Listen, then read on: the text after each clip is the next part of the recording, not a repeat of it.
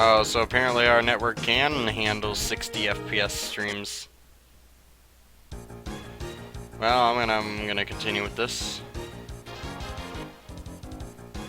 So I found a bunch of Toby Fox's unused music.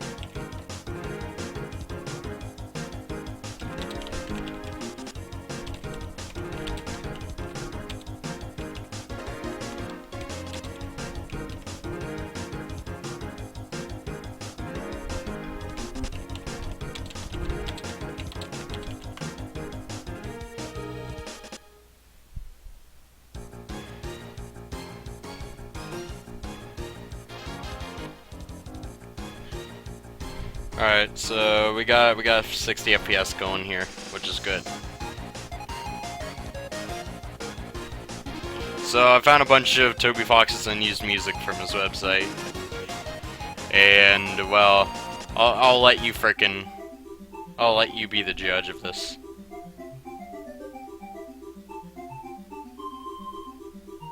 This is using audio from Bubsy.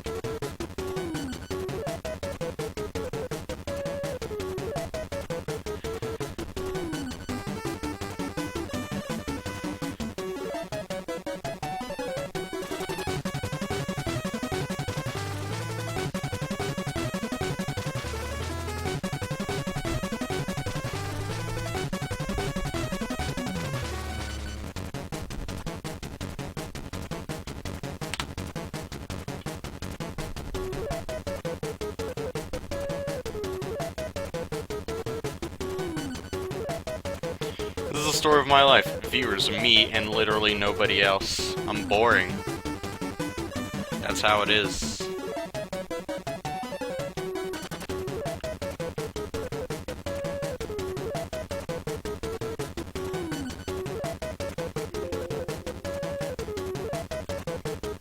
Nobody cares enough to join my stream.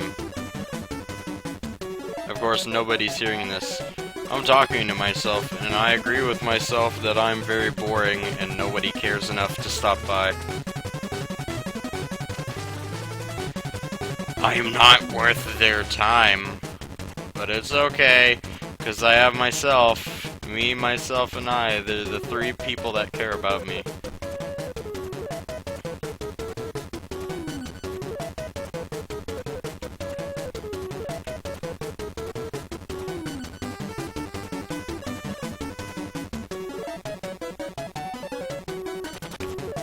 And y'all are like, yo, Gamer guy, you have a purpose in this world. Do I? Let me pull up the statistics here. Be looking at this viewer list here. Do you see anyone? No? What does that mean? That means nobody cares. Nobody cares. And you can't make people care without being a douche.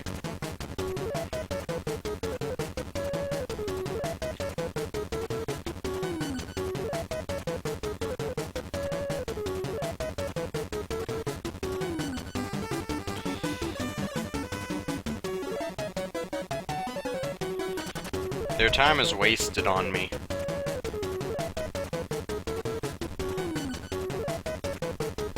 And here I stand, the only person that's fighting for Gamer Guy. Wow.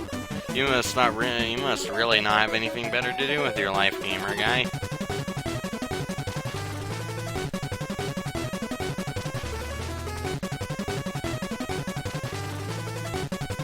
Streaming with nobody watching? How much of a loser even are you, Gamer Guy?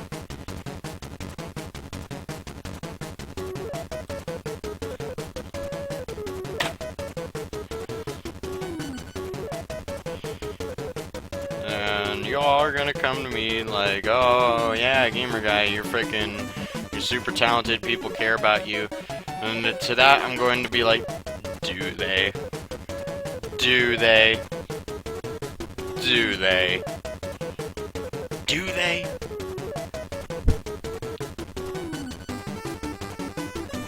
Do they?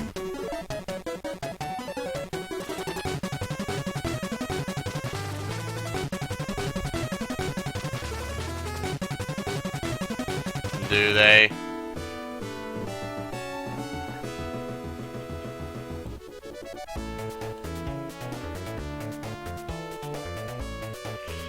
If they cared, they would be by your side.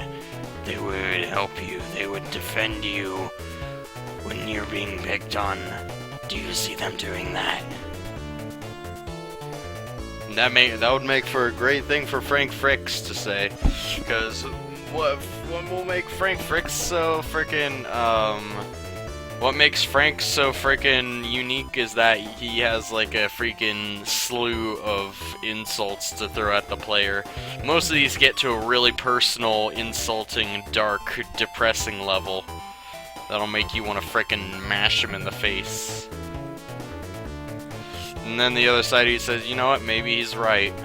Maybe he's right. Because he's like, seriously, Gamer Guy, how many people watch your Twitch streams? How many people stumble upon your Twitch stream and then frickin' immediately leave because you're so frickin' boring, Gamer Guy? That's what people say. And my quote-unquote friends aren't there to frickin' defend me against that, are they? So you gotta ask yourself, are they really your friends? They're here to leech off of you. Hopefully your game goes big, but when it doesn't, they'll leave you forever.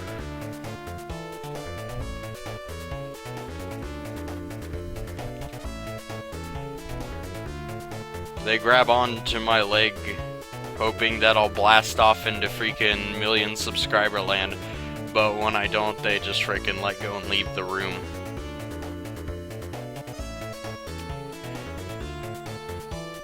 They're like, yo, Gamer Guy, frickin' let me go with you to the big leagues. And I'm like,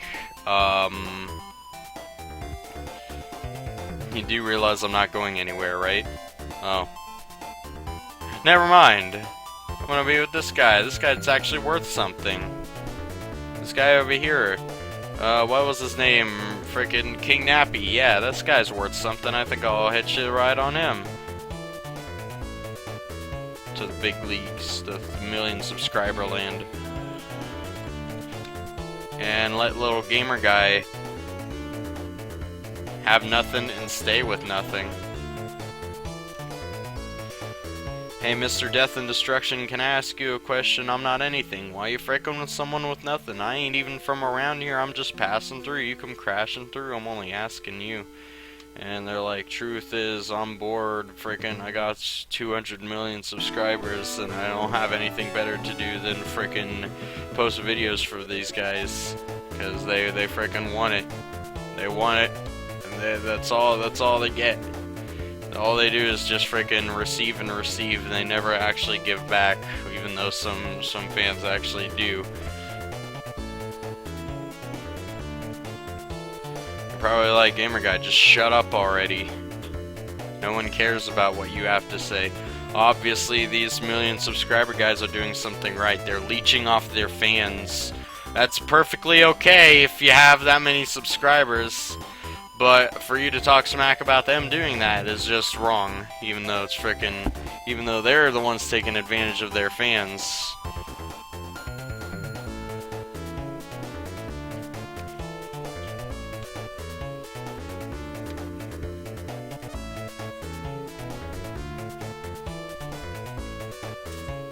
Is that really worth defending?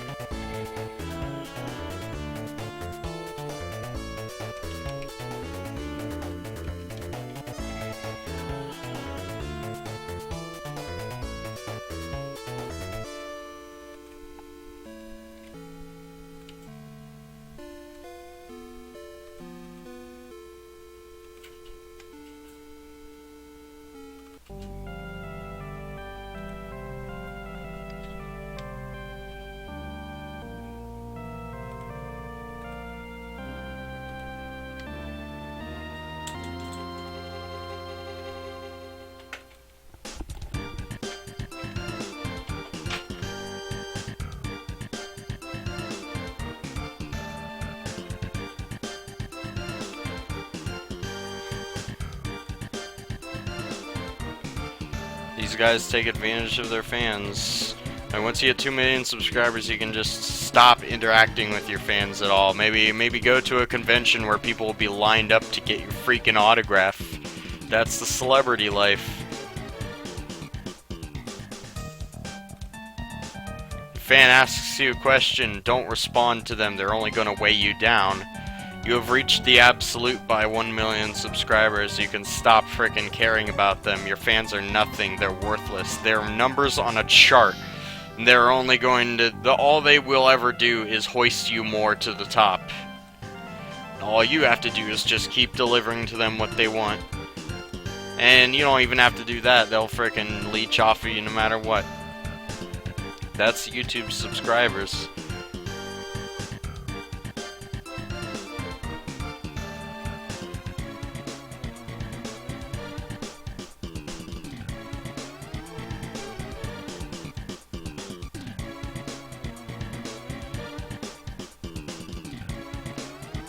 The life of a popular YouTuber.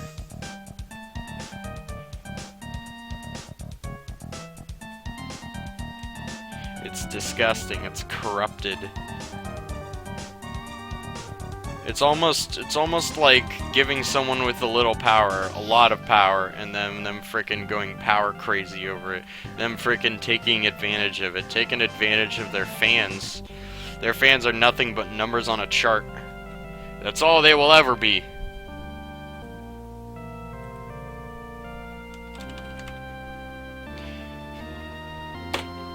And I'm down there with them. I'm down there at rock bottom.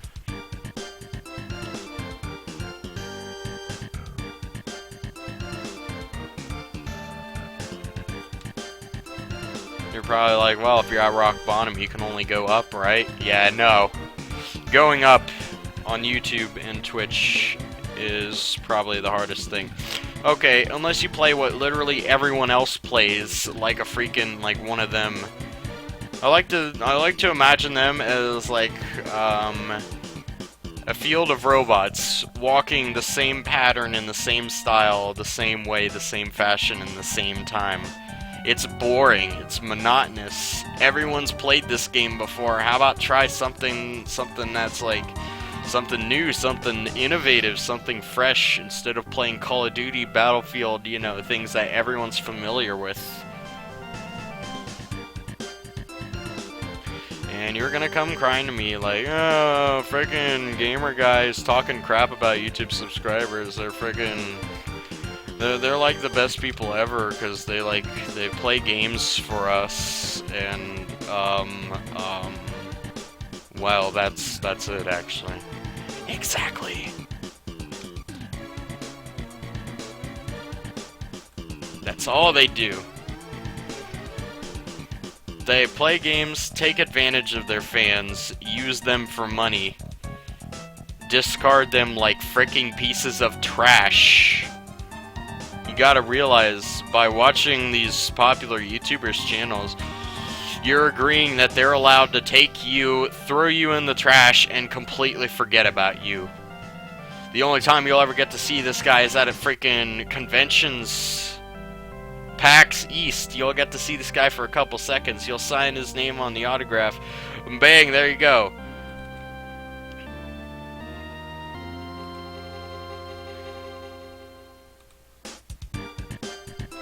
There you go. That's. I hope you had fun interacting to some degree with this guy. Was it really worth it? This guy's an average Joe, just like you and me. But the way they're placed on YouTube, how YouTube treats them, they're treated as like above average Joes, and we're subhumans. We're like slaves. And no one cares. No one cares. No one frickin' like ever steps up to frickin' announce that. Like they like the life of frickin' of being essentially a slave.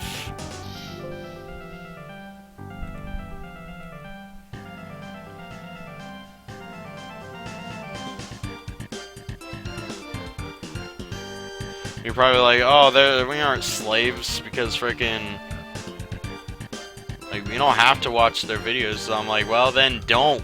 What makes you watch them? Is it their channel? Is it their content? Is it the fact they play the game that everyone else has played?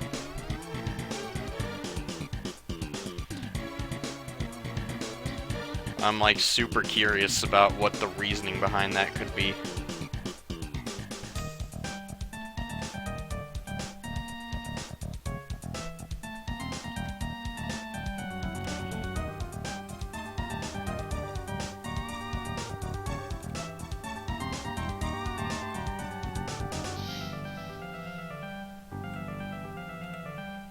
So yeah, that's what I think of the freaking popular YouTuber guys.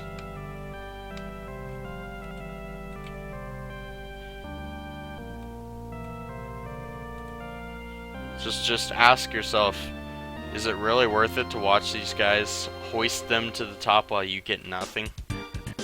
You get nothing but minutes of your life wasted. But hey, you could say the same about TV, except they get paid by advertisement revenue, not by us.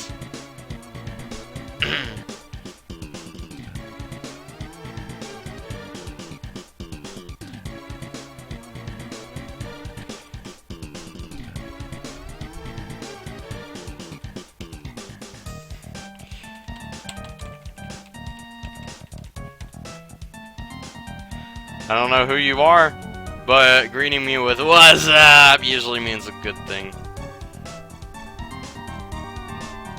I just had a frickin' like... Oh yeah, Elijah. What brings you back?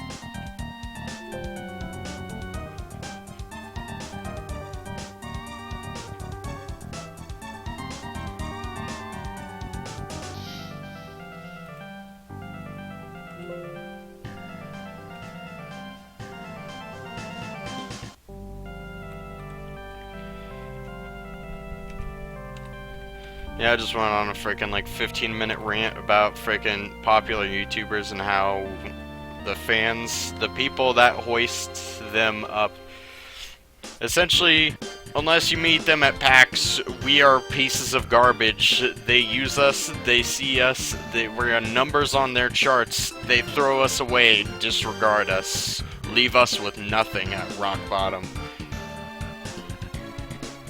But we're okay with that, apparently. Like, alright, great. Who cares? Gamer Guy's just preaching lies. Right? Right? I know what you're thinking. You're probably thinking, dude, when's this guy, Gamer Guy, gonna shut up? Who cares? Right?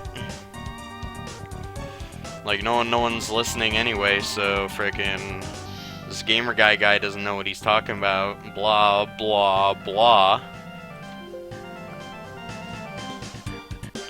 And I'm like, okay, if you think that, then fine. Continue to serve these guys. Continue to be their pieces of trash that they will continue to throw away and disregard and forget for days to come. Don't come crying to me.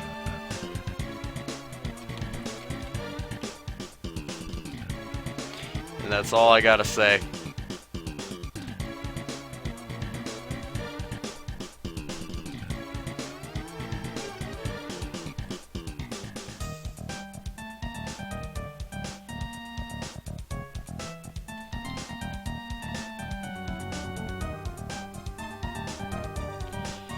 I added you on Facebook because frickin' it was like, hey, you might know this person. I'm like, yeah, I do.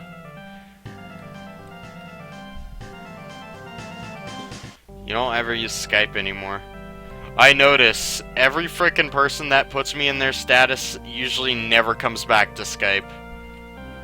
I know this guy's mom, or her Skype name is something like Slate Midnight, and she said, so you're still my hero, Gamer Guy. Her last login was October 2014.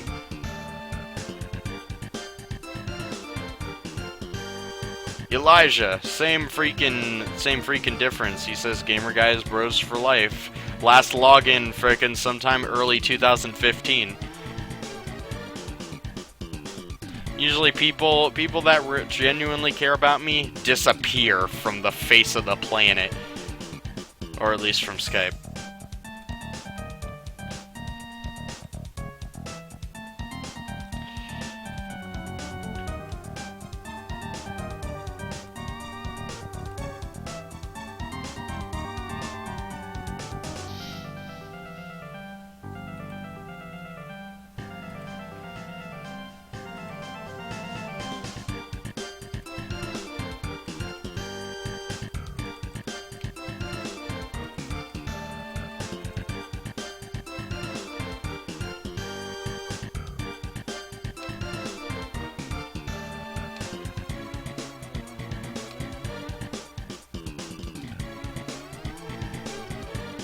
And he's gone too.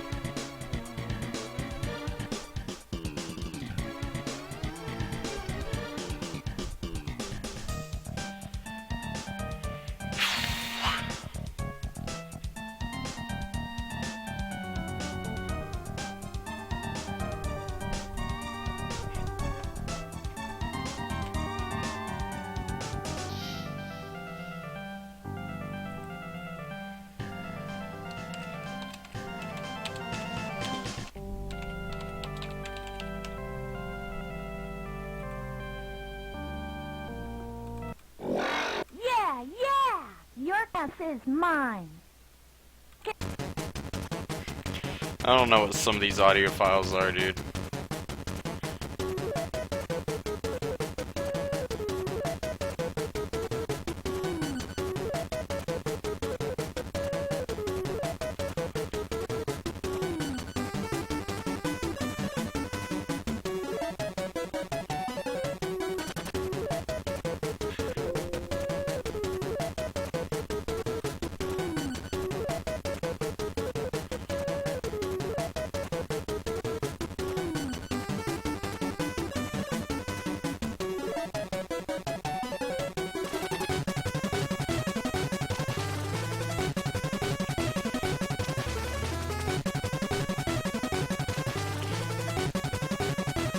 Elijah was here for like freaking a minute, and then he was like, bye. Of course. No one cares. It's not freaking like, hey. Like freaking gamer guy seems kind of alone. Maybe we could keep him company. Nah. Nah. That's freaking far-fetched, dude. Why would we ever do that? That's a stupid idea. Why would you ever think that?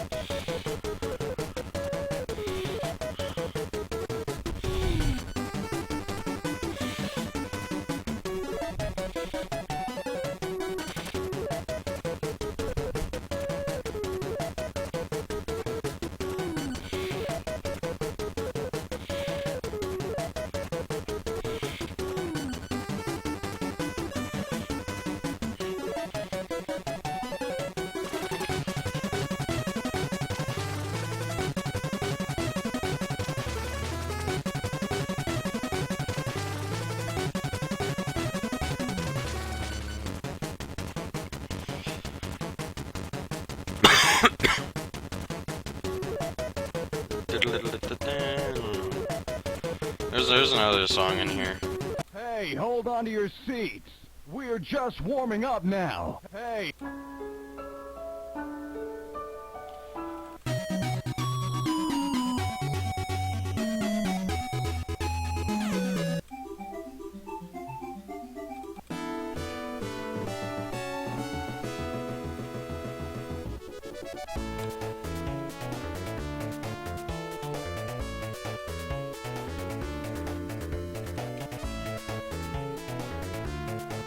You know, I need to make a freaking fourth difficulty called realism. Learning to face reality. And like every freaking like time where I would like call for help from my friends, it would just be like, but nobody came. Nobody cared enough to come to your aid. Let's be real here. How many people care about me? Can you list off any? Well, I don't know. Exactly. Be right back.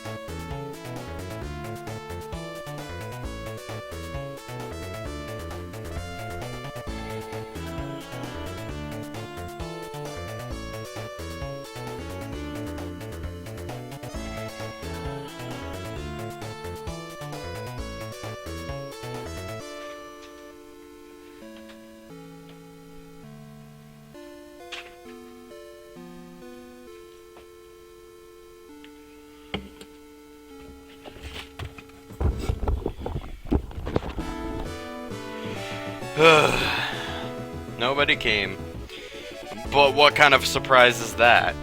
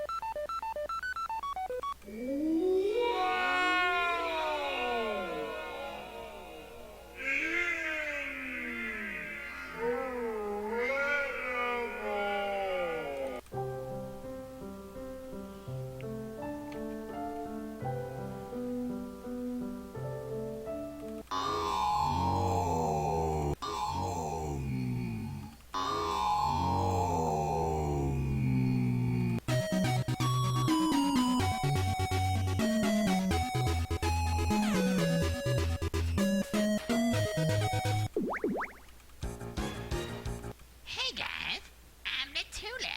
This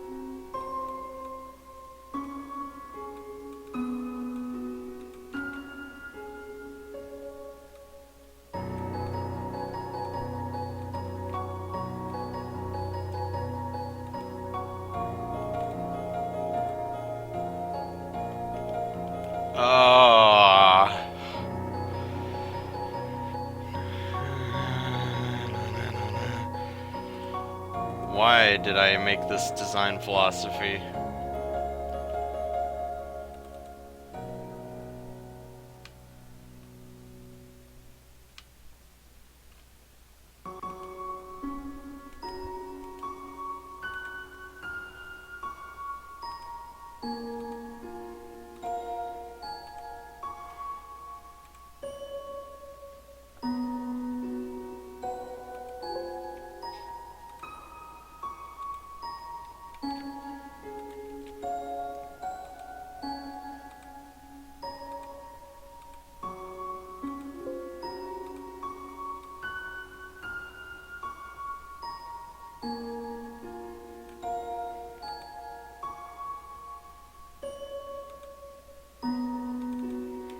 Where else? What? Oh.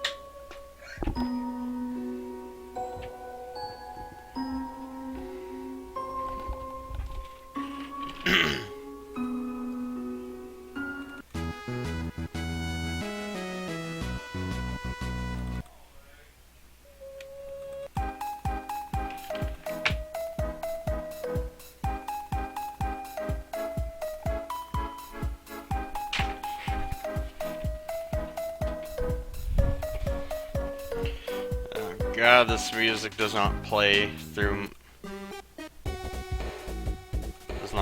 both headphones properly.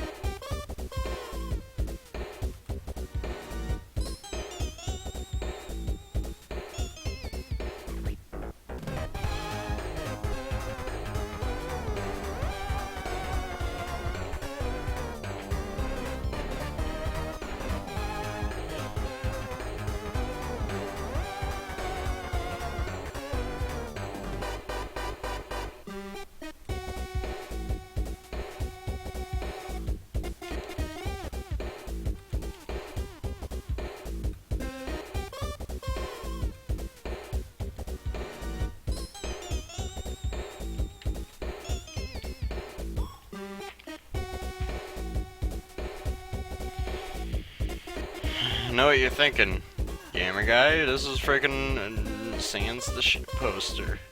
And I'm like, well, you aren't wrong.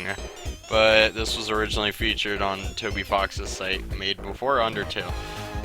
I looked at the date for copyright, and it was like freaking 2014, dude. It was originally used for freaking not Metaton.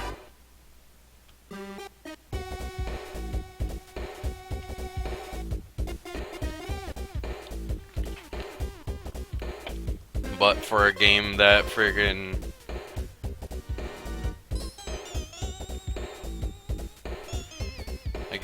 was not freaking Undertale, I know that. It was like Noise Master or something. Like Meet the Noise Master.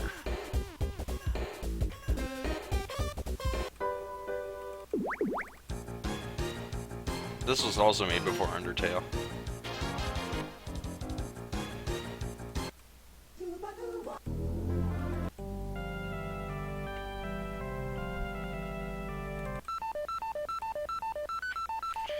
Oh god.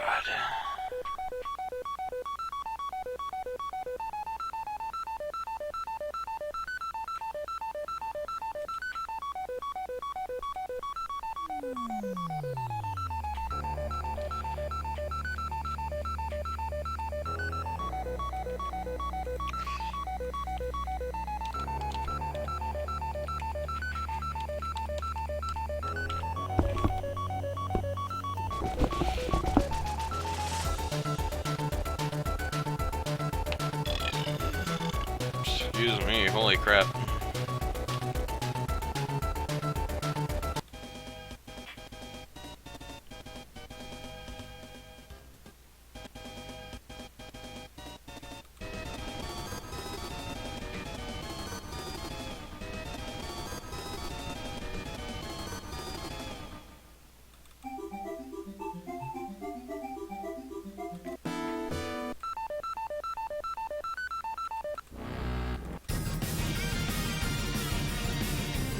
I've got you now.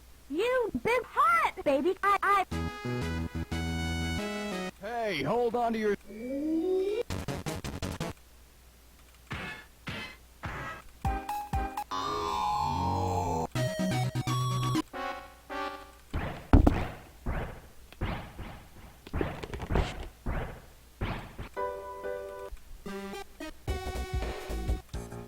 Hey, guys.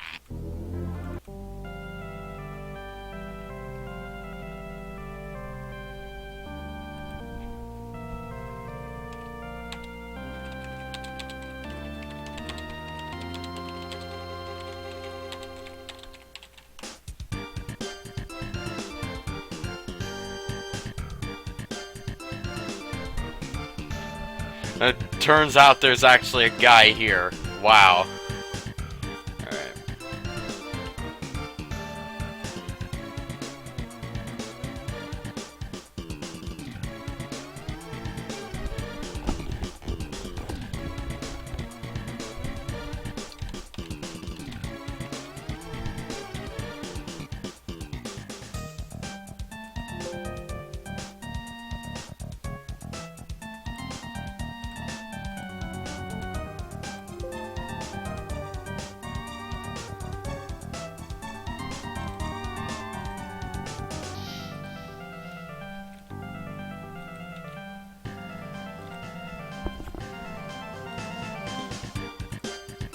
As you can tell, I don't get very many viewers.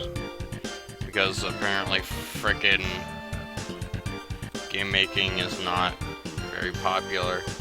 But I mean, if no one ever made games, then, well, how would you ever play them?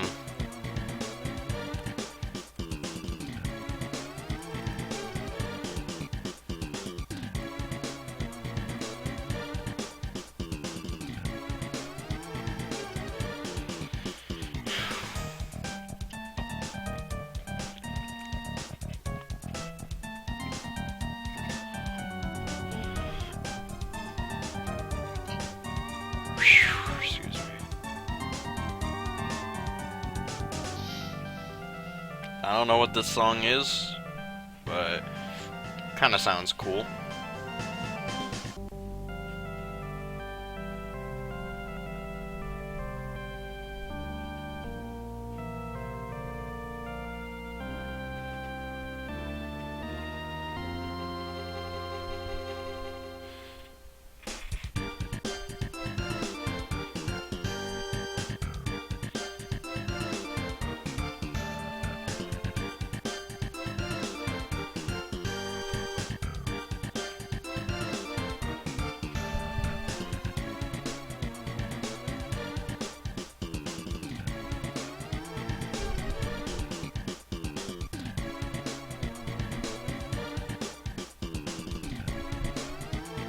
Thinking.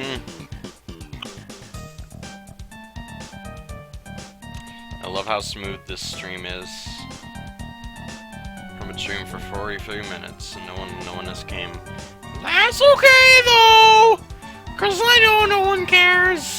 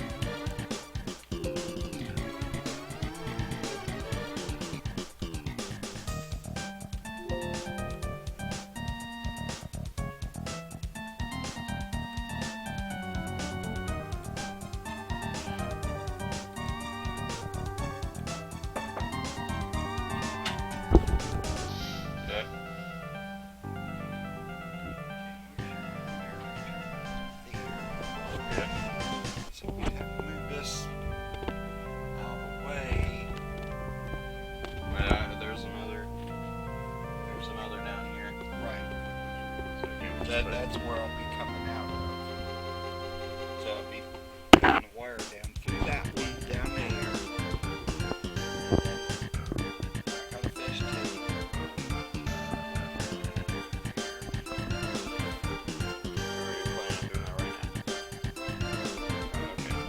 Because I'm like,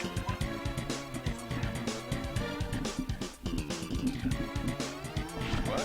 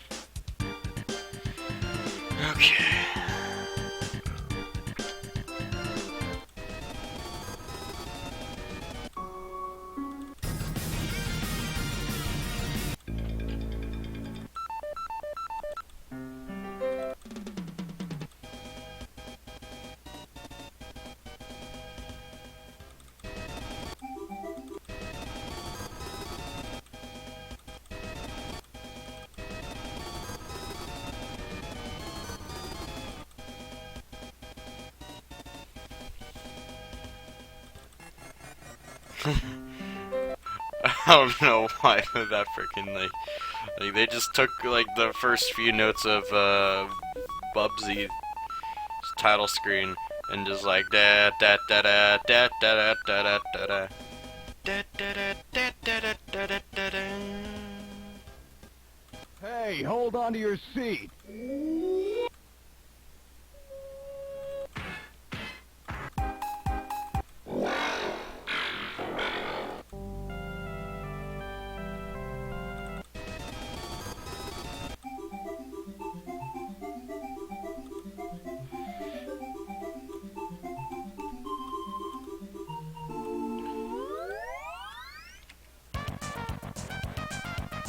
What the frick?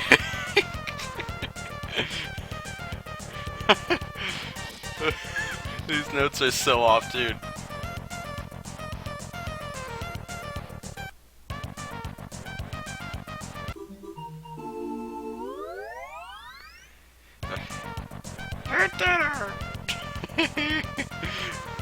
Oh, it sounds so derpy. Why? Why? Something sounds really off about this.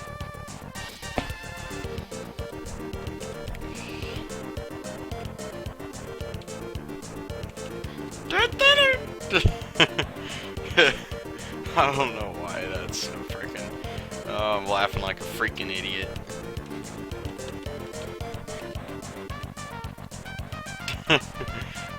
It doesn't sound like the freaking actual game at all, dude. It's like da. It sounds so derpy, like derpreneur.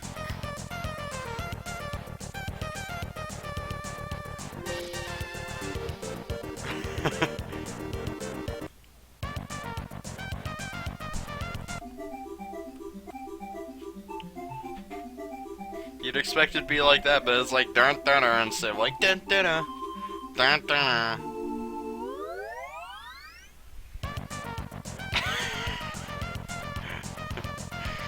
Oh man.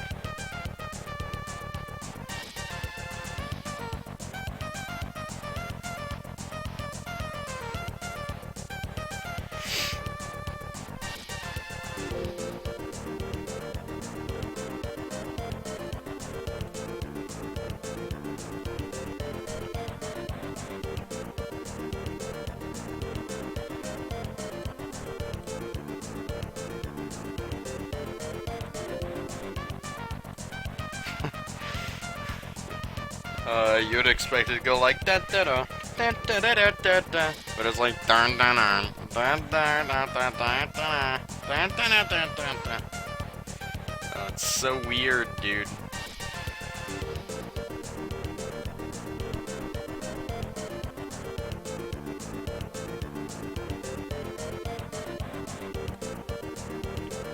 Dun dun dun dun dun dun dun dun.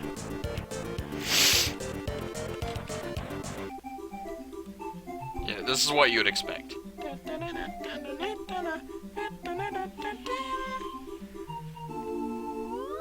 But then it's just like.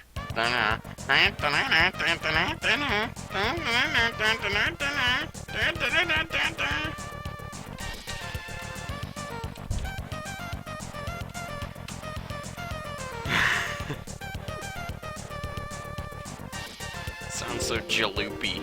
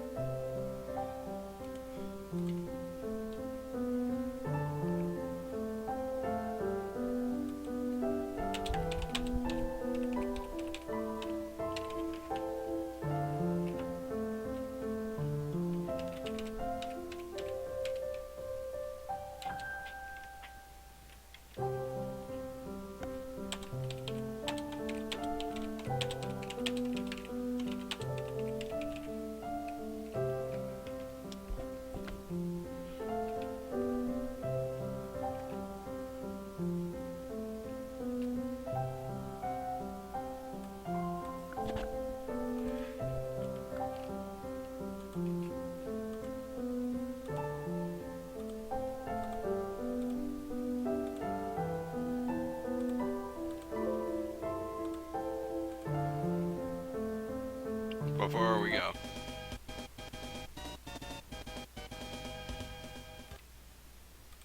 Dun, dun, dun, dun, dun, dun, dun, dun, dun, dun. Hello, have some respect.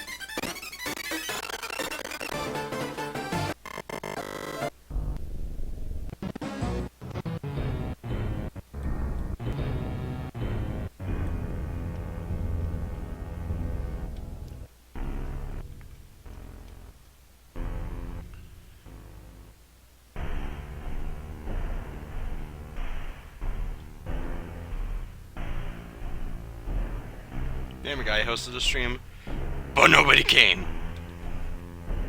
But nobody came.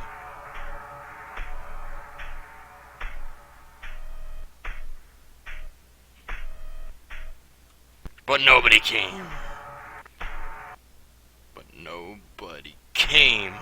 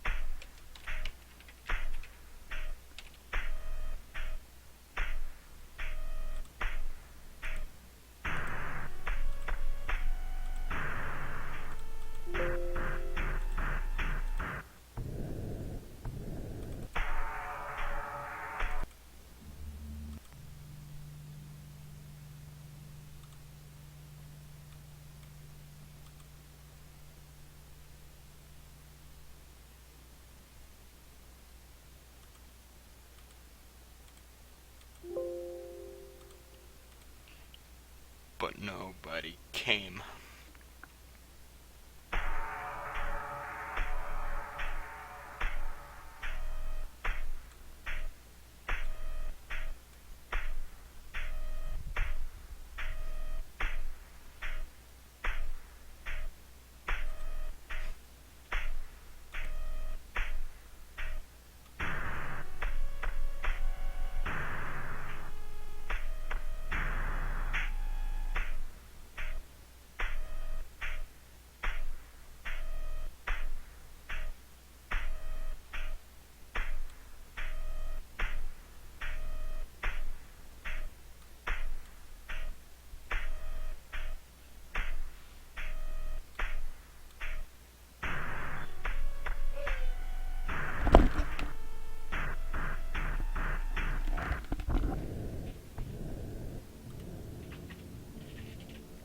You're my guy who hosted the stream, but nobody came.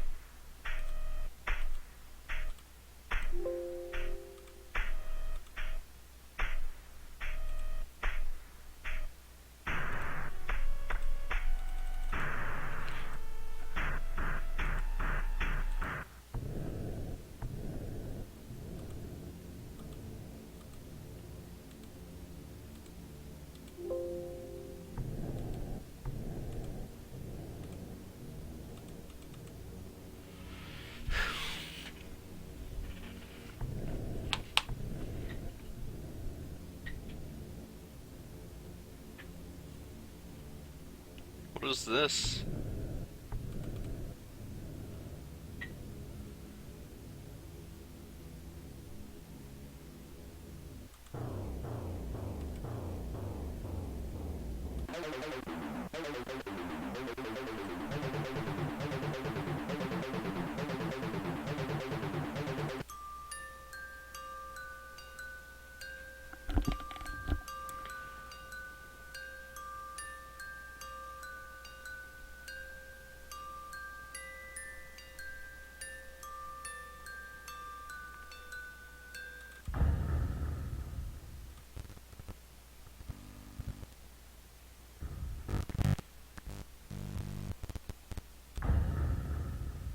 Undertale.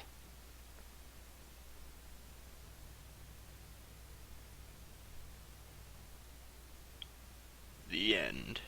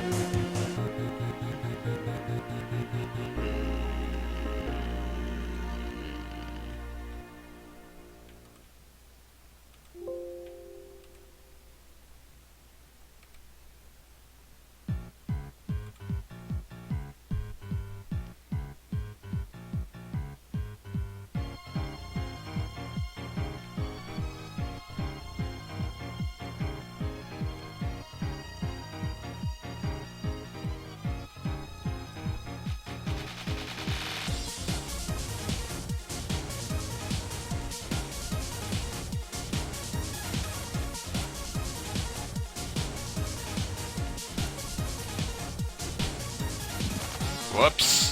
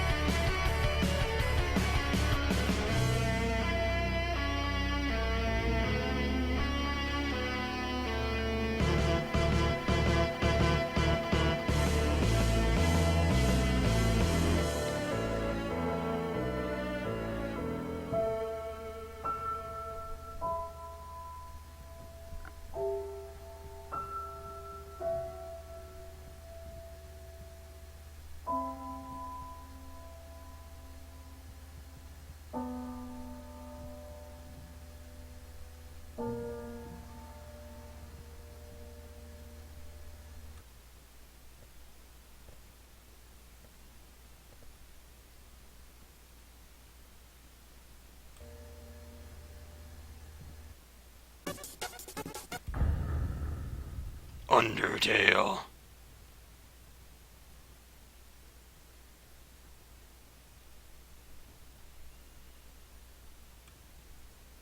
The end. Undertale. The end.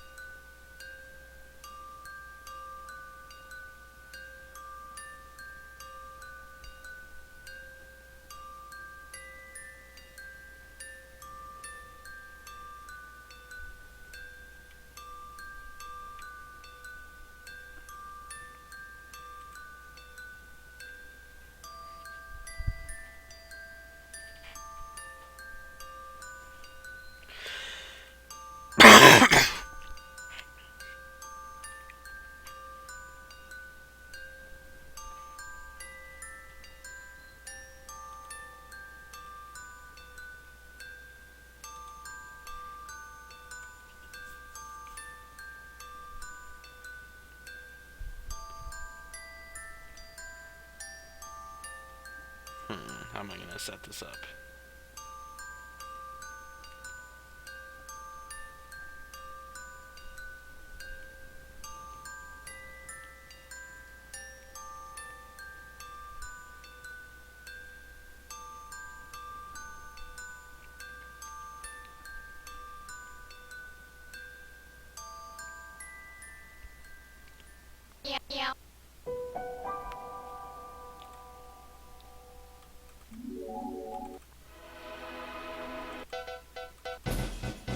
Oh, yes.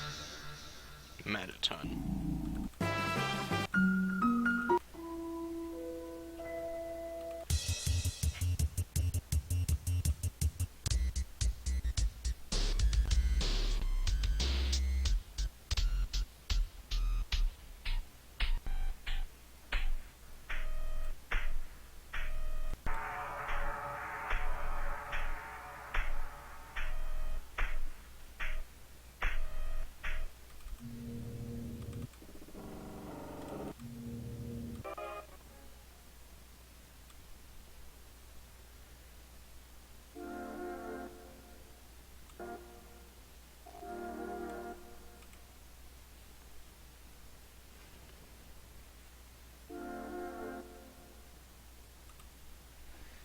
Let's see.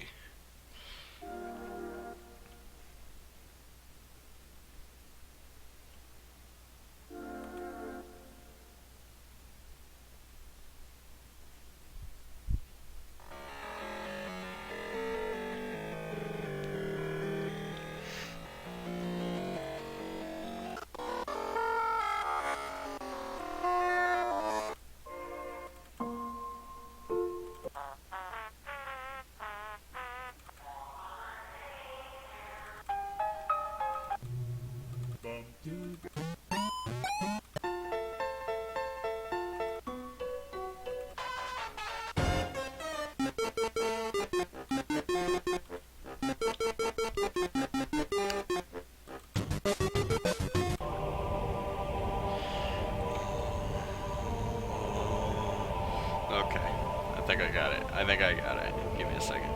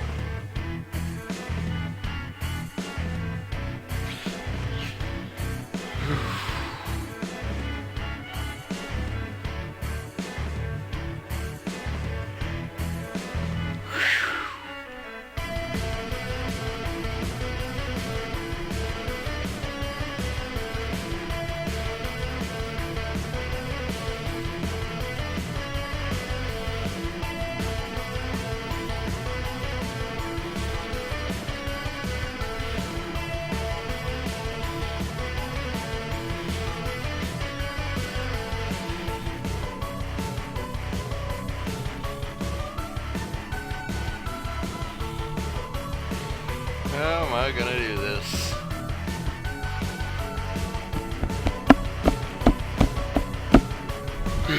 Alright, I think I know how.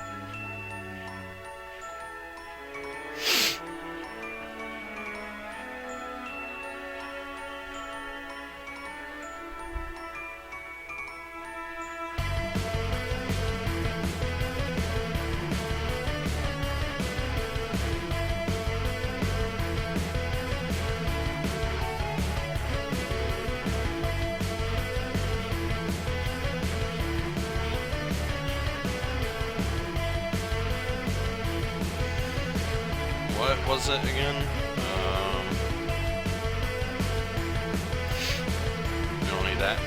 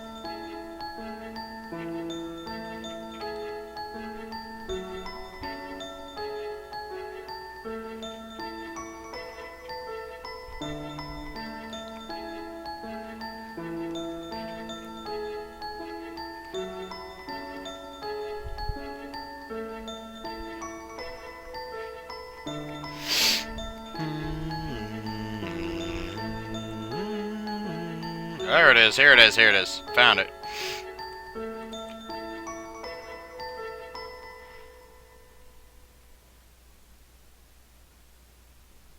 Here it comes.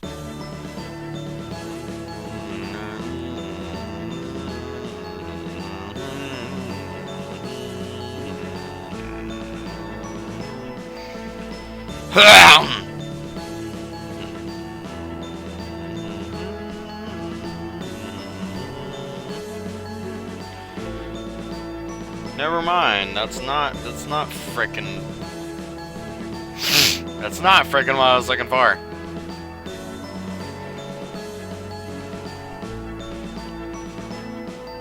Here it is. I found it. Yep.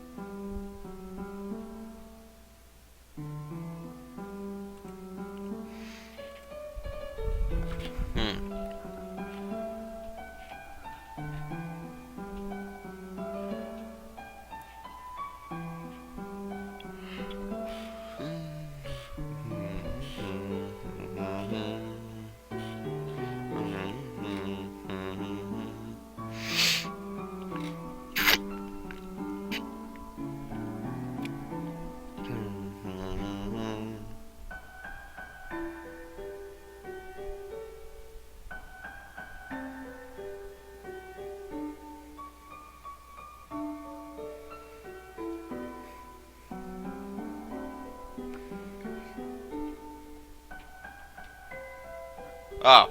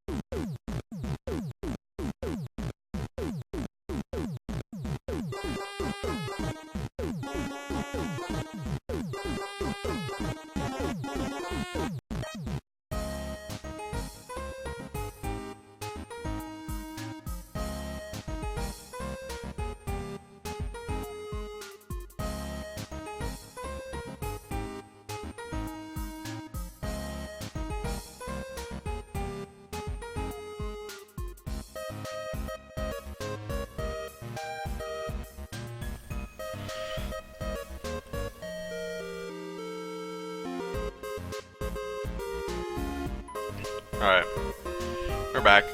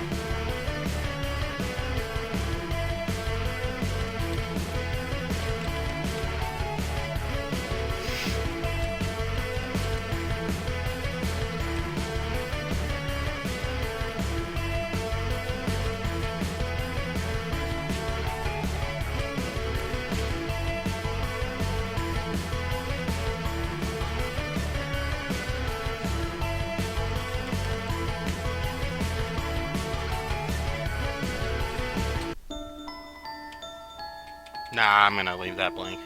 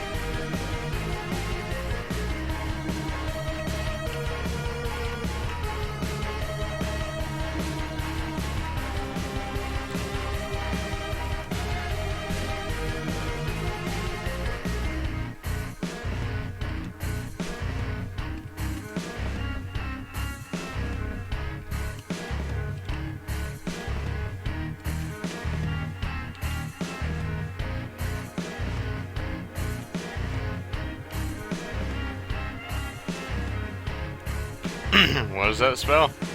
But nobody came.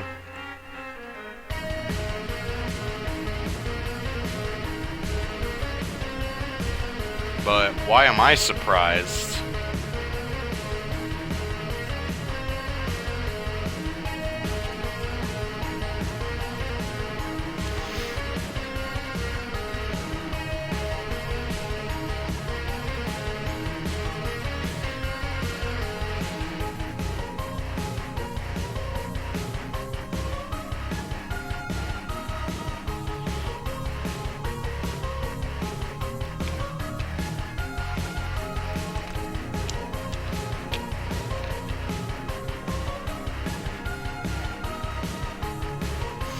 Alright.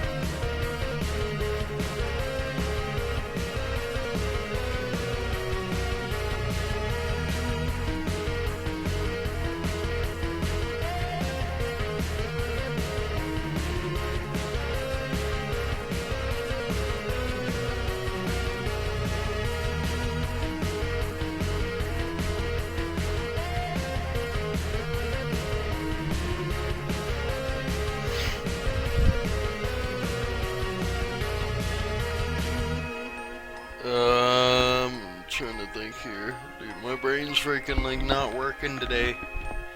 Ugh.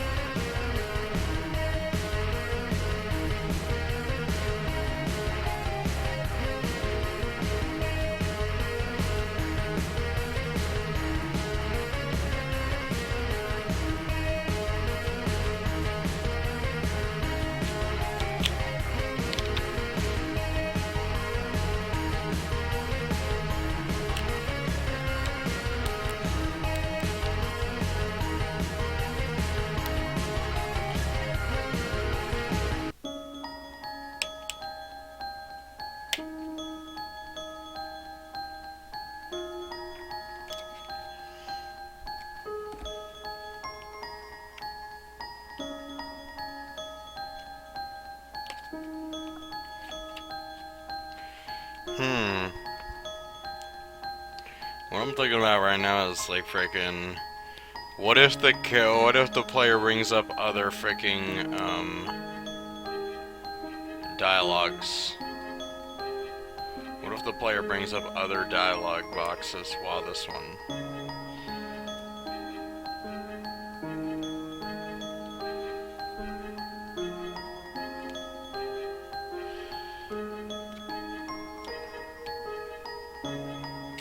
As well as trying to open a freaking box of iPhone earbuds.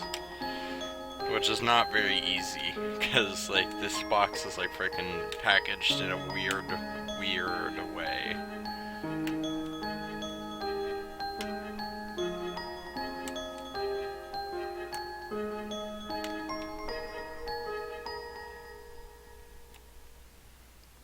Three, 2, 1, go!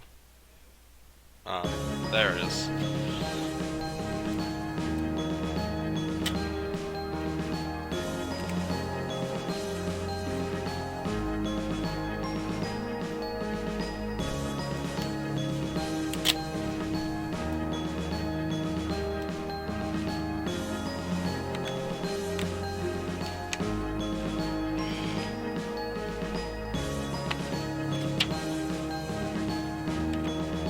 We have undone one part of the box.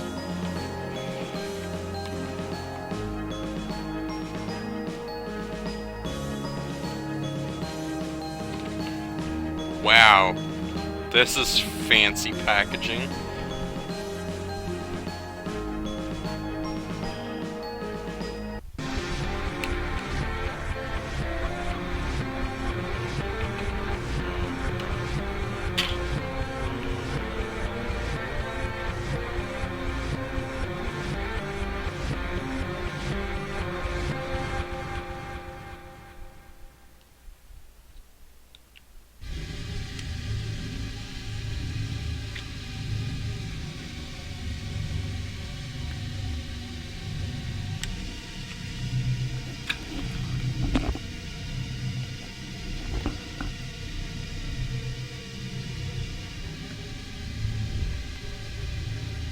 Oh, I know.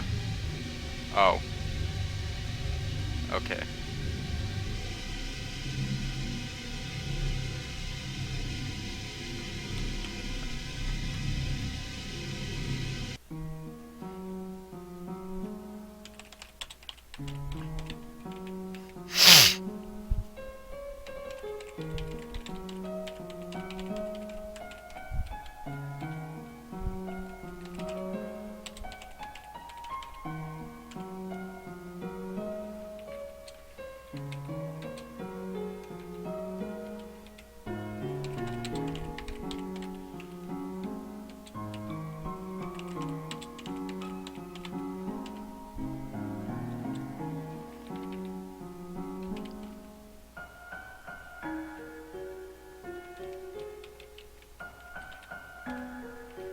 Interesting.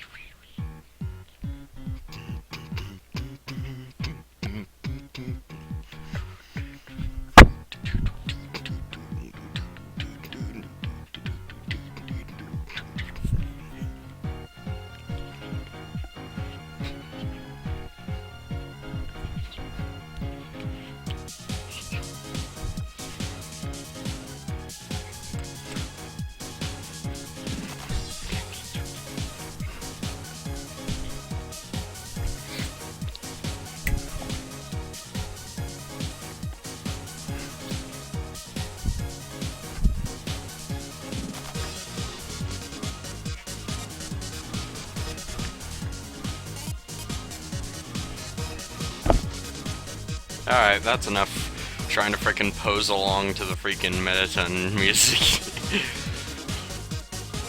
Yeah, that's what I was. So I was doing doing some poses.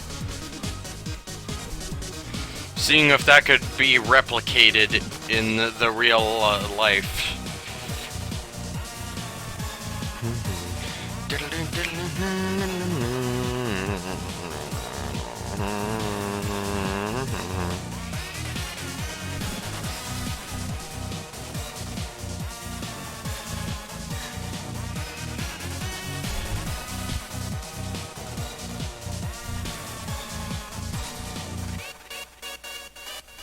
Oh my, this is a family-friendly TV show.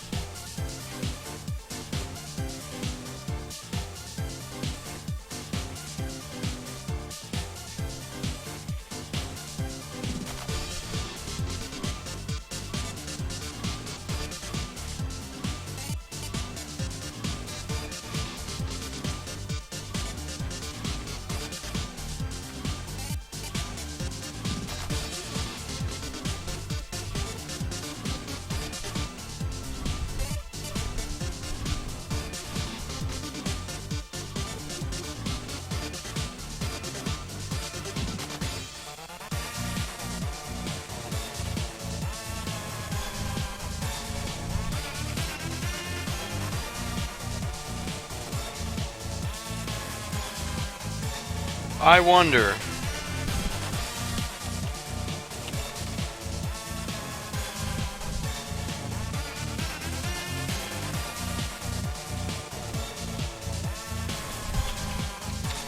I just got this random thought. Rip. Alright, well, that answers my question.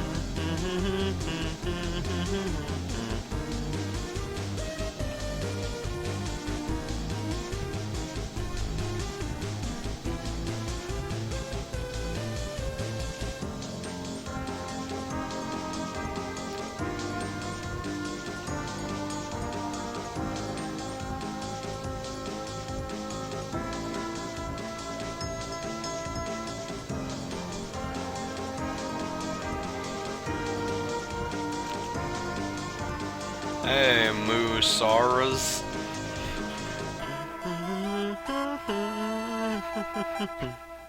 Oh.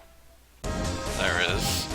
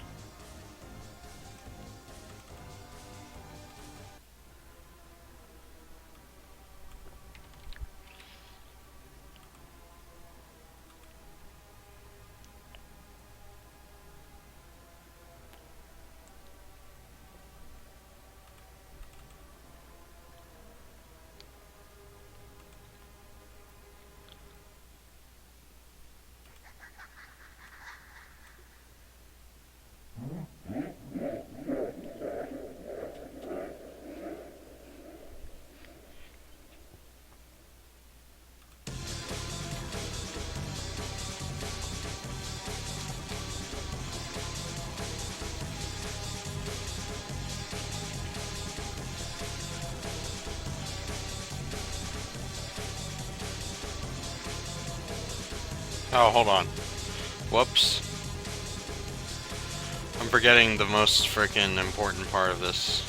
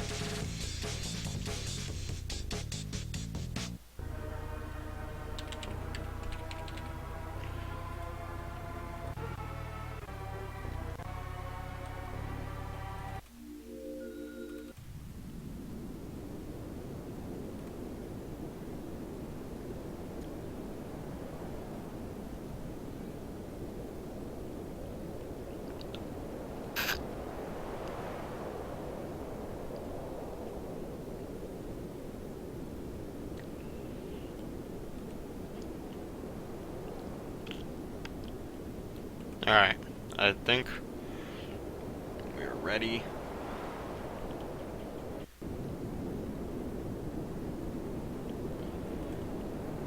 This creepy wind ambience.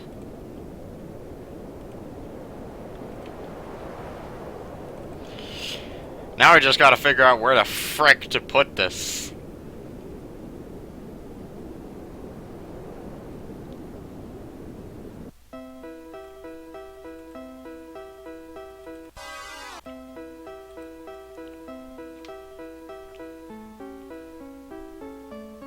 Twitch raids Twitch.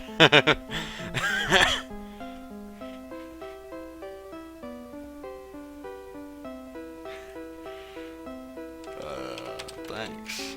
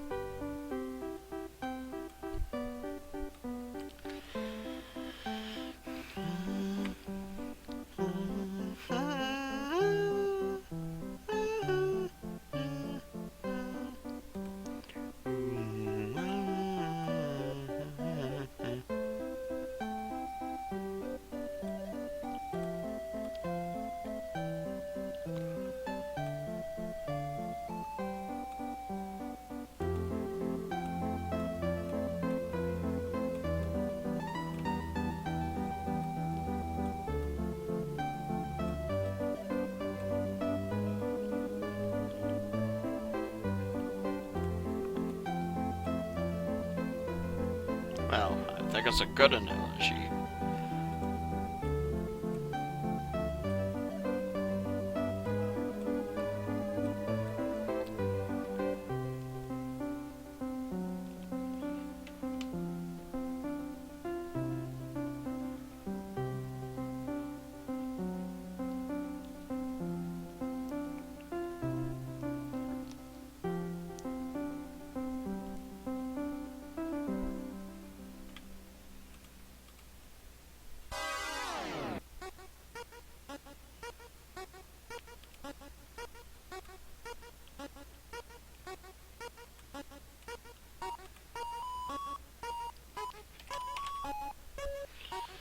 I need to look at its freaking creation code again.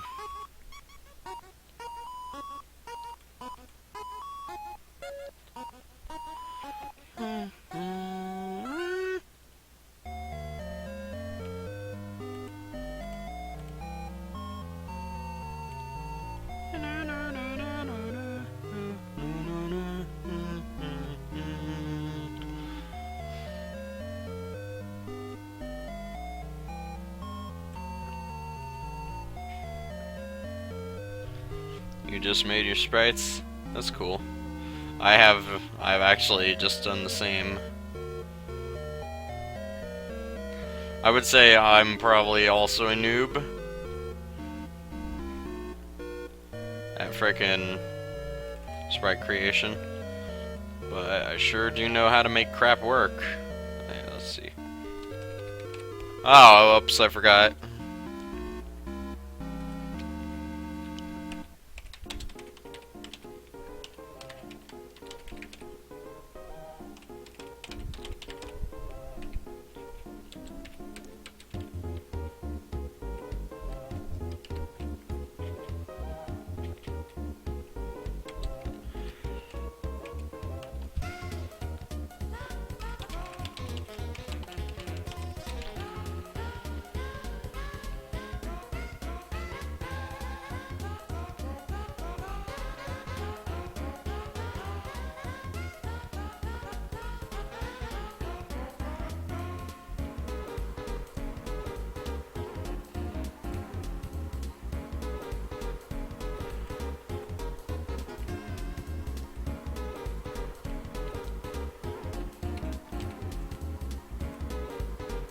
Let's see here.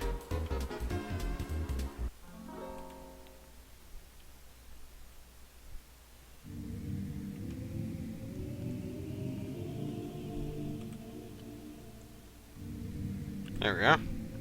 I use timelines to control events in the dialogue because I'm a nub at coding.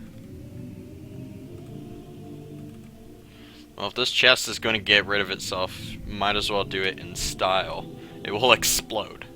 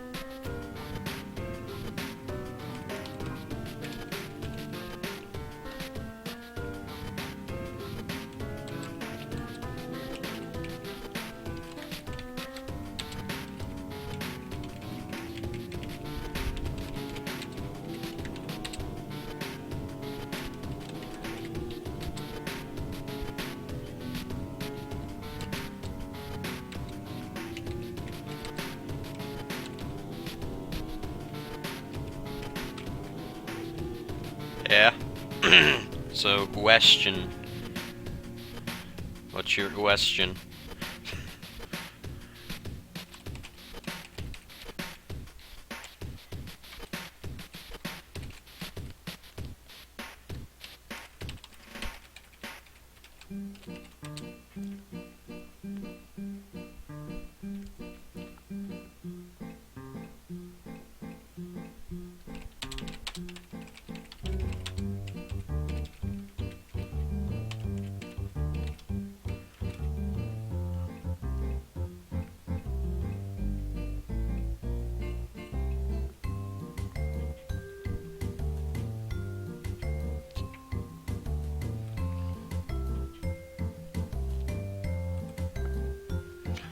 What size of sprite do you need for a grass block? Depends, because I use a 32 by 32 sprite. But all the blocks in this game are 32 by 32, and that's the kind of format that I want.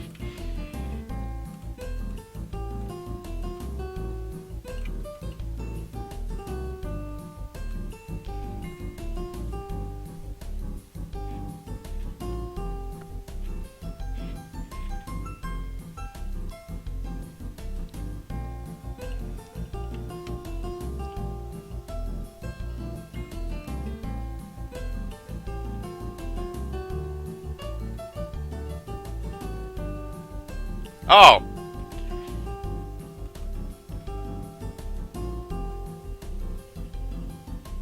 I forgot the most important freaking...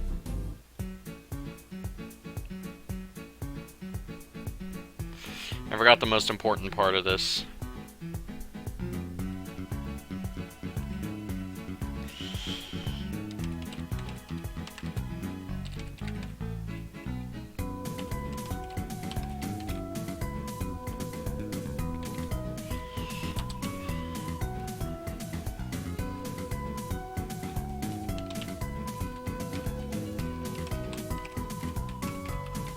There we go.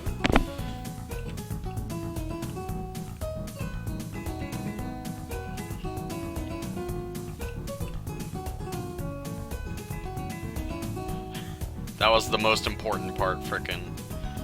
I'm gonna keep that open.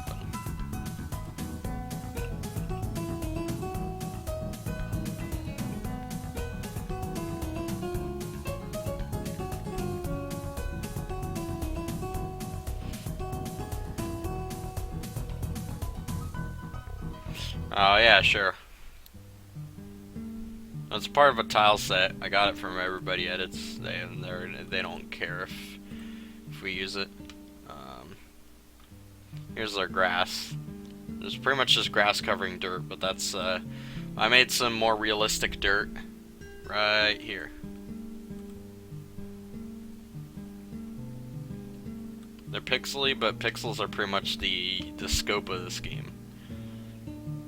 Compared to the other bricky grass, this one looks more like real dirt.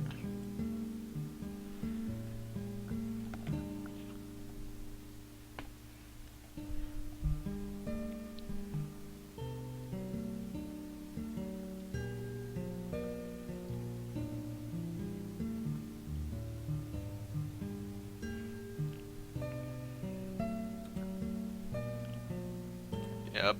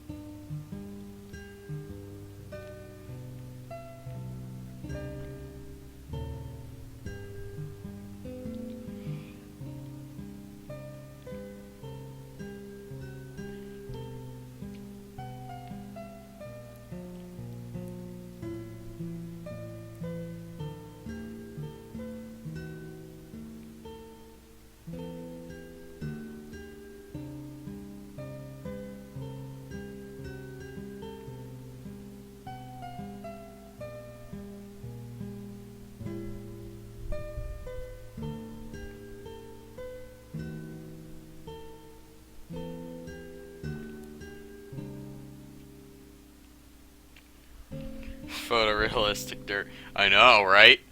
It's like freaking it's like Unreal, dude.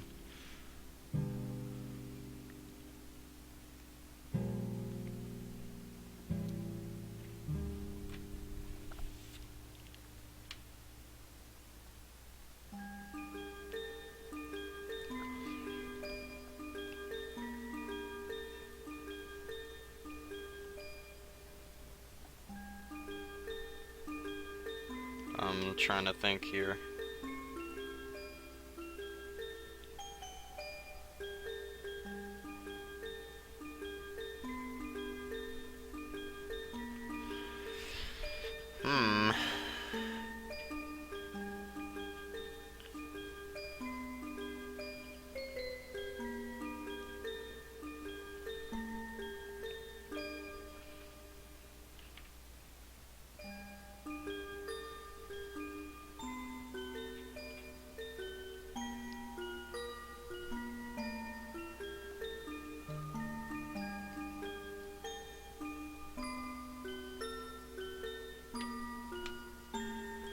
trying to think.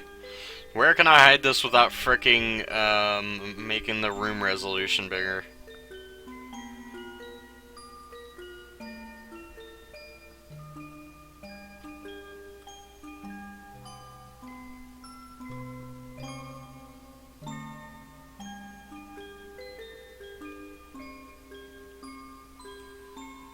Might as well show you the whole entire room here. Here's the whole room.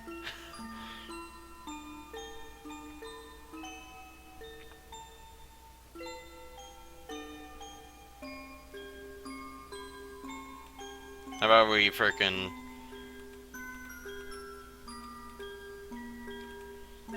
turn on the screen border here?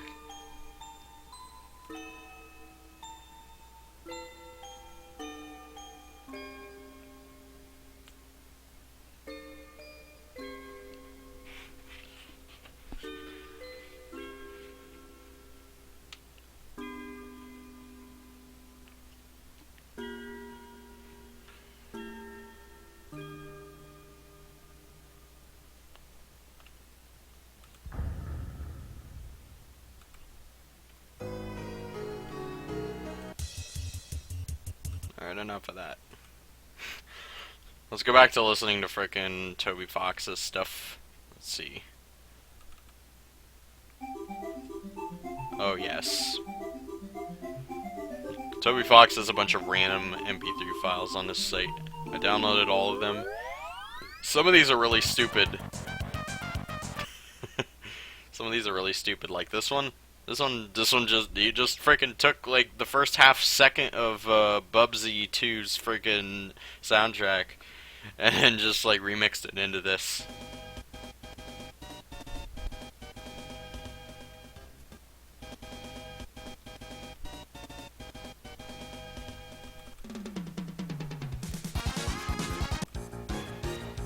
You probably recognize that from Undertale. This is called Vlad's Pad. I don't know what it means, but whatever. So, I figured, instead of trying to hide it, how about we don't?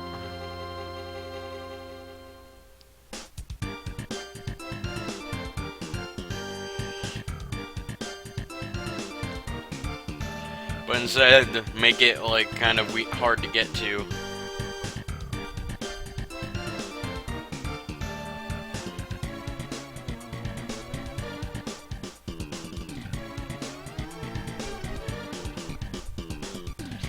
Most of the okay, I'll make the secrets like frickin' like how do I even get there kind of thing. How do I even get there kind of thing.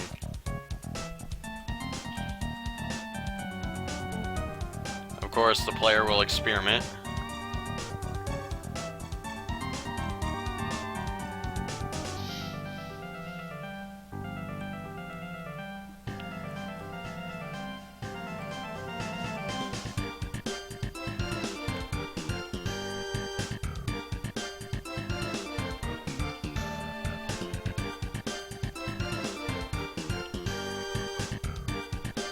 I have a better idea.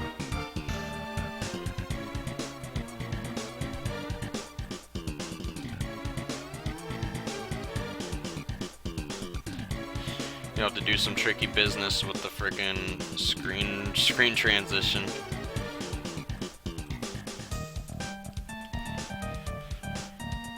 Alright.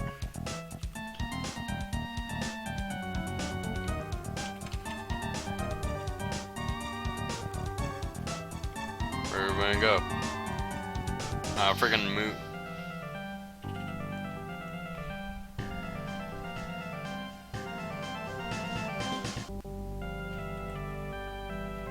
Oh, Musor is left. Rip.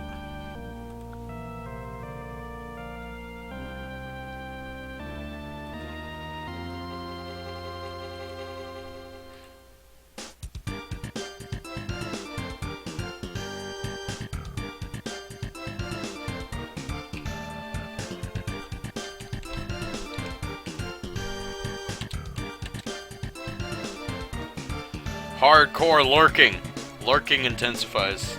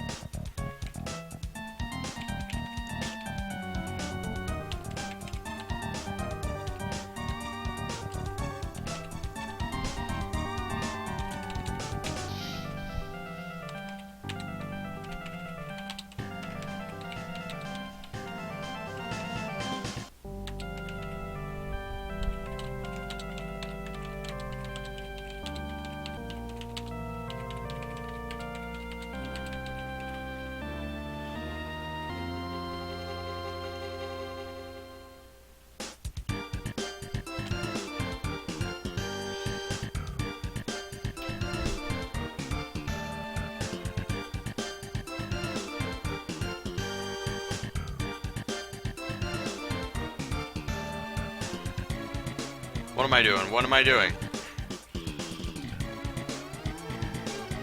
There we go.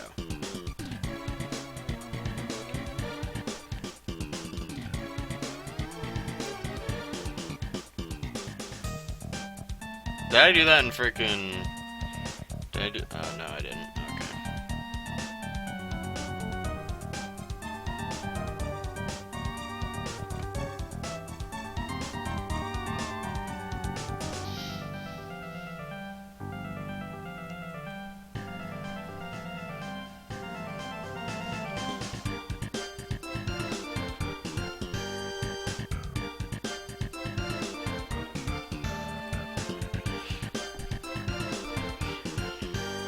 Where would you freaking hide a chest here?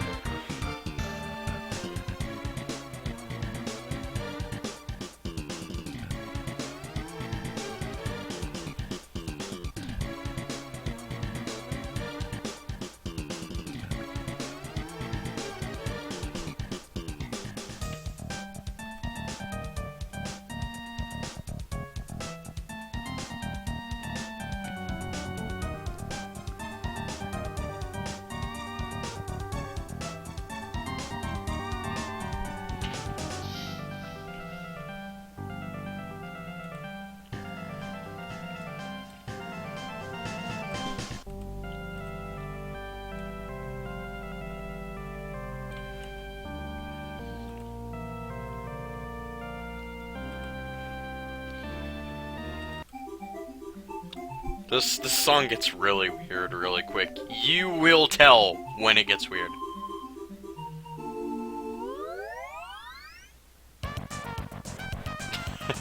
There it is. It's so off tune compared to the first part.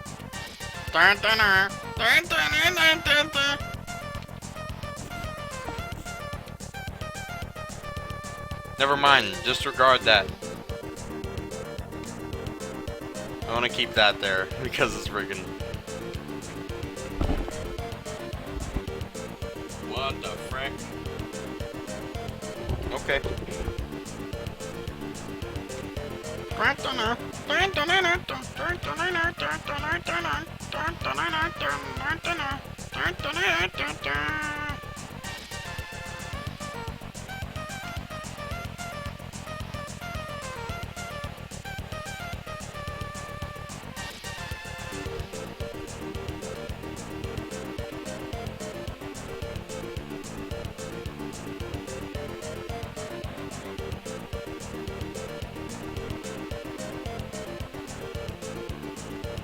Oh, I just had a great idea.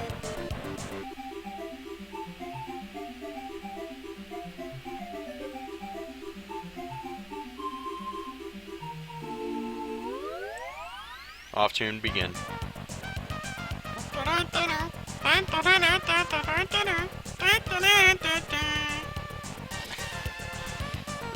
I don't know why this is so funny. Because, like, the first part actually matches the freaking, the Bubsies tune. Which is, it goes like, da da da, da da da da da da. But this one's just like, da da da, da da da da da. It's like it's not even trying.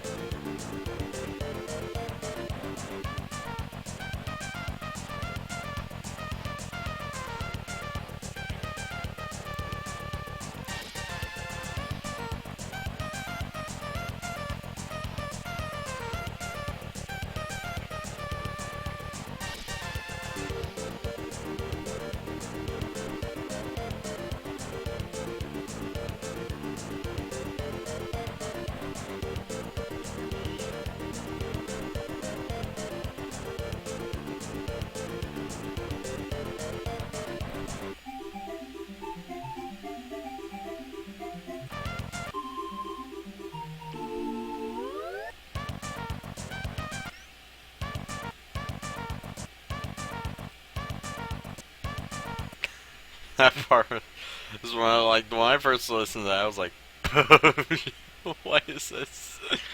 What is this? Here's freaking Candy Constellation from Kirby mixed with Green Hill Zone.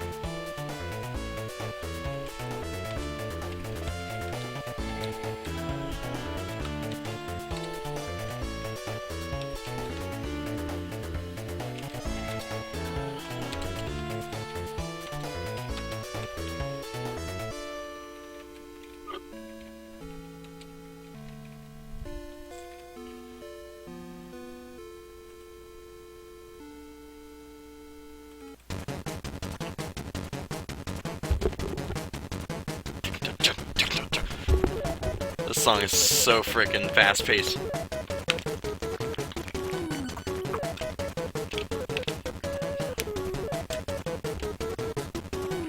It also uses the sound font from Kirby's Adventure on the NES.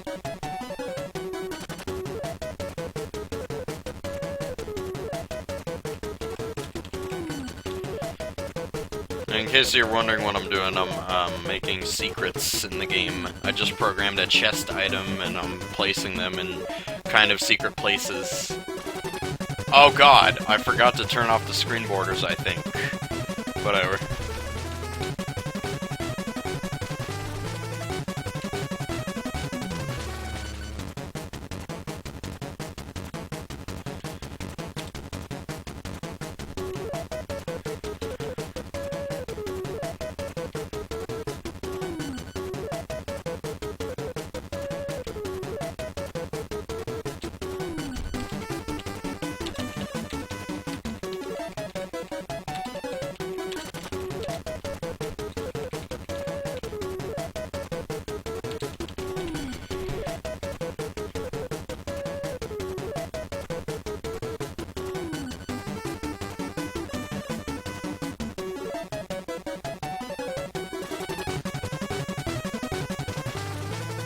Now we add our freaking... these things. I have a freaking talent for making things look kind of nice. Nice. I have a talent for making things look nice, question mark. Look nice, question mark, question mark, question mark.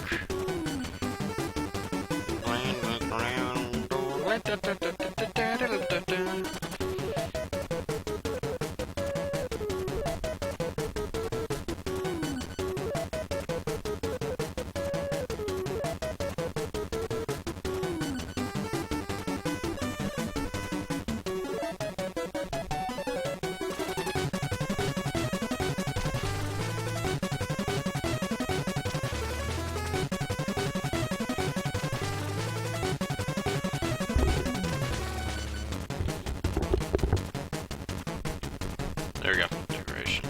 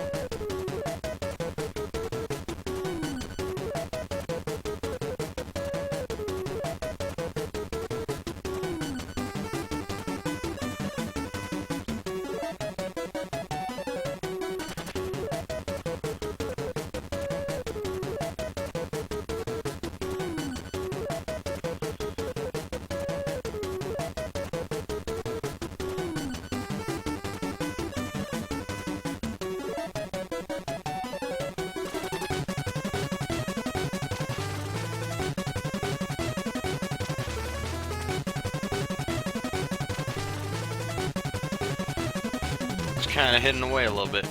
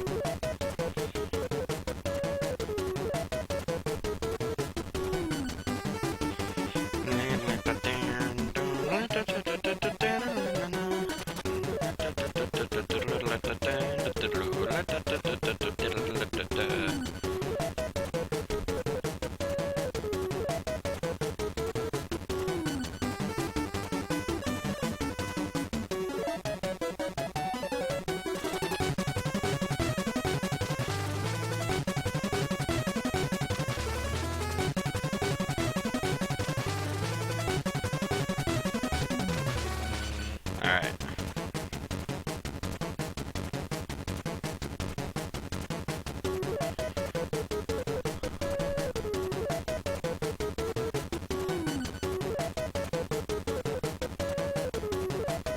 Why is Game Maker super laggy all of a sudden?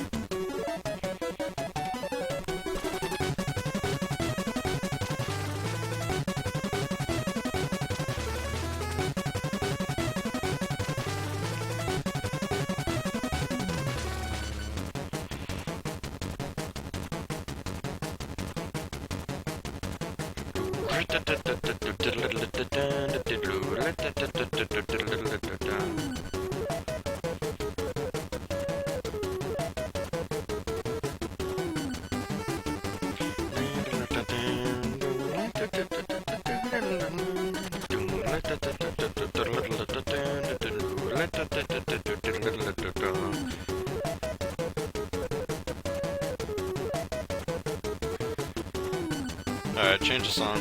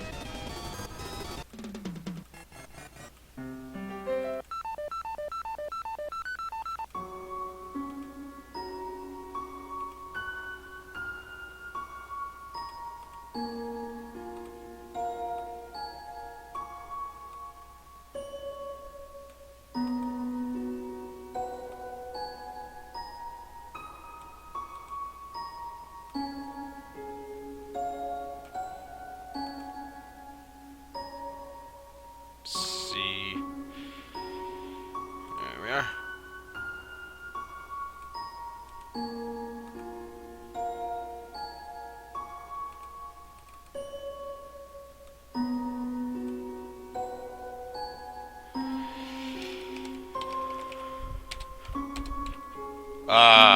What was number 4?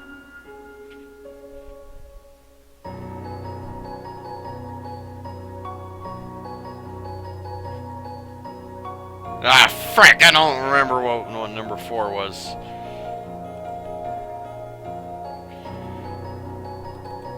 We can find out. Oh no!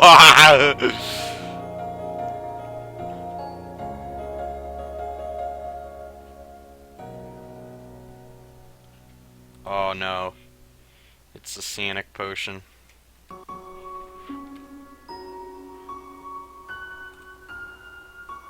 And then who's next?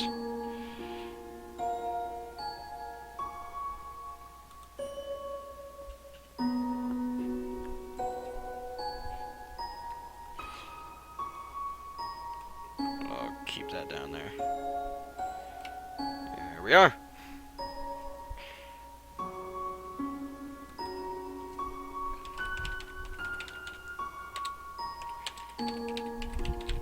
Cyanic stand. Hey, hold on to your seats. We're just warming up now. Hey, hold on to your...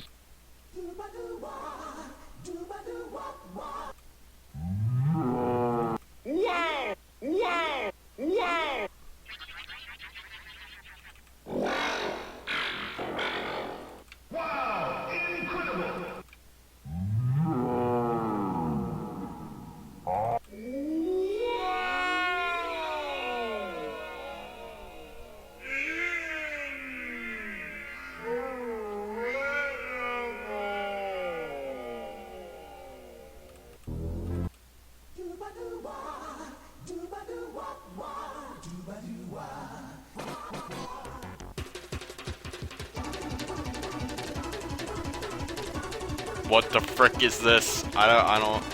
I've never listened this far into the song, dude.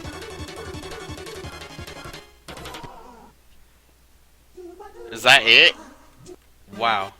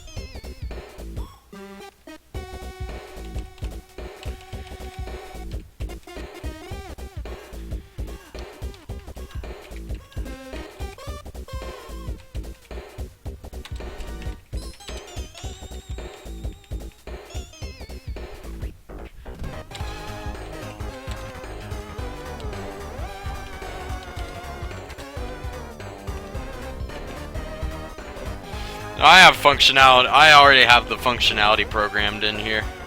All I gotta do is just fill in these variables.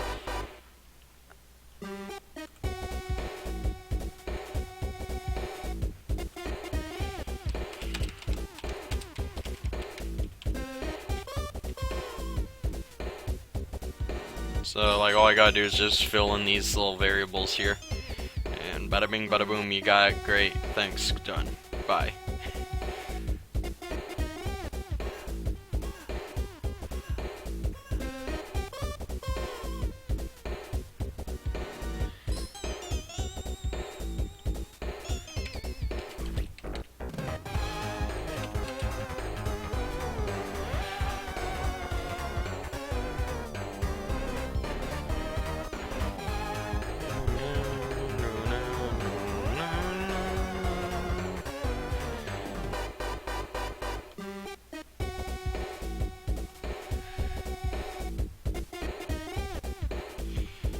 Am I a dunce or what?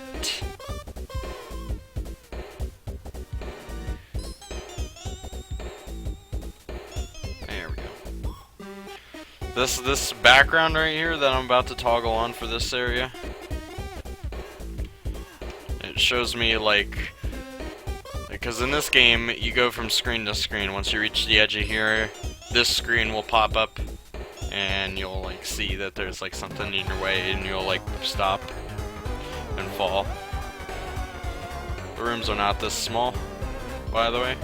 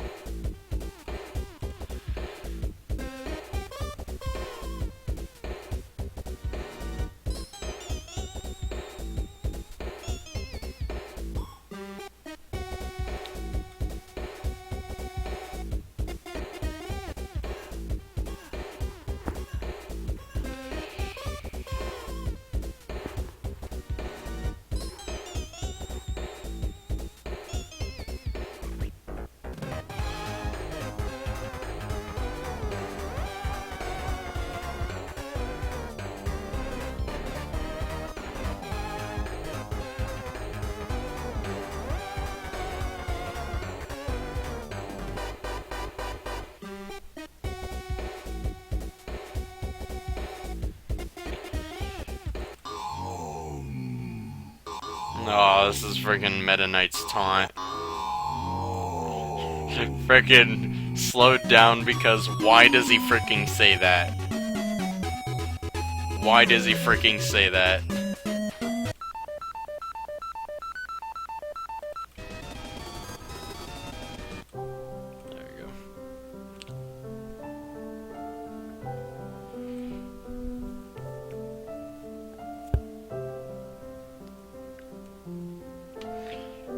Oh dear, I think this is this'll definitely be possible on Masochist mode. The 4 difficulties in this game are maybe I should just explain the game. It's a platformer. You control his character. Hitting spikes kills you. You can double jump. Have fun. That's basically the scope of it. And there are 4 difficulties from easiest to hardest. Newcomer, Wayfarer, Masochist, and Psychopath.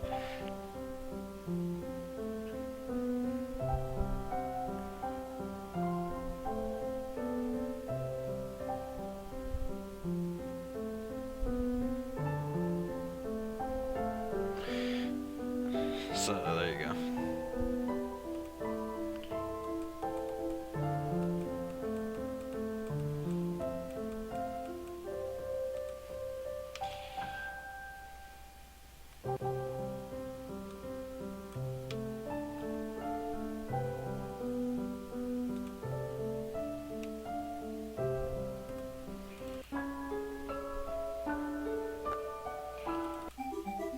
I don't know why this song is so freaking amazing, dude.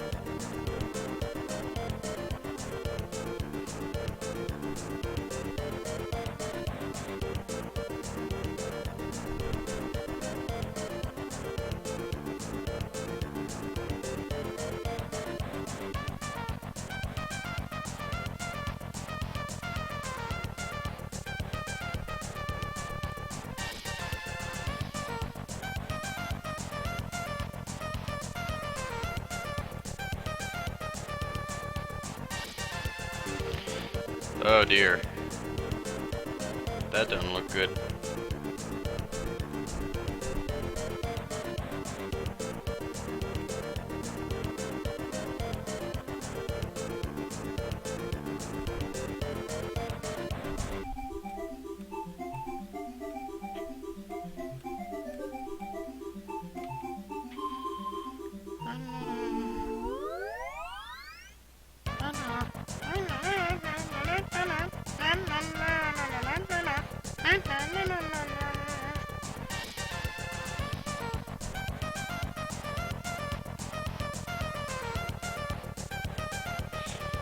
Should probably put some blocks down.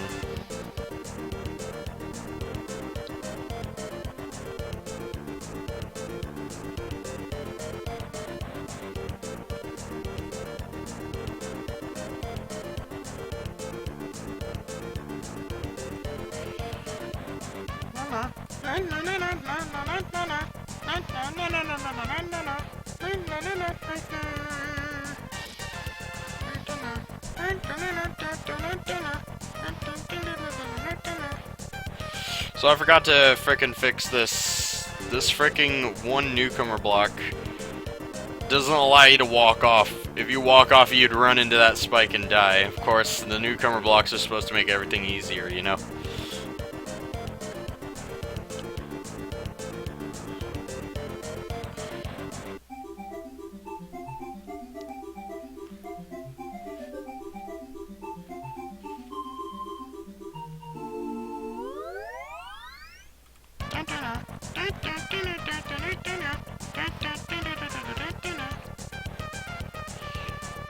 Need to memorize these variables.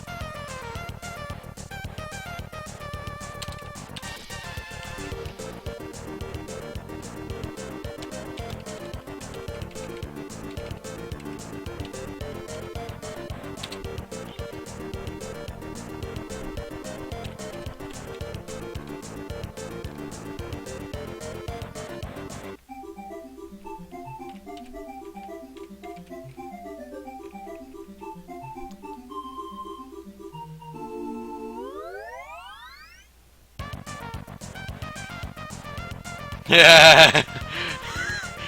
You just now saw that? Believe me, it's really hard to miss. I know.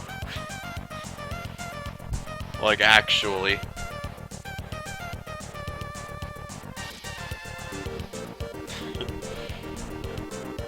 And that little I want to be the guy down there is actually the character in my game. But these chests allow you to unlock like different playable characters. One of them being the original guy.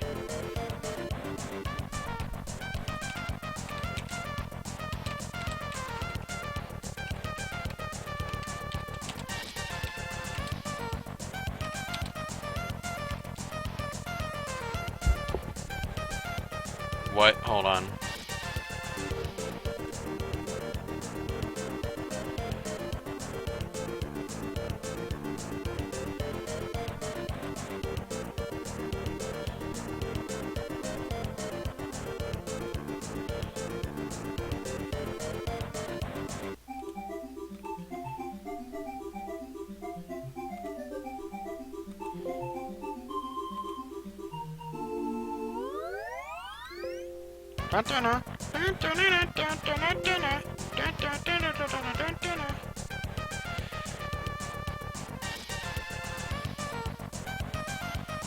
So this should not be here. There we go.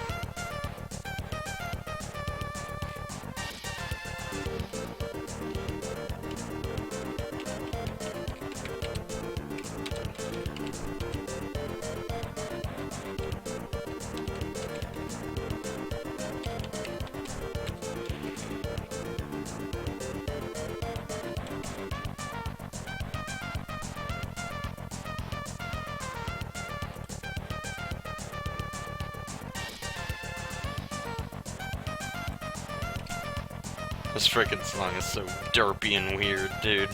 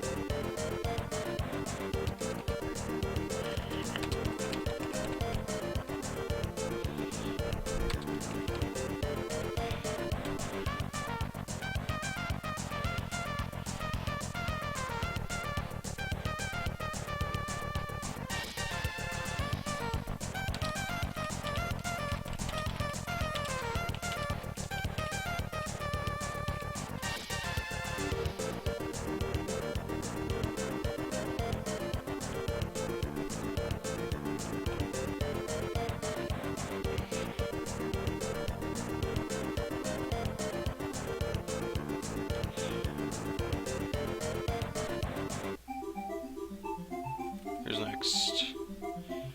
Oh, it's Boshi! I was thinking, should there be some characters that you can only unlock if you beat certain difficulties, such as frickin' because Boshi, every character on the menu has like a name, like Sonic is the fast cloak. Rosalina's the space cloak. Frisk from Undertale's the merciful cloak. Boshi is the masochist cloak. For very obvious reasons.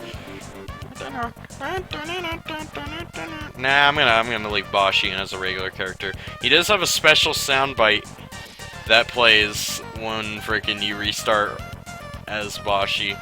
He says, "It's Boshi time!"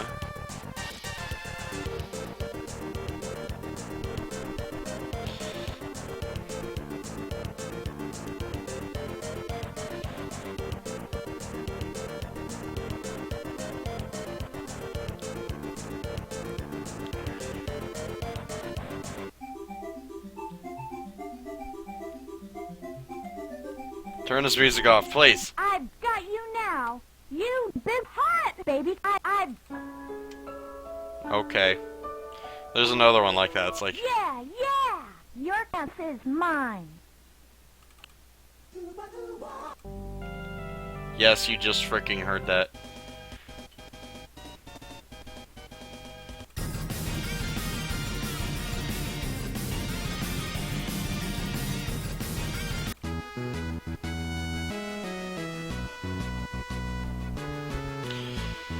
Let's see.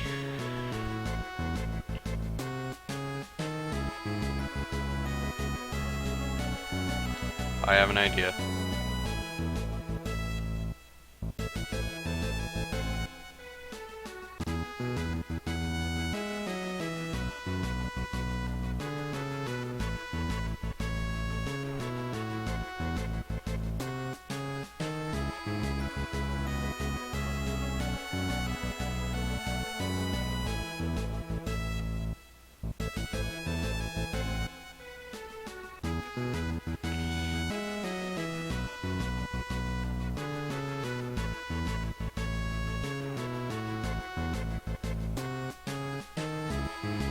So I know how to frickin' do this now.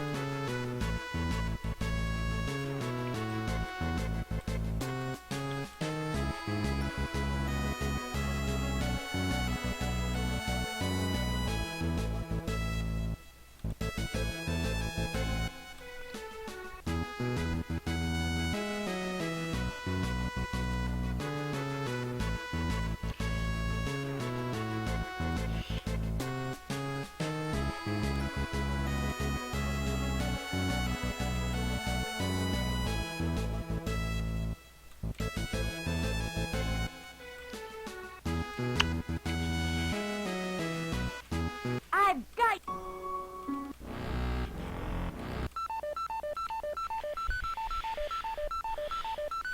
Alright.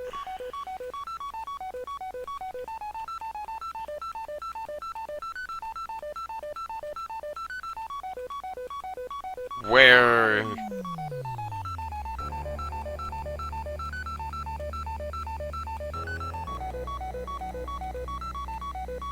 Oh, I'm looking for this.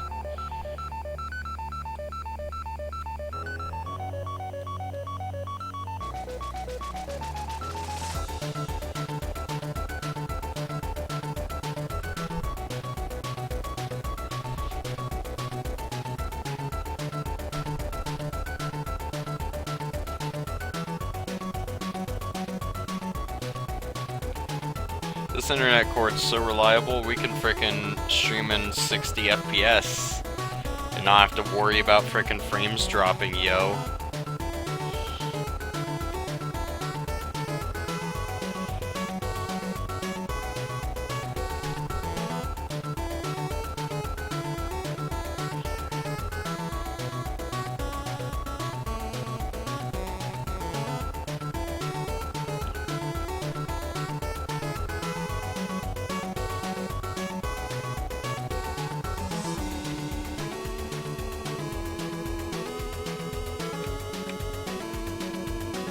Brawlhalla. Whoa.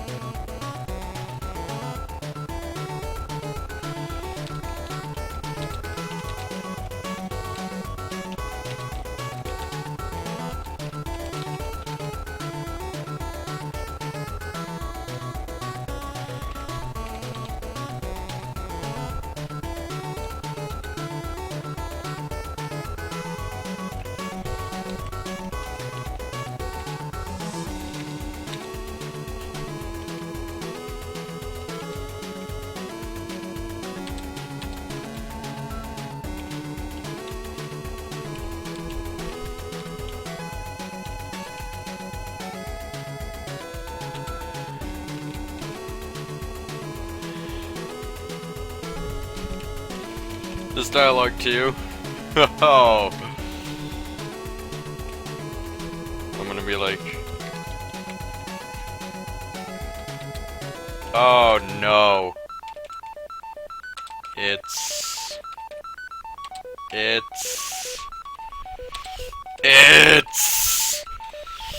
Boshi time!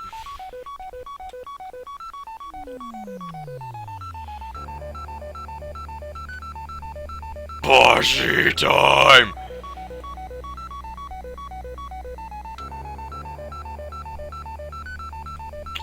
Turn off the screen borders and let's test our little creation.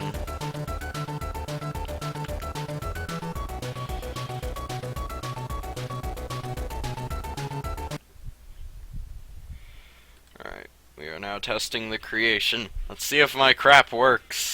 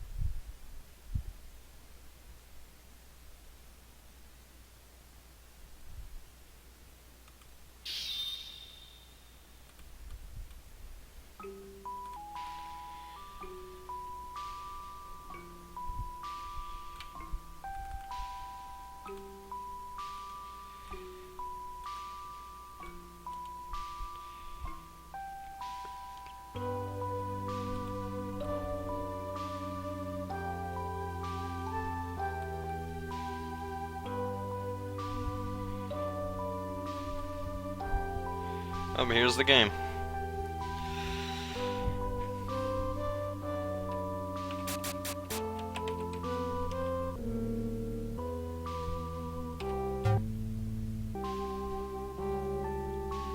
Alright.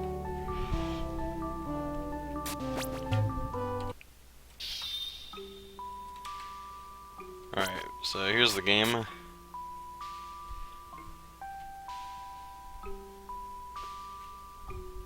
Hold on. Okay.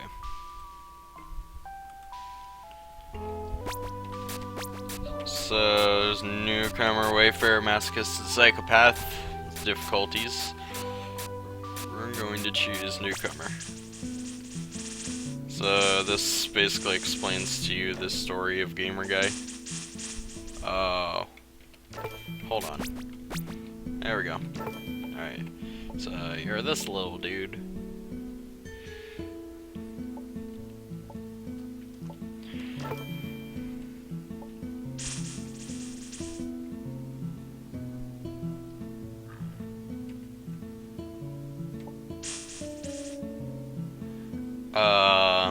Something seems off. Oh, okay. Okay, never mind.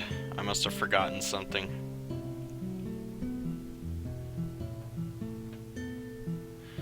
Alright. Because Because I was working on making the dialogue so that it has these little brackets showing you who's talking and who isn't.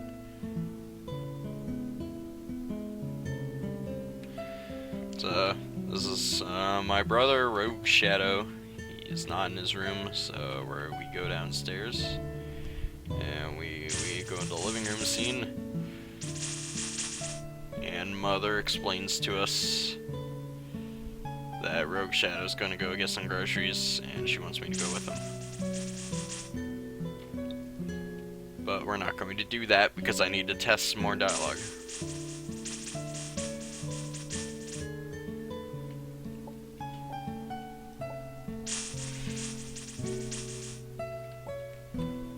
That's my hardcore gaming room, complete with a fridge. So this is the pause menu I just implemented, and these are the cloaks.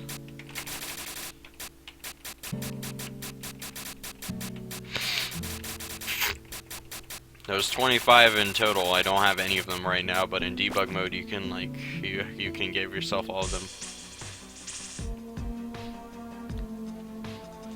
Alright, so a lot of the landscape has vanished for some reason, and so has my brother, and I have to go find him. So this adventure is,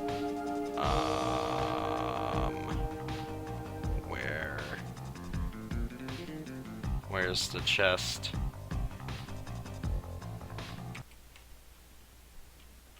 I know what's wrong. And it's stupid. I know exactly what's wrong. I forgot something.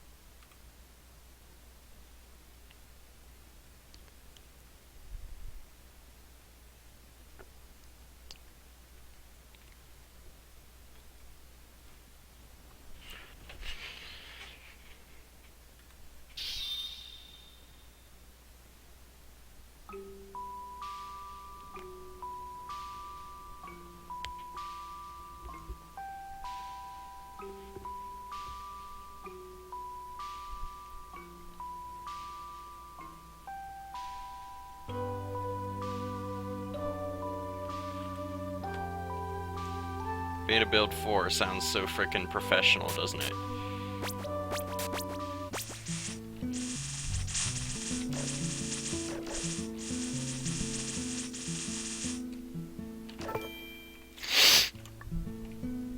Should have fixed that dialogue thing right there.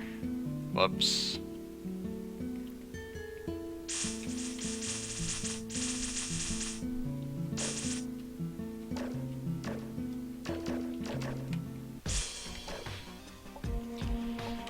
I'm like, where's the chest? We're about to see. What the frick?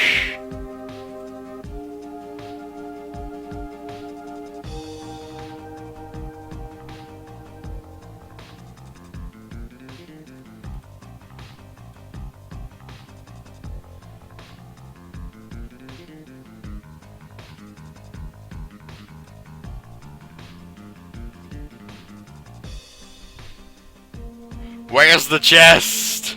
I'm looking at its code right now and I don't fricking...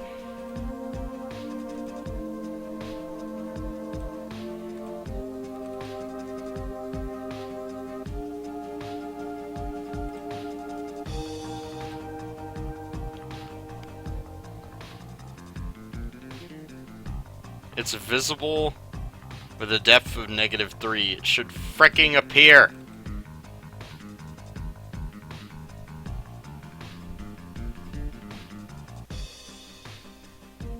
So how about this? We're not gonna put it there. We're gonna put it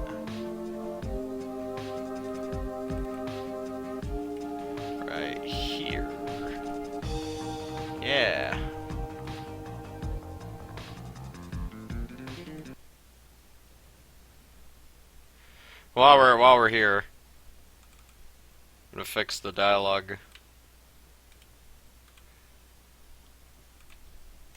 This is really simple. All I gotta do is add these two little brackets here. Bada bing, bada boom, you're done. Great. Awesome.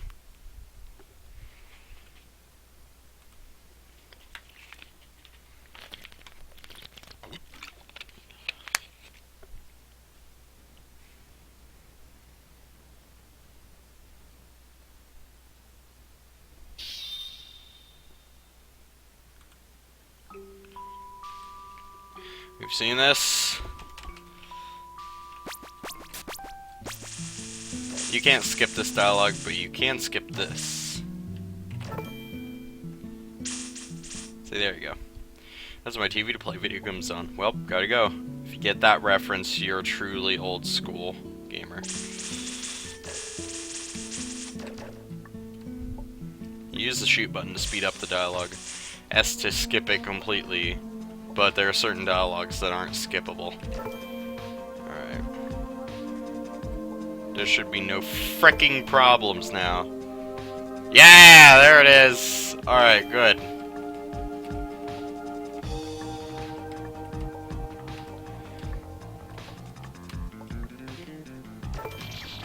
Whoops. So there's literally no way to get to that. Until you reach this screen, of course. Then, you can make a lucky jump to the left here. Oh!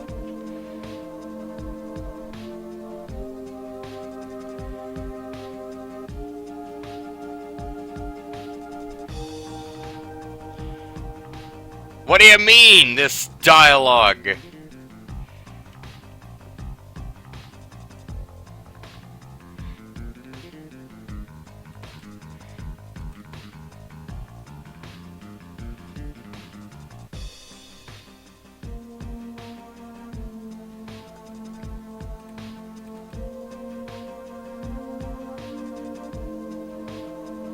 Oh. Whoops.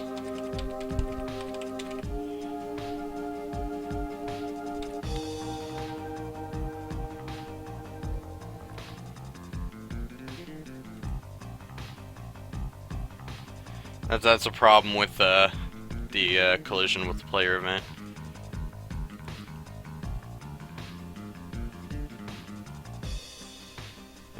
I was trying to use this dialogue event for the text, which doesn't have that because this dialogue variable belongs to the secret chest.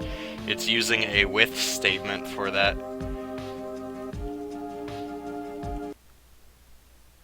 So that's nice. So hold on. I gotta check both these timelines here.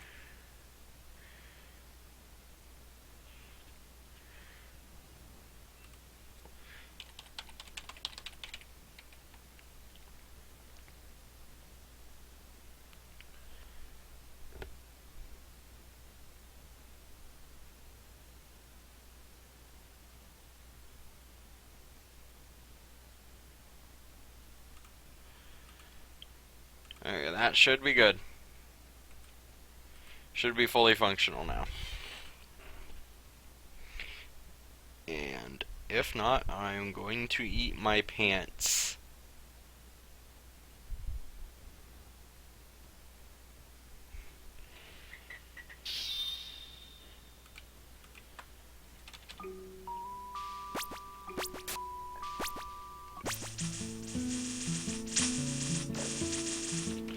You're probably thinking, you have a debug mode, right, gamer?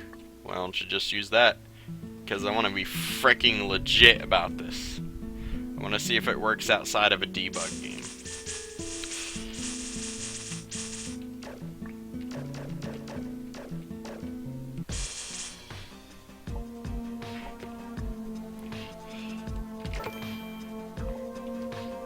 So apparently it runs its entire create event before giving it the variables that I specified for it.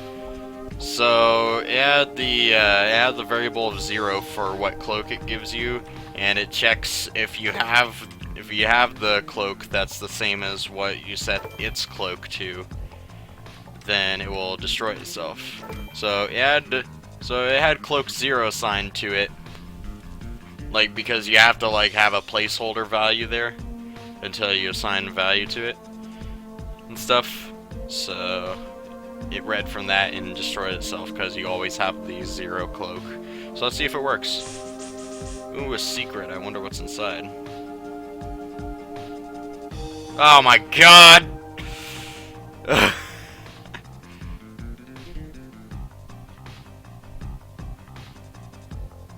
This item. Oh! Whoops. You got the,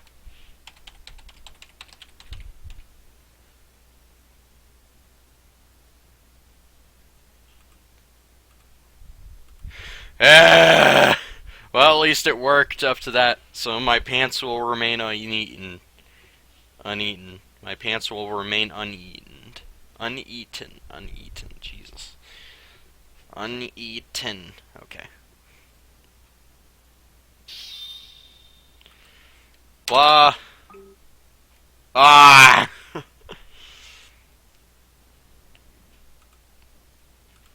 It crashed because I pressed shift too many times. Debugging is half the journey. Yep. It should frecking work this time. There's no reason it should not work. If it does not work, I will physically eat my pants on camera.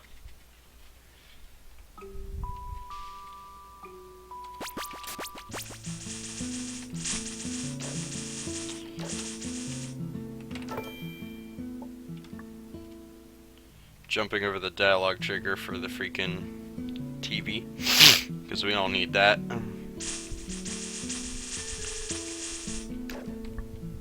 Why do I always land between the couch and the table? Debugging is half the journey. The gamer's journey. Haha. Yeah, I totally did. Hey, here's a newcomer mode shortcut. Ho ho ho ho ho, I'm so fricking classy.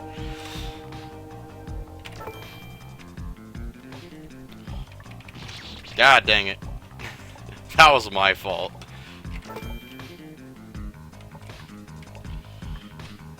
There we go. Ooh, a secret. I wonder what's inside.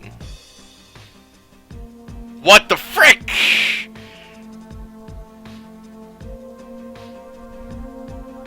Menu button. Wait. Oh. Oh, I put the wrong freaking global variable. I put menu button instead of pause button because on the freaking inside the game it's referred to as the menu button, but it's actually the pause button. Alright, now there's no reason it shouldn't work.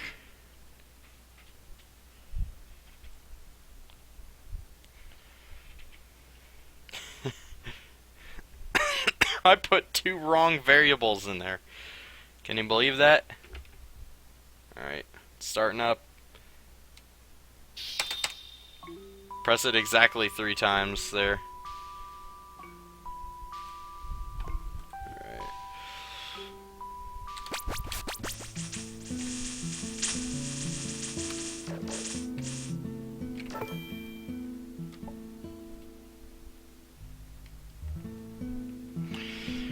So, if your game's running slower than it should, the music will change pitch to match it.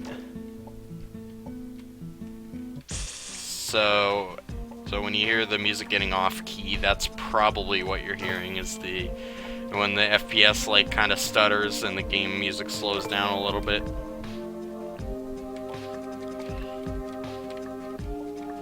So that newcomer shortcut that I just used there, frickin', I wasn't the one that discovered it. I didn't even know it existed, because I put that block there so you could bonk your head on it to get to the frickin'... So you could, like, bonk your head and then get onto that.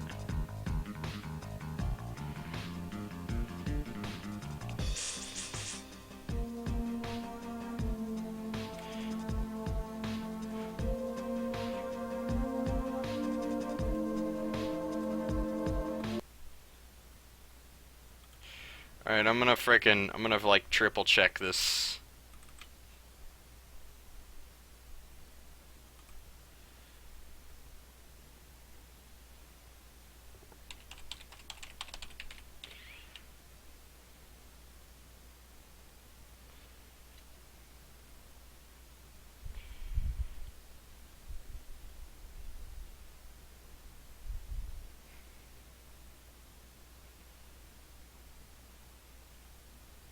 Whoa. I just saw a bright flash came from my TV. Alright. Now it should work. This is the problem with using frickin' with statements and frickin' with, switch, and for statements in GameMaker.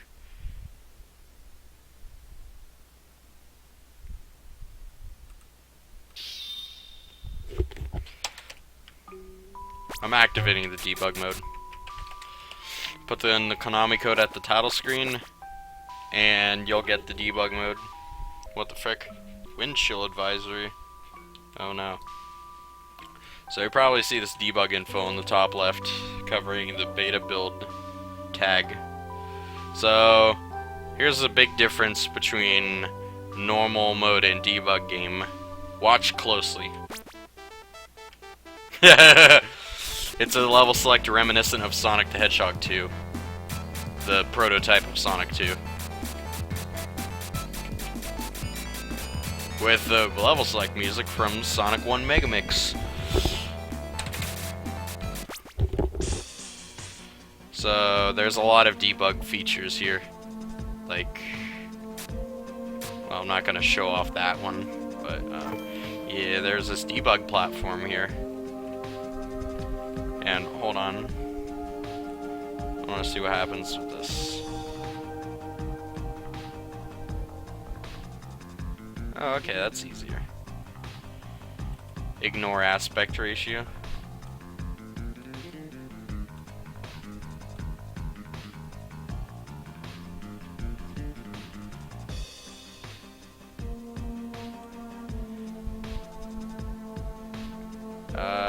I guess that works. How does it look?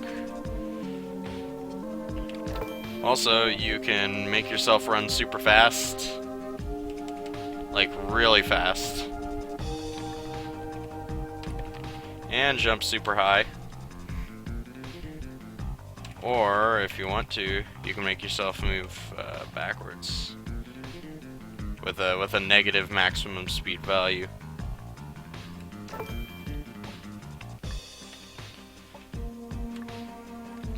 But enough of that.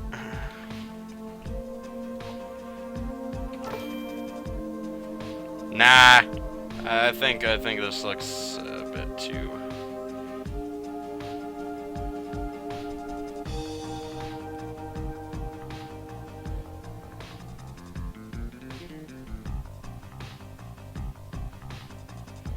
Good enough.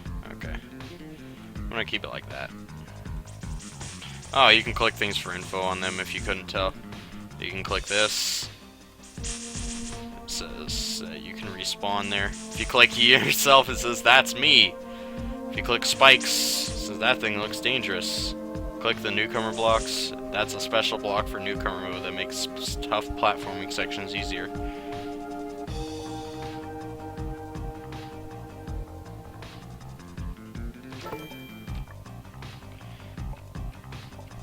So my teacher, funny story, my main high school teacher, I had him play this game and he discovered that fricking that shortcut before I did anyway. Wait, what am I doing? Excuse me? I'm progressing instead of getting the secret. Alright, here we go.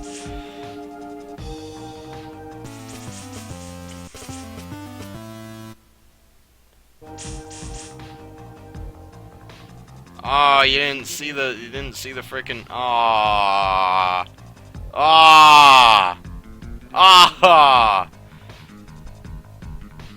That's a problem I can't fix. The frickin' text box placement on the screen.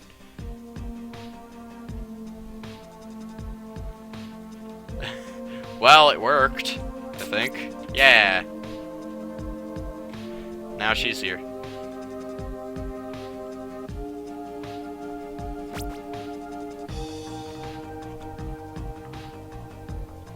Now we are playing as Shantae.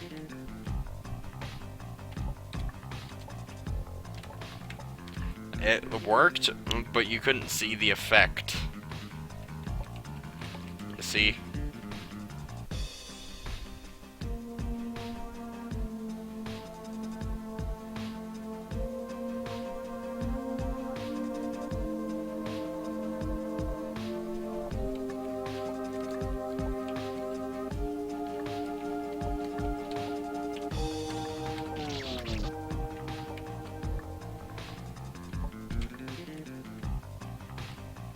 See, it's not here anymore. Because you have the character already. So, good job.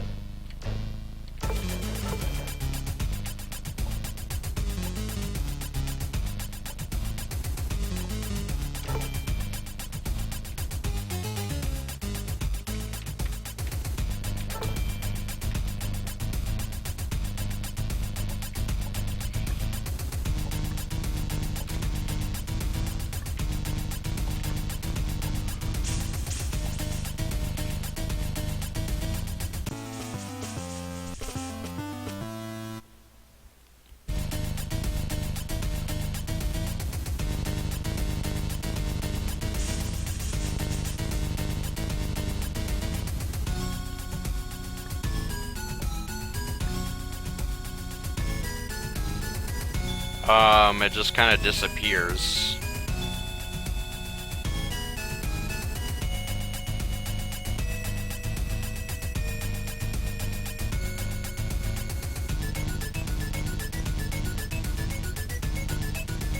Weird.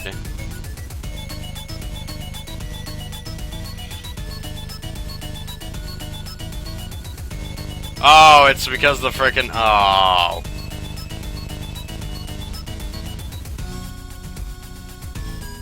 Oh, I know why.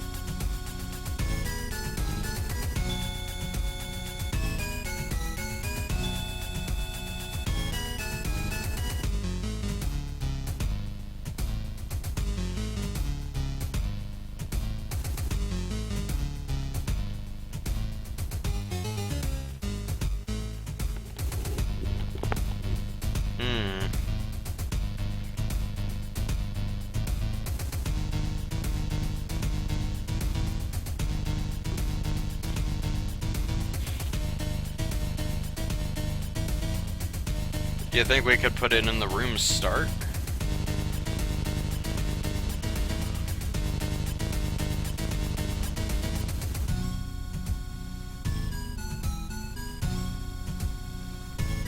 The check that it makes, because like if you have this cloak or you're on the doomed mode, then it doesn't even appear.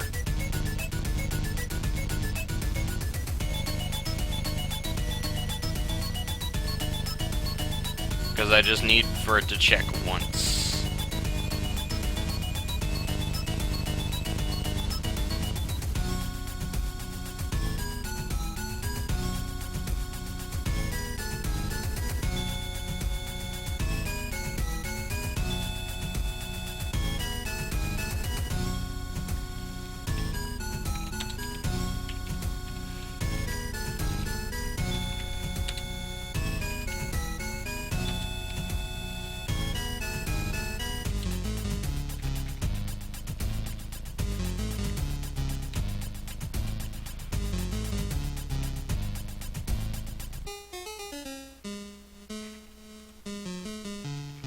No, because freaking that won't work.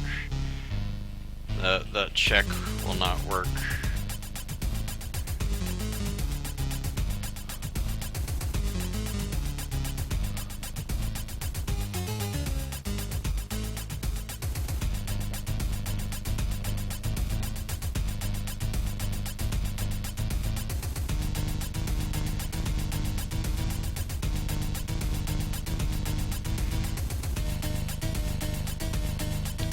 I'm gonna check the manual.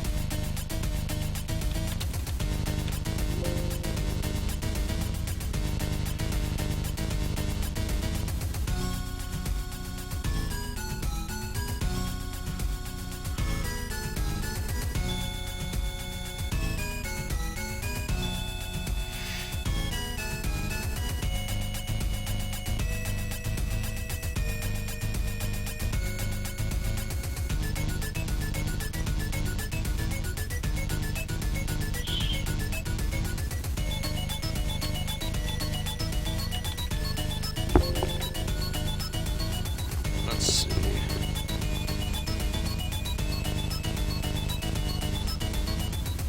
The other event. Okay, here we go, here we go.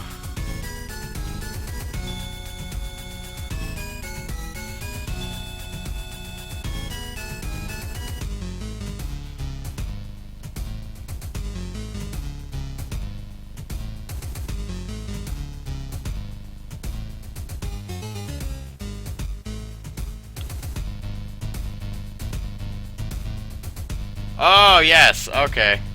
That's all I needed to know. That frickin' thing, it helped me so much. Okay. So, what we can do,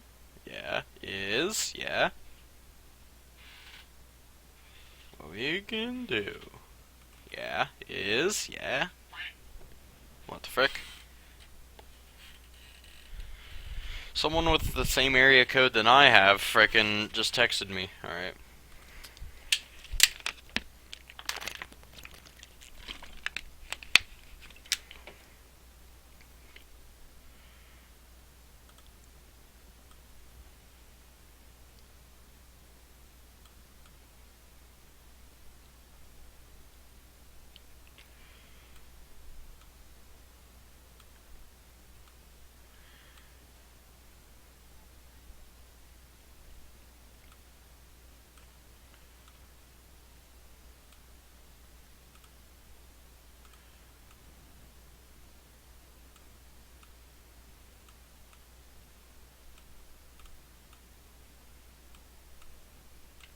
On some music.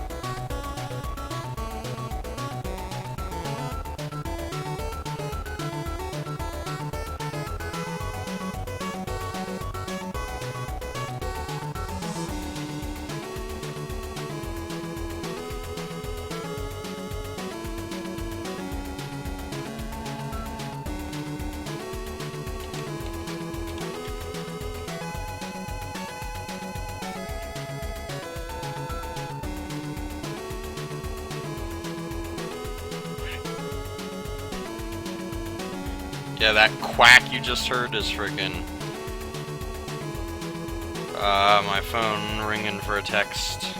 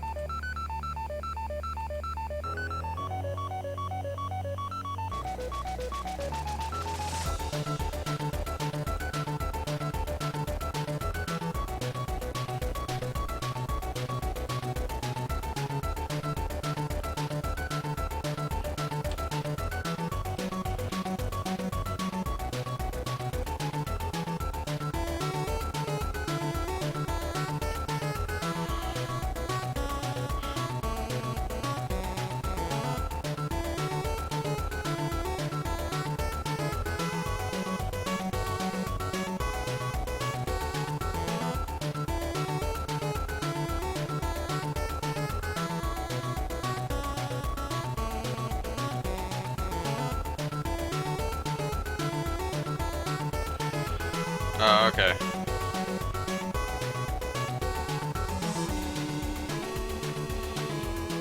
Sprite 317.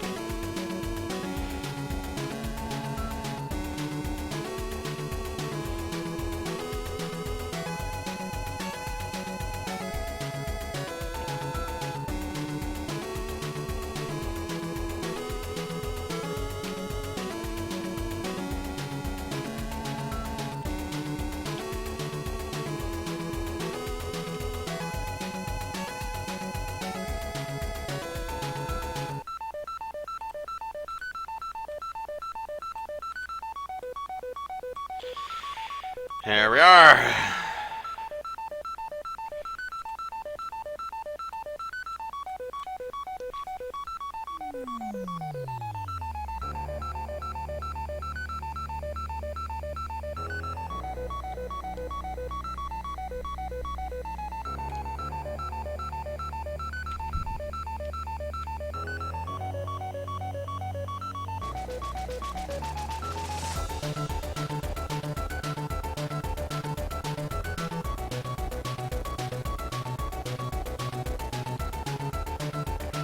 Alright. Take 17.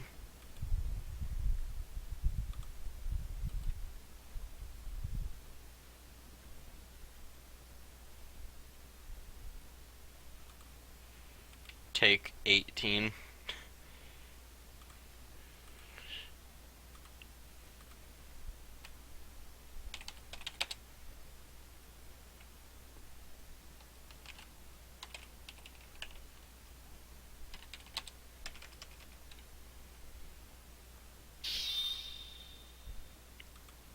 Take number 18.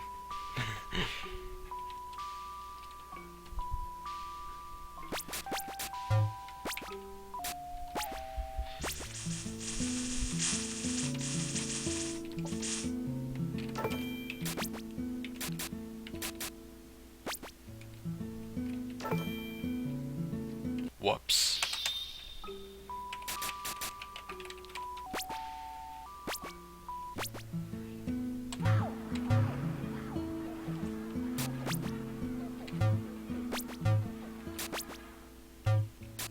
Oh dear.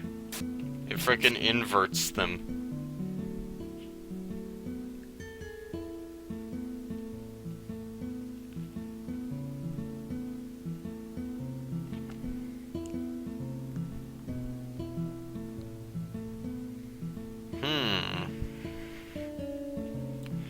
Well.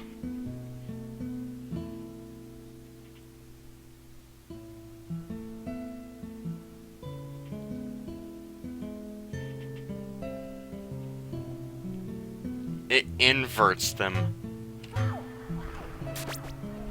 Now I have the first two. Now I don't have the first two, but all the others. Wow.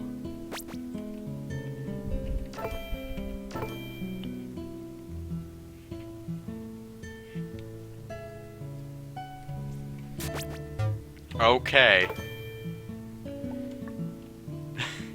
I have a for loop. I know exactly why that's happening, because of the for loop I used. Yep, frick you, I'm using the debug platform.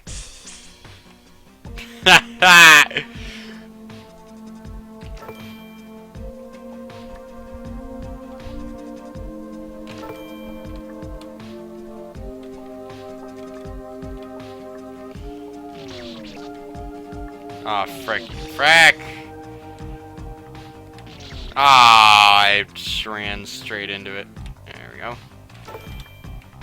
Oh, I have the screen borders enabled again. Whoops.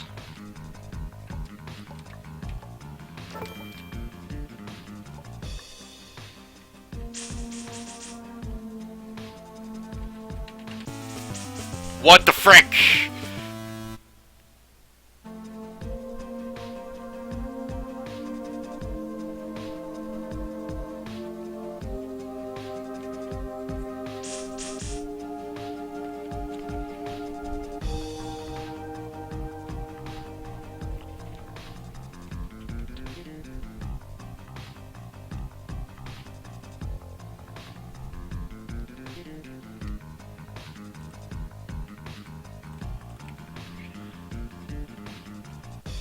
Why is it still in the step event?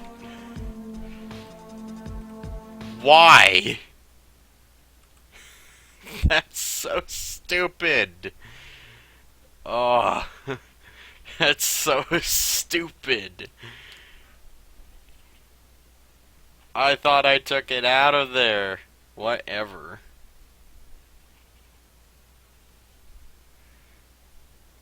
Of course, I can just do this.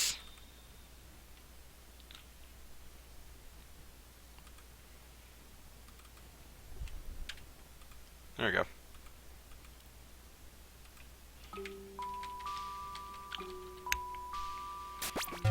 Alright.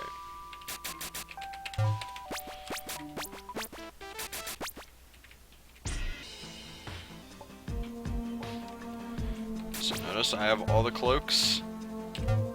If I just press that button, now I have none. Great!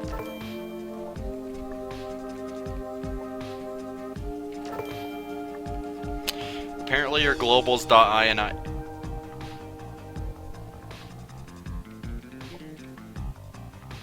Oh, good. Okay.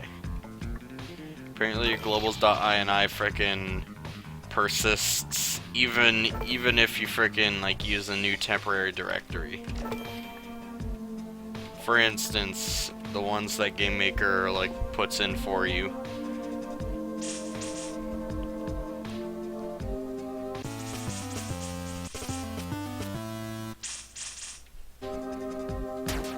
Yeah, that's what's supposed to happen.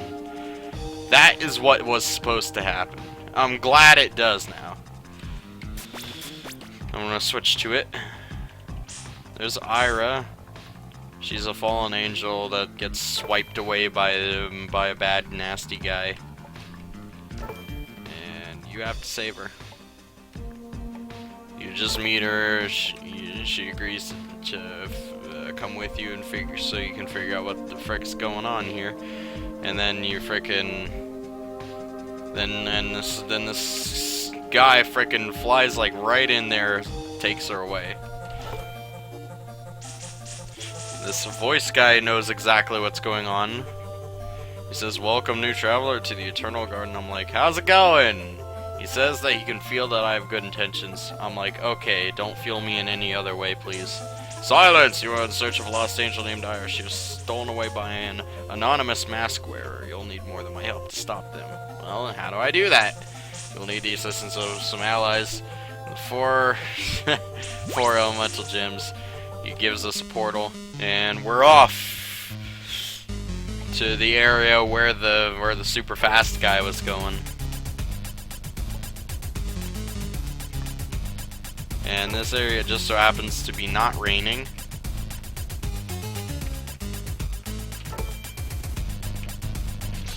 Rip. Hold on. Nope.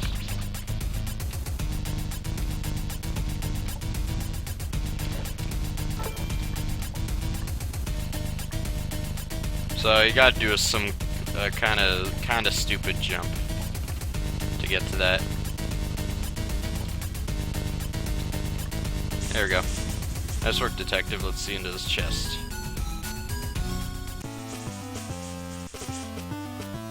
You got the metal cloak, Mega Man. Switch to it from the menu, press enter. Looks kind of derpy, probably because of his simple design on the NES. So now we have Mega Man. And he looks really derpy.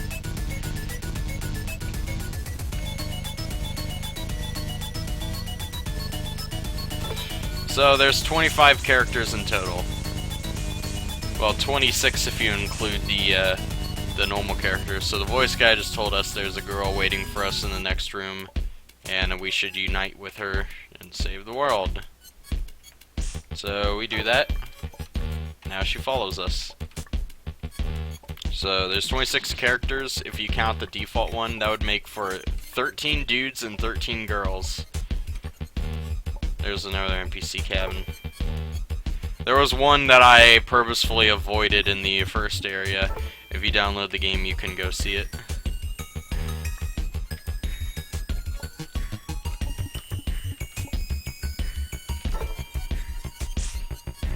was a voice guy telling us this labyrinth is like super dangerous, but he knows what we can do it. So I'm gonna play this labyrinth as Derpy Mega Man.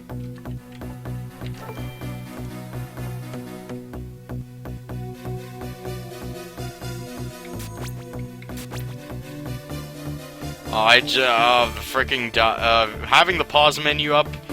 The pause menu destroys any dialogue boxes that will try and pop up, because when you click on stuff, a dialogue box pops up, and obviously that would interfere with the menu.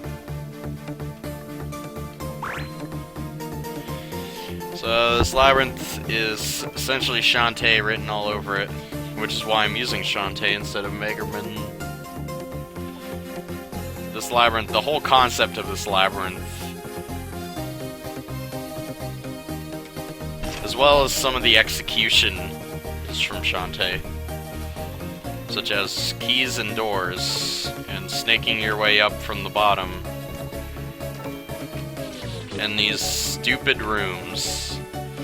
But the characters are small enough so their hitbox is like, you can definitely see where it is. The girl's sprite is a bit smaller than the normal one. Their hitbox is a pixel or two off of their body. Fair share of Mega Man though. Yeah, rock on, old school gamers. So I'm gonna frickin' do this to save some time. Also, you can't like go down here like first thing and then like come over here and get the key, because this platform, you can't drop through it. So naturally you'd have to fall down to the bottom. But I would recommend Shantae, it's a good game. It is good game design. Oh. God dang it. There we go. That's what I was trying to do from the very beginning.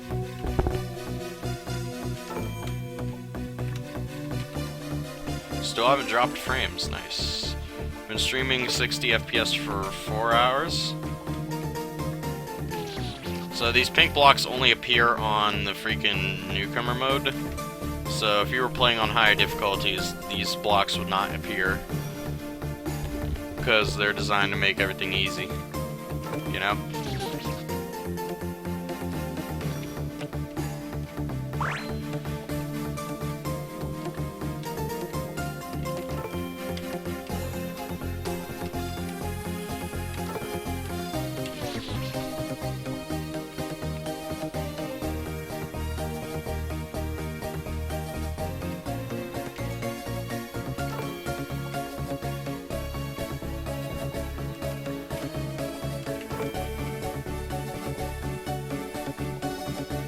Here's a glitch, being stuck in a platform. It's no big, because it only frickin' occurs until you let go of the button that's in the wall. I don't know why that's there. And I don't know how to frickin' fix it, because like my frickin' platform code is super complex.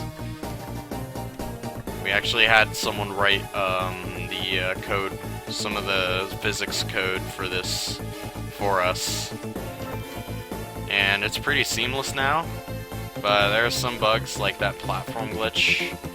There was one bug where you could get stuck in the ceiling, because like the platform, it just takes you like wherever the platform's going, it takes you up there, and it bounces off ceilings, right? Well, if you're standing on top of it, it just kind of shoves you into the ceiling and you can't move. Which is why every time I have a platform going up and down that hits the ceiling, I just frickin'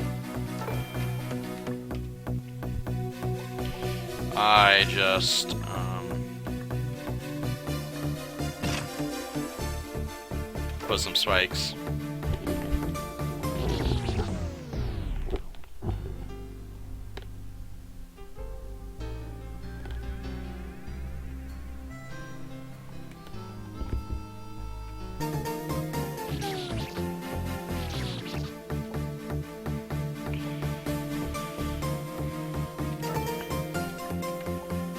So, you saw me die there. But whenever you die, it shows that game over screen and plays one of 20 random death themes. Each time I die, I'll let you listen to them.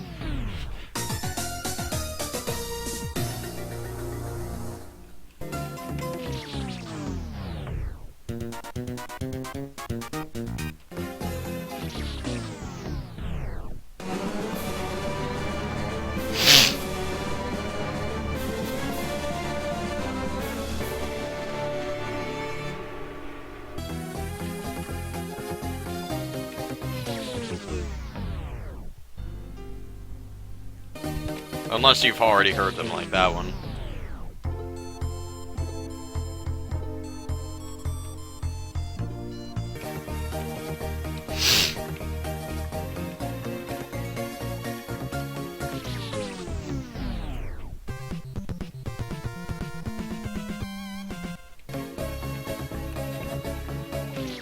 God dang!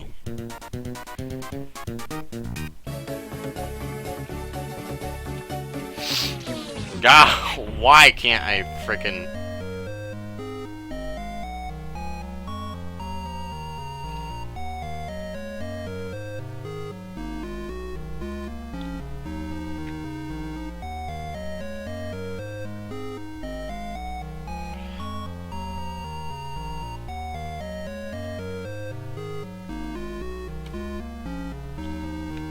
You can click the game over message. You can click the blood.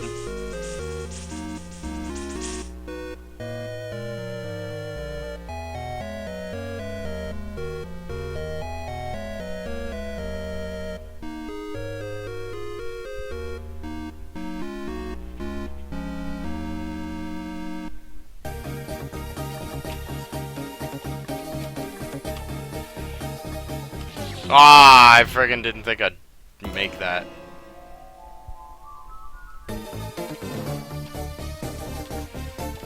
I don't know why I'm struggling on this fricking easy segment.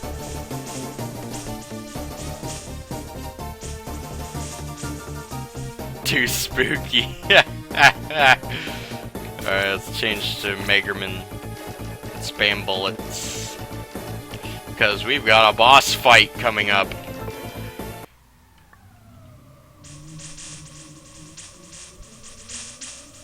Hey, you're that guy that stole Ira. Wait, you look familiar. Do I know you? ...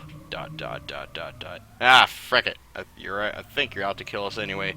Looks like you gotta show this guy the hard way.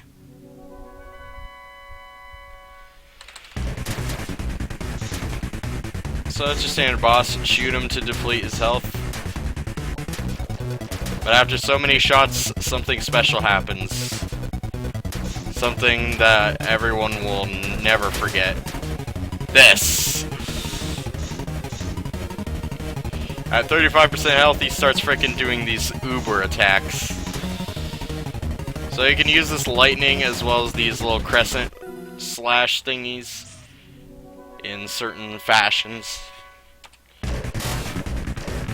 My macro failed me.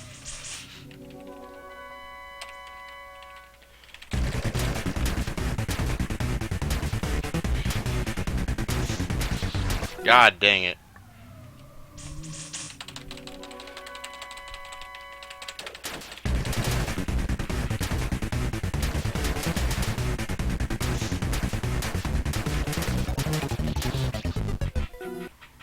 I'm gonna go in God mode and just let you see these attacks.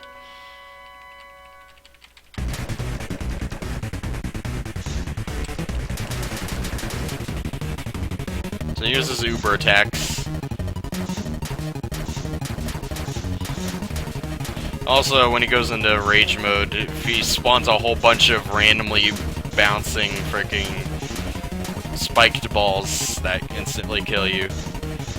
Because he really wants you dead. I'm gonna do my best to try and dodge most of these. Show that it's all possible. By the way, these yellow frickin' crescent blade things, on high difficulties, they're larger and faster. Like, they're kind of squished here, but they're large and fast on high difficulty.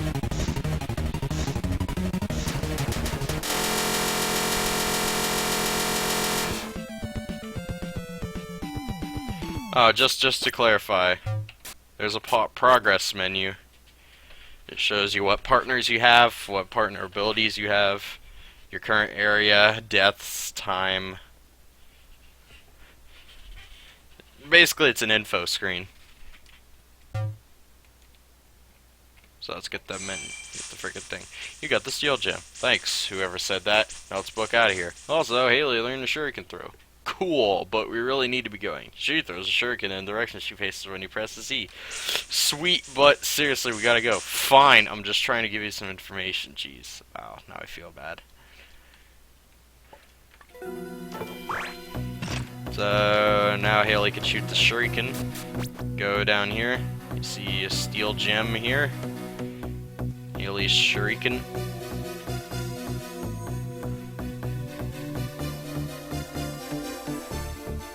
And that will also display on the menu. So now we got out of the labyrinth, and the voice guy told us that voice guy informed us that mask guy escaped from the explosions very swiftly with little to no damage done.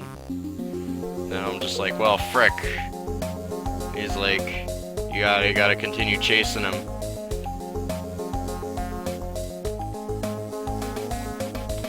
It was kind of hard to see the gun when it's so dark. Anyway, here's our friend Sean. And my homie from way back, Sean. Hey, Sean, what's up? Oh, no. This... I'm the guy that would notice that.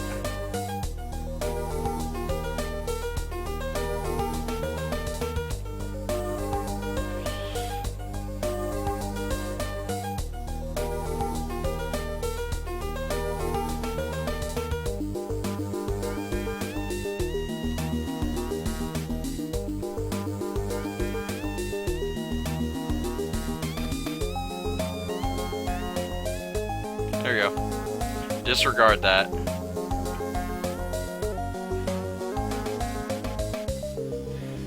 So we say, what's up? Now we are on clouds.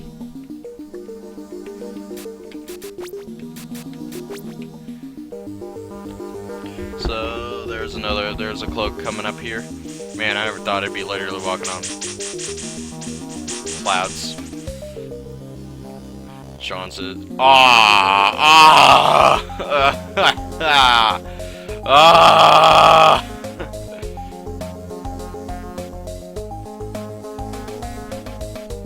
Obviously, I missed a spot.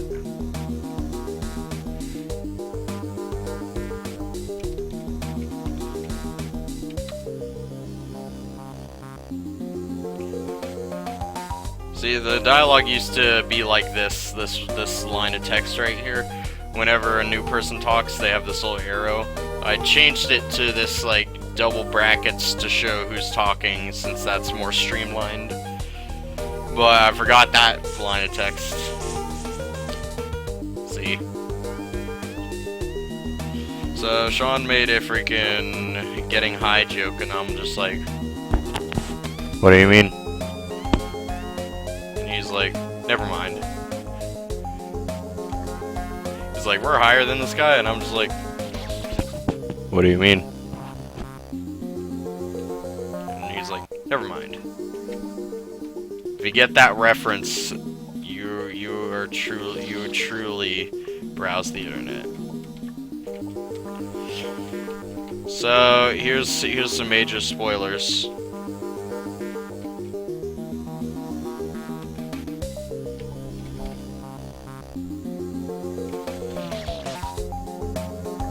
There are invisible platforms that act like a shortcut. I put them there because why not? If anyone discovers them, they'll be in for a pleasant surprise.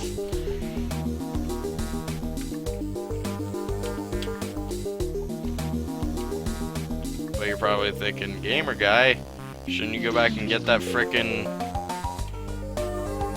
costume? The answer is yes. Right after I frickin' beat my goddamn head off.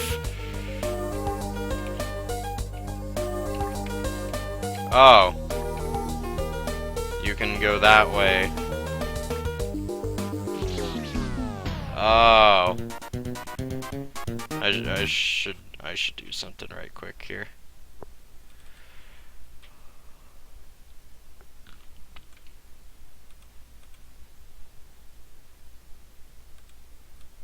An extra spike for you. Here's how you were meant to do it. Yeah, I think there might have been.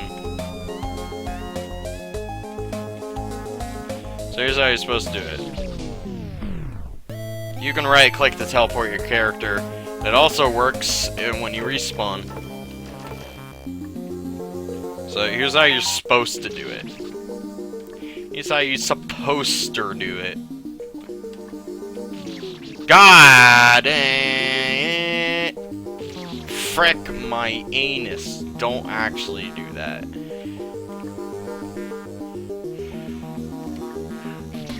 Ah! Frick. How about this? Align with that wall, then hit the save point so I can do this. Yeah. Good. Sweet, fine. Let's see what awaits us in this chest.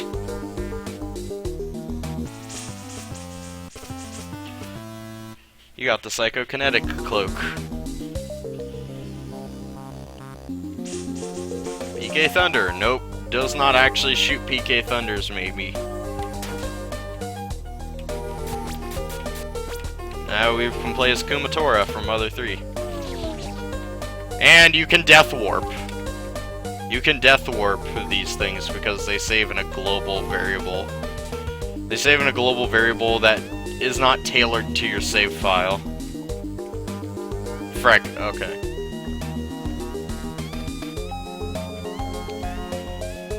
So this next room is just a cameo room. I won't waste your time with that. Instead, I'm going to take you to the deep cave area, which is right after it.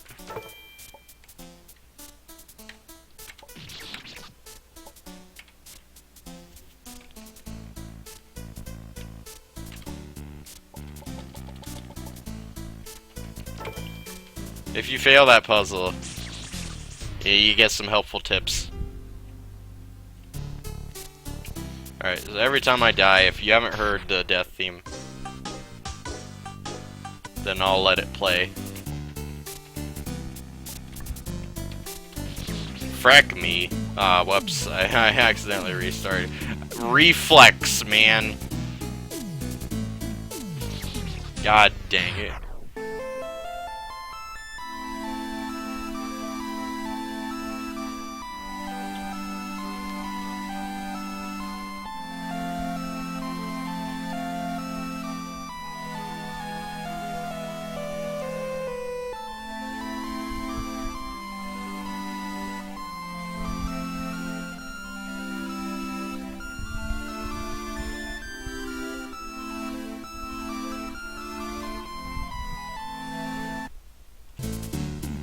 Yeah, there's a globals.ini file here, and it controls your controls, settings,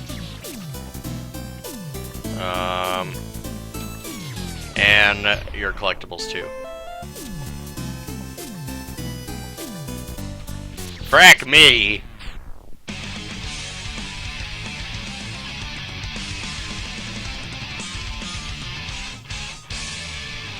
You like what the music does when you die? It's like, hey,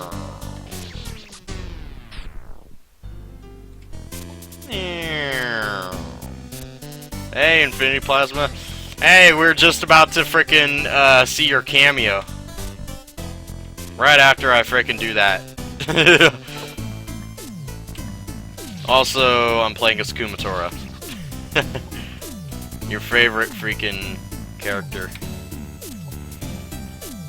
So you probably saw that chest down there, and you're like, how the frick do I get to that? Of course, in Rings of V style, there's a little hole in the roof there. Literally just jump straight up. Cool beans, let's see what's in the chest.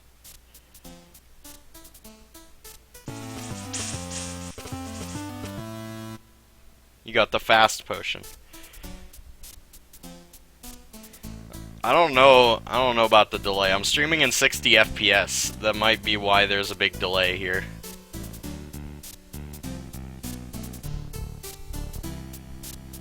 You got the fast potion, Sonic the Hedgehog, Sega Genesis. Switch to it from the menu. Sonic's gotta go fast. This area would be his worst nightmare.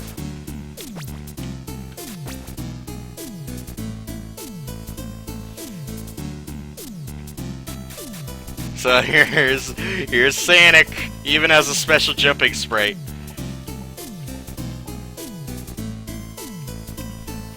Alright, so here's Infinity Plasma and Sobro. If only he were here. Hey, it's Sobro and Infinity Plasma in that order. Sobro says what's up. Oh.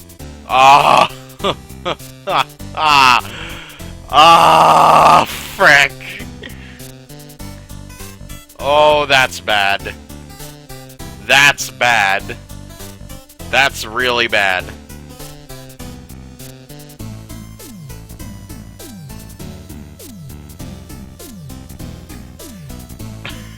That's bad. Well, I'm gonna go stop the bad guys that did all this. Wanna come with?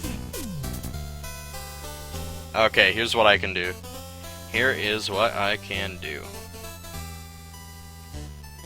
Go to your guys' little thing here.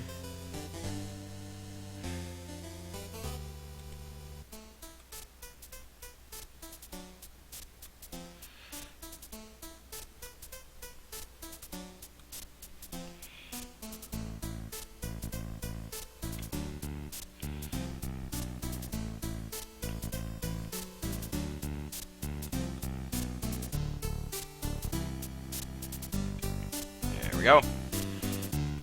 So I added that line to the second dialogue thing.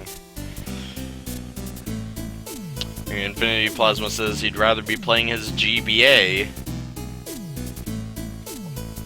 for that one game that few people know about. That's only on Game Boy Advance from Japan. So I'm just Sonic standing underwater for extended periods of time. No fricks given.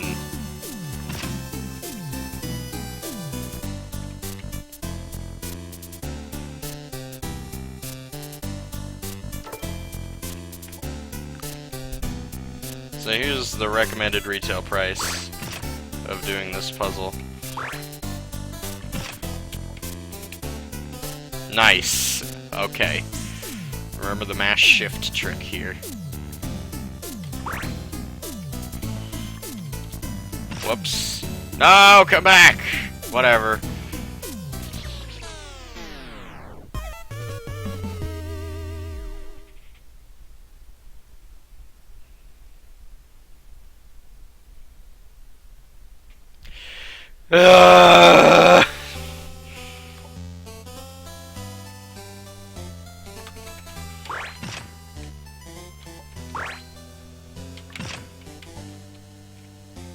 Good.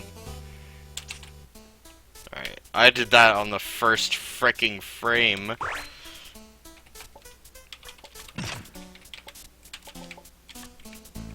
Yeah. Good. Yeah, that's some tricky stuff back there. Hey, Mr. Voice Guy, what's up with all these moving spiky block thingies? Those were laid out by the masked identity in an effort to stop you. Can you get rid of them, please? I cannot. All I can do is conjure, not destroy. Well, crap. The next labyrinth is at the end of this area here. Great! Let's get to it.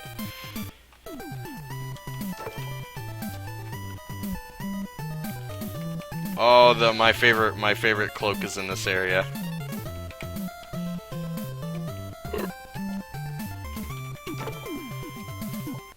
So, if you shoot these spiky block thingies, your bullet gets reflected off and makes a sound. There's a lot of these here, so guess what you can do?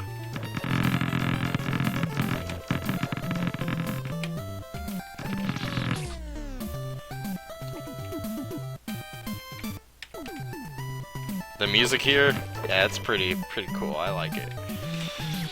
Hold on. Can you do what I think you can? No. Okay. But here's what you can do. Ah, frick.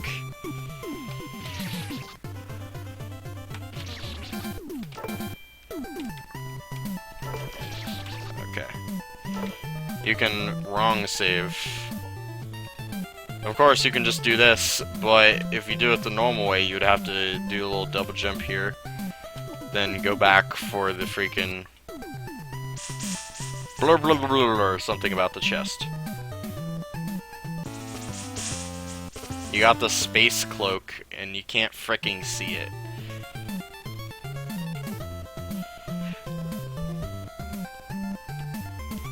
So, BRB while I frickin'...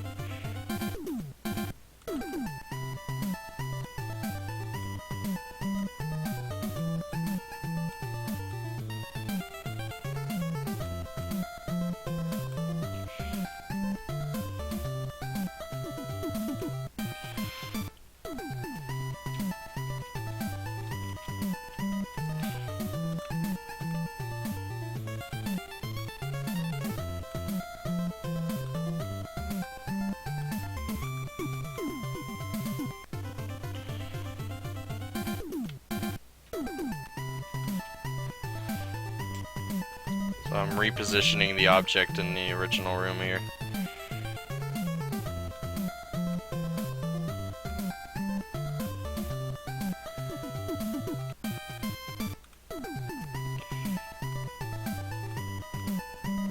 There we are!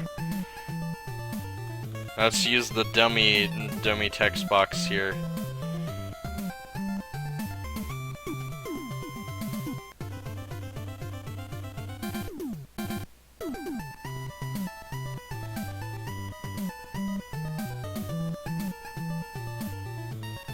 That's a little better. Great!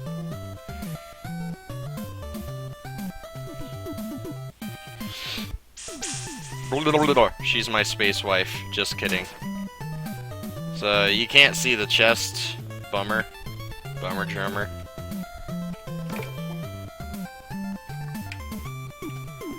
So if you wanted to, you can't do that. Oh no! Okay. So I like this little thing right here. You gotta like frickin' wait for it, and it like chases you down at the same speed that you go.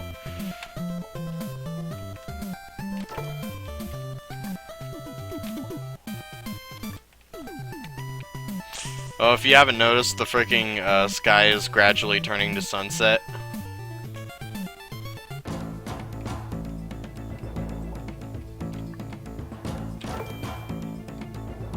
This is the second labyrinth. I forgot to change to the new cloak we got. It's Rosaline. It's Rosaline.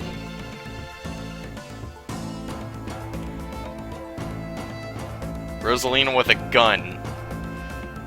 It's not just Rosaline, it's Rosalina with a gun. Check out these guns, baby.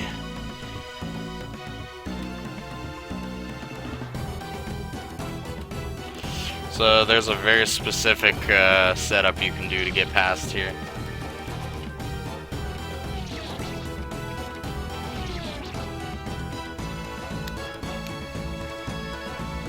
There we go. So if you align yourself with that wall,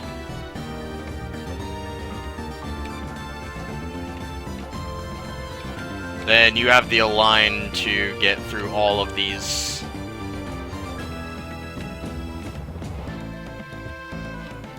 Otherwise, you're gonna have a pretty bad time.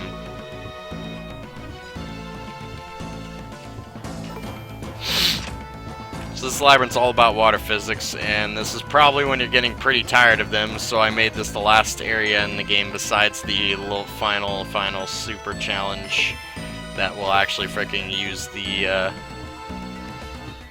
oh no. That will actually use the water.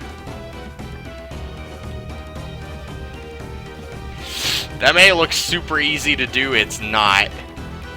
You have to get a super arc. So this is usual, you just get keys, unlock doors, save.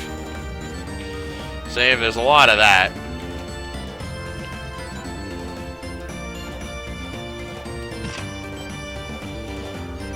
Okay. I thought I missed something with her walking animation here. God dang it.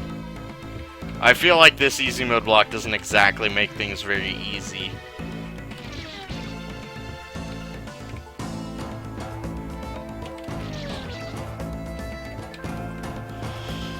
Which is why I'm going to move it.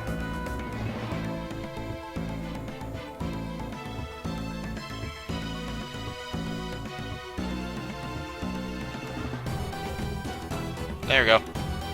I just moved it.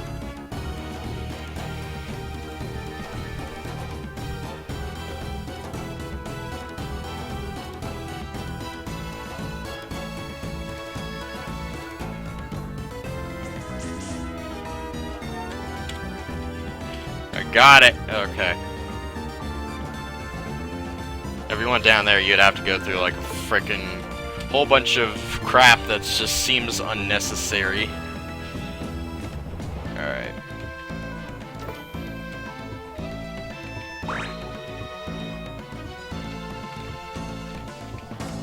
These easy mode blocks seriously make the platforming a lot easier.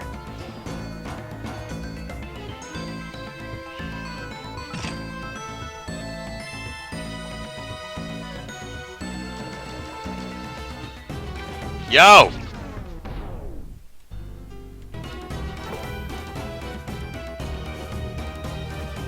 Whatever.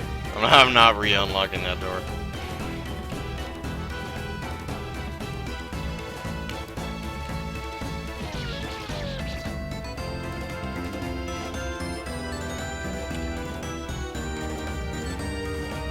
Got it. Good.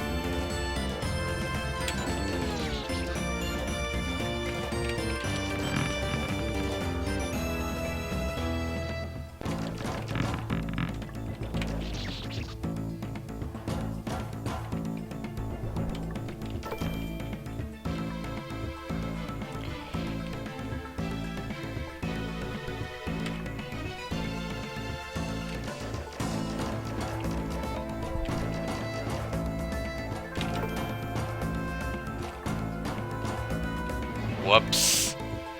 No. No. You would have enough freaking jump to get up there. I just freaking whatever it.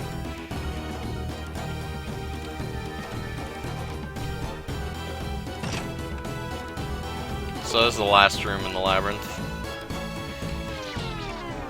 Of course. That's like the freaking easiest jump, dude.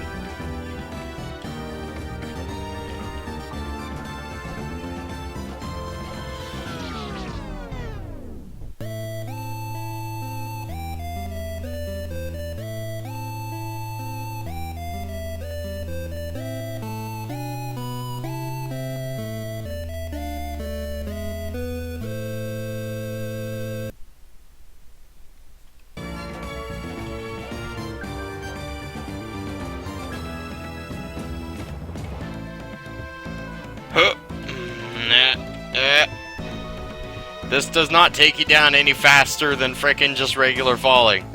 In fact, it's slower. Haley, there's something written on the wall here. What does it say? Something about infinite jump water in the next room. Gee, I wonder how that got there. Come on, it's not like you designed these things. Yeah! Whatever.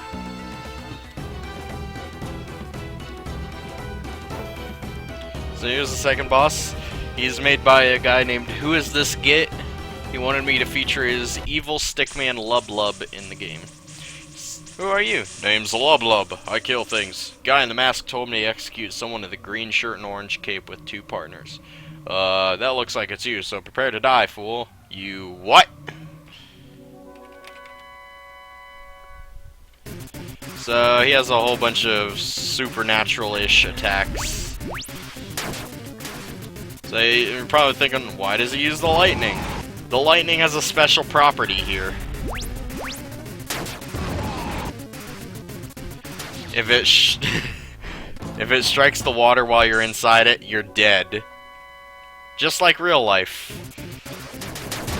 So using Haley's Shuriken, you can frickin' you can do more damage to the boss. Good. Also, lightning itself will also kill you. So you gotta be like frickin' we're friggin' concerned about that. Also, these spike blocks bounce. He also has a crusher, so that's good. He has a frickin' crusher. So don't spend too much time outside the water.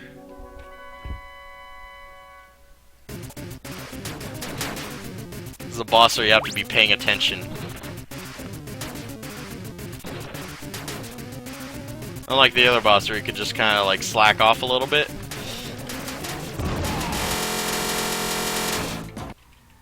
Here's rage mode attacks.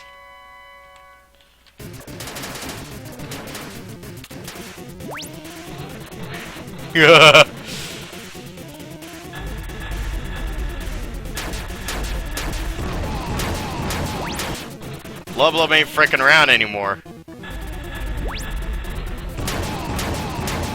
Also, the laser is bigger on higher difficulties.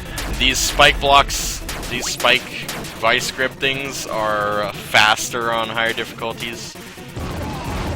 And, well, that's the only difference, I think, actually.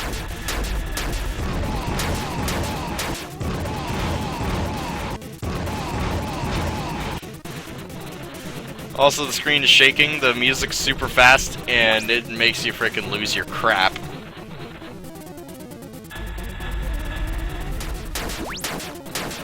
So you'd have a pretty hard time if you had to deal with this.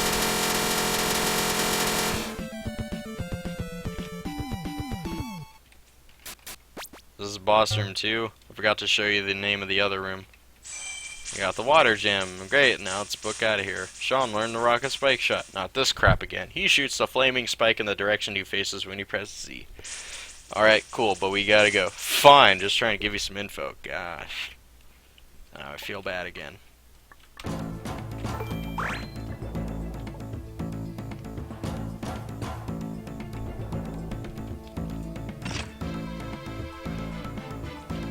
Alright, this is the Flood Labyrinth.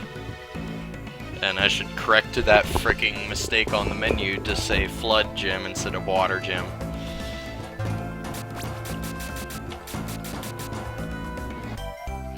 So you go out of the labyrinth and we're in a snowy wonderland. That is basically the, you hear some voices in the distance. They're talking about how they can make any material ever, even dirt and snow, into lethally sharp spikes using their sharpenizer. So they can make snow into spikes using a sharpenizer.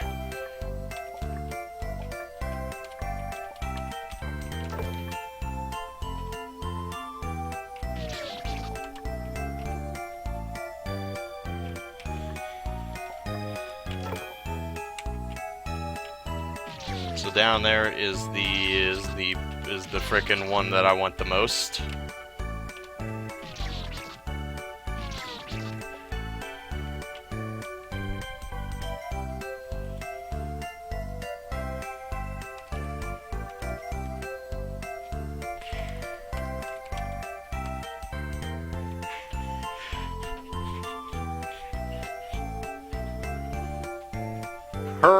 Her. Oh, that's great. I love it. I love it. Ah!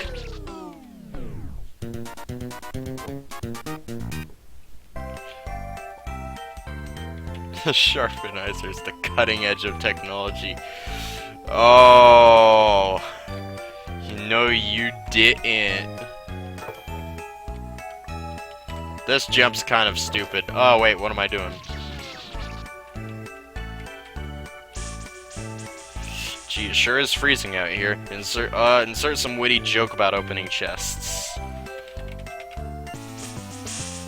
You got the masochist cloak, Bashi. I want to be the Bashi. Switch to it from the menu. Oh no, it's Bashi time! Oh yes. Oh yes. Here's why. It's Bashi time. when you restart,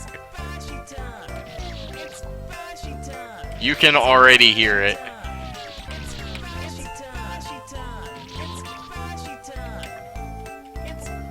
Oh yes! Oh yes! Oh yes! Frick!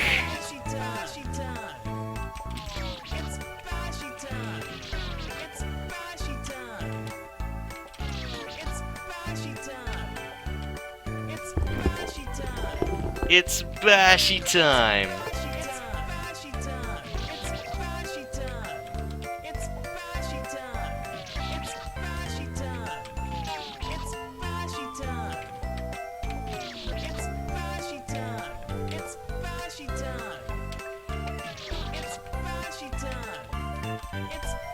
Hold on, I'm frickin' missing the whole fricking point of this.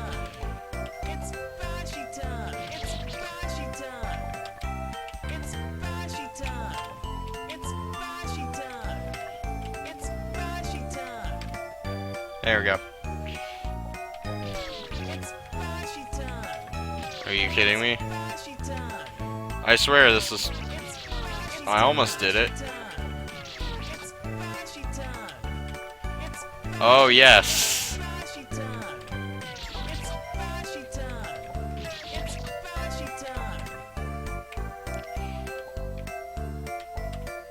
There we go. You gotta be patient, young grasshopper.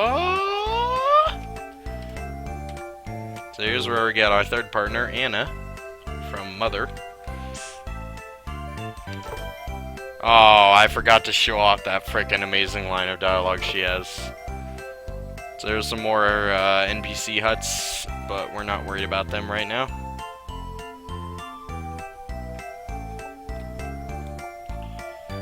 So up ahead is the ice area.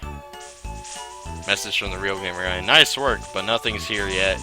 So go back to the left and we'll just act like you beat the game. Yep, the entire game. In fact, it is the official game complete sequence, where the world is saved and everything is peaceful and without spikes. Even the bottomless pits can't kill you. It's a straight walk to freedom.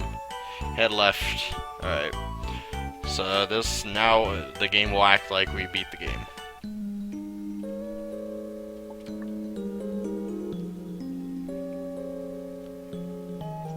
Everyone will have different dialogue. For example, this guy, you did it. You beat the dudes. It was nothing. Well, we should throw you a party, but not now. Just go see your mom. She must be worried sick. Alright, on my way to doing that. So that guy's Asian Randy. He told me to make him a flamboyant Asian, and I'm like, okay, question mark? He said, I want to be just a random Asian guy sitting in the back eating a bowl of rice and doing calculus. And I'm like, okay, will do.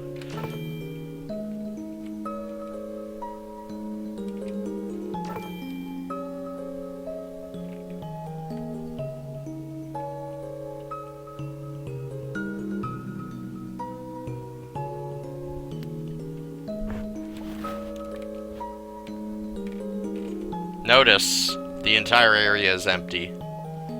There are no more spikes.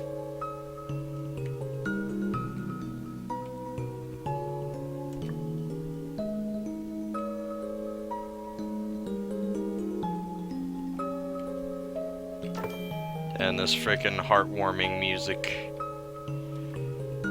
is what makes the game complete sequence so rewarding.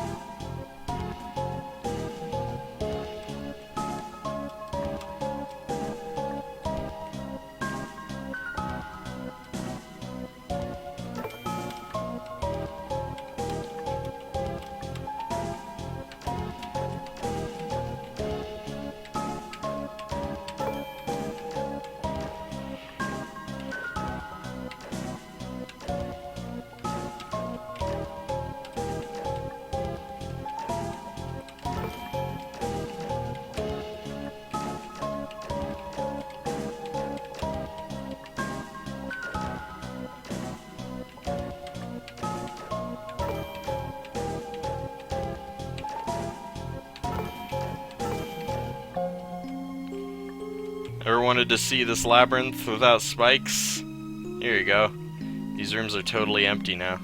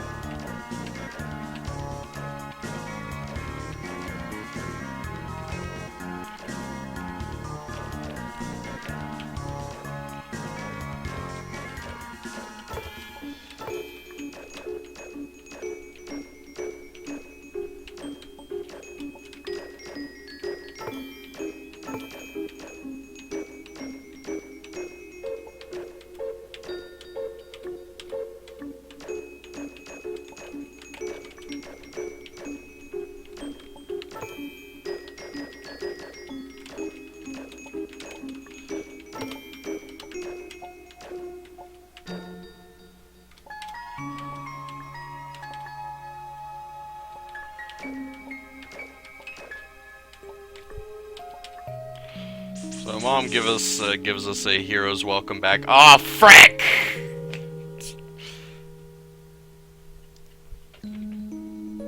Whatever, I'll fix it later.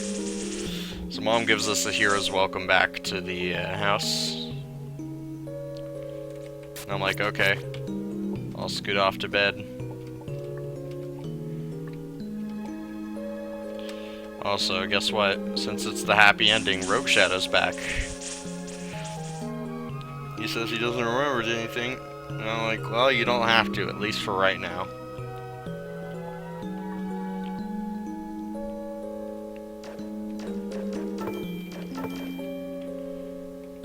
So I'm gonna do a reload here.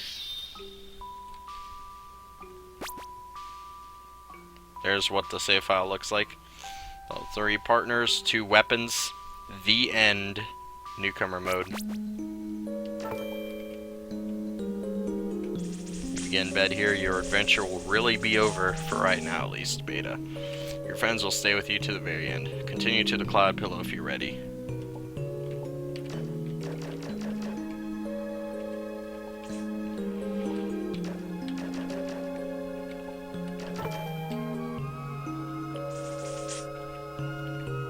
Here's the big ending.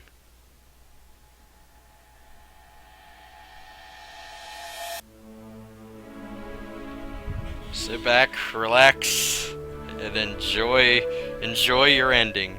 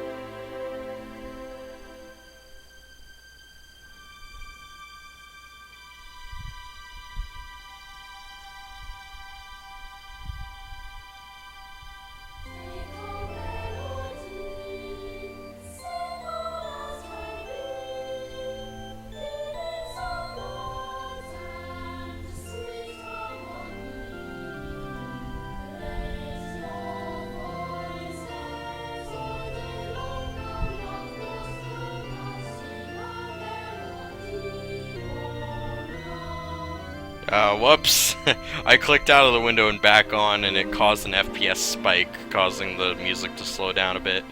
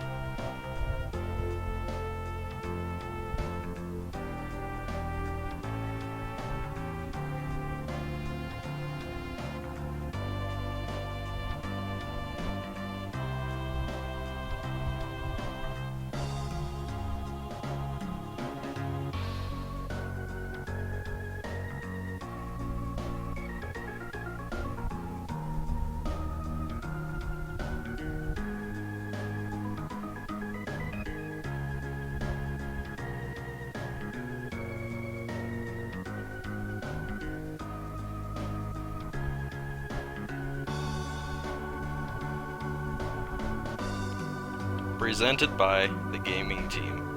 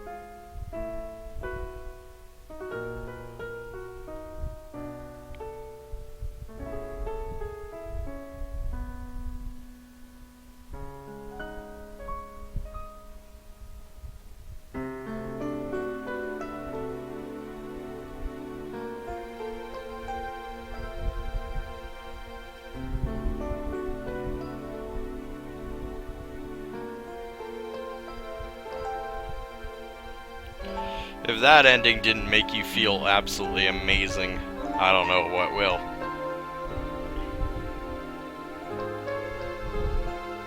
I feel amazing. So there's even a flower in the O to represent life. That's kind of what Mother 3 did with their ending screen.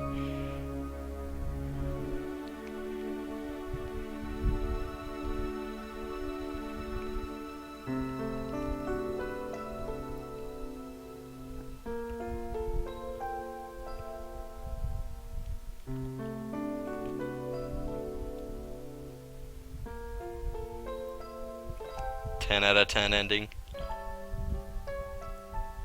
I don't know if you saw the whole thing.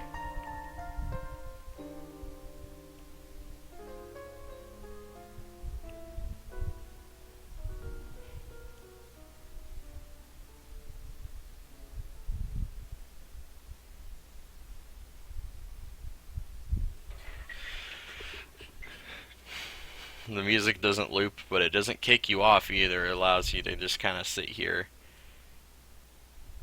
and like man, it's already over. It feels good, man. It feels good. It feels frickin' good, man.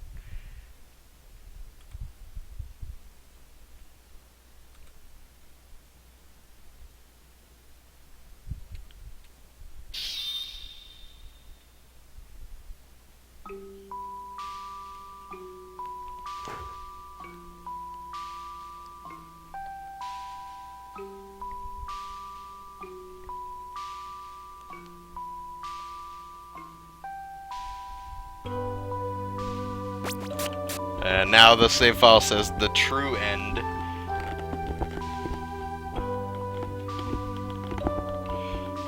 Oh, and it also has completed written on it. Completed, the true end.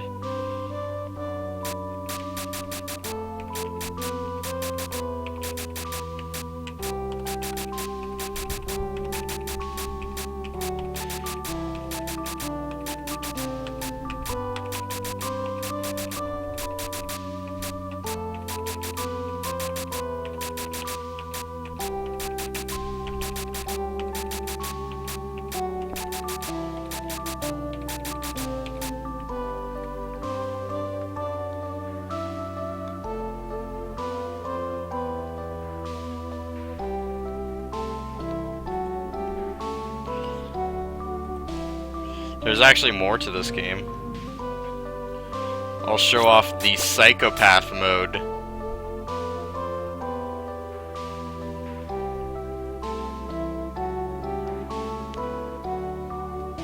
There you go.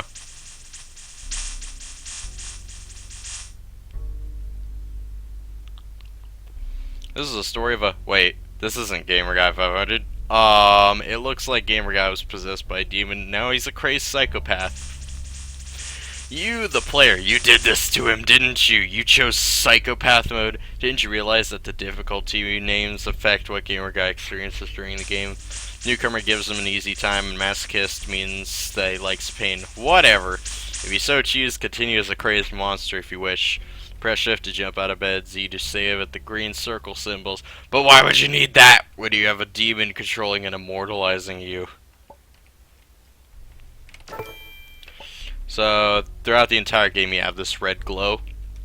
And there will be a guy talking to you using the star, his room.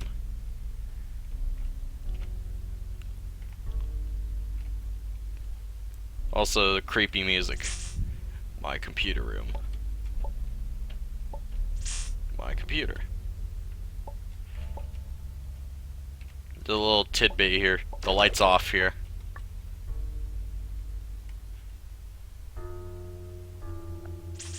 Time to start my dominance. So, this demon pretty much makes you completely immortal, but it also makes you frickin' a really bad person. Also, none of the chests will pop up.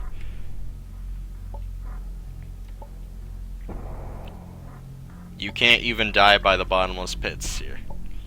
Hey, there's Ira. The angel girl appears.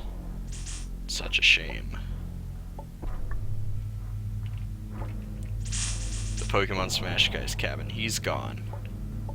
Fugio's normally standing in there, and he'll tell you about what happened, about the missing landscape. But he frickin' just bailed. Like, hey, come back here, I'm just hungry, I won't frickin' kill you.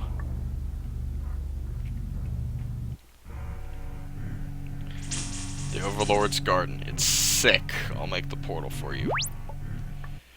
So, the voice guy isn't even helping you now.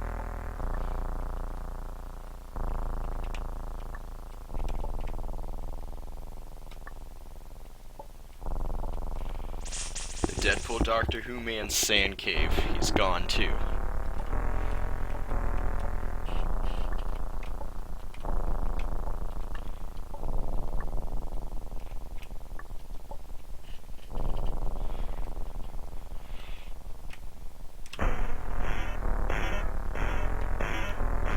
So the voice guy's not even here. Guess what happens to Haley? The Skype girl appears. But I don't need anyone. What?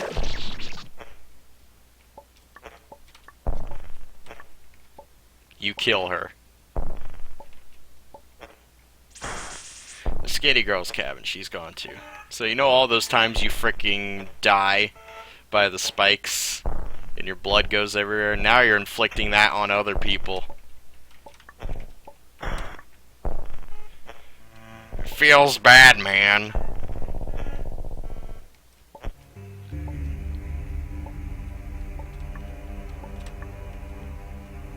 A stupid maze. Let's just get rid of the stupid doors.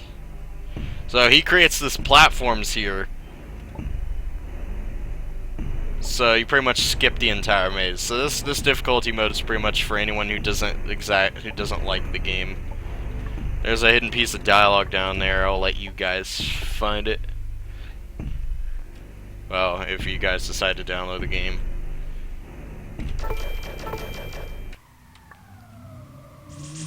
In my way. Let's get rid of this guy. So he's gonna throw everything he's got at you. But you're completely immortal. And it even activates rage mode at frickin' super early in the fight.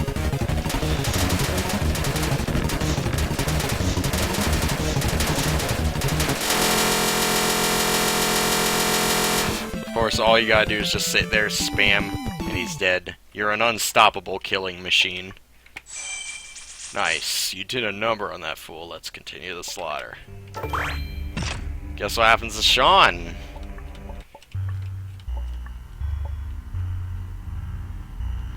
The Shui guy appears, but I still don't need anyone. What?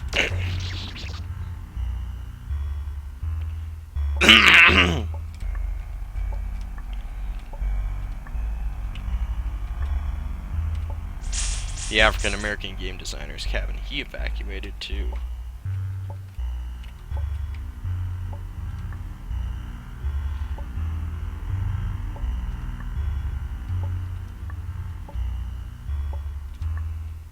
So it's essentially the easiest difficulty, but the least rewarding.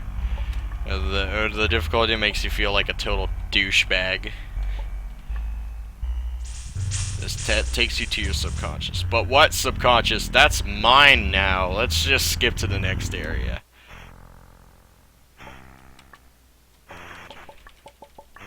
So you're probably like, I don't want any of this to happen. Well, then frickin' stop playing Psychopath mode, you frickin' doof.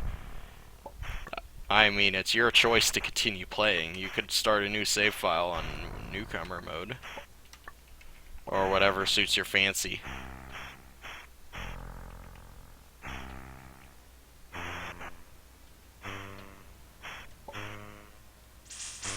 More stupid key puzzles incoming. Let me just get rid of those. Oh. To show you. Infinity Plasma and Sobro. The Skype guys cave. They're missing. So. Yeah. Probably.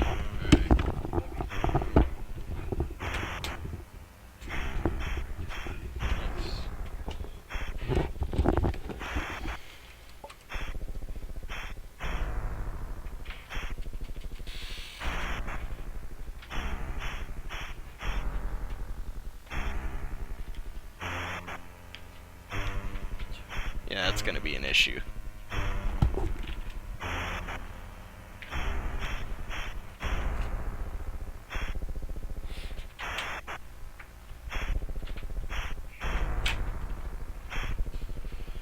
What did you even do?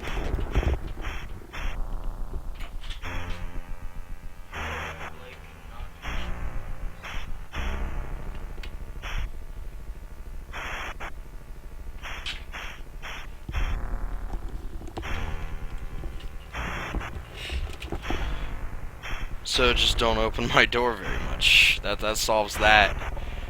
Because my frickin' internet wire is frickin' like exposed wire.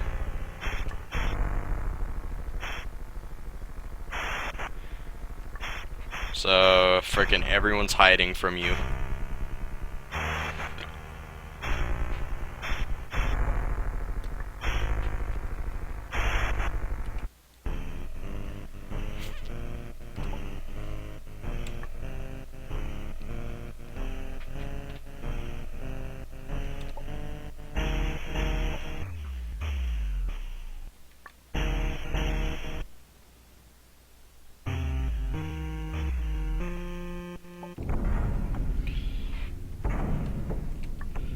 So this labyrinth is special.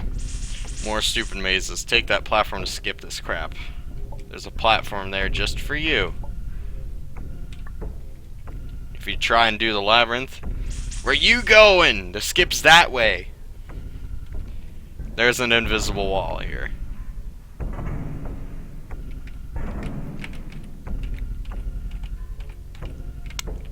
Oh hey, I was just showing off the Psychopath mode in a gamer's journey.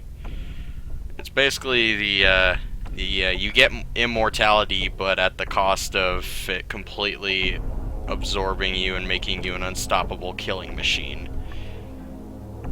So much so that you even kill your friends.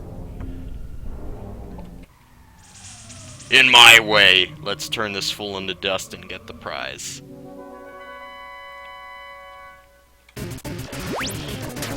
So Love's gonna have to throw all he's got at you.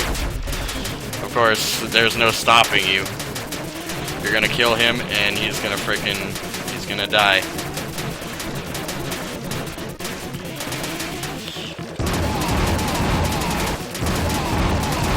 These giant freaking lasers.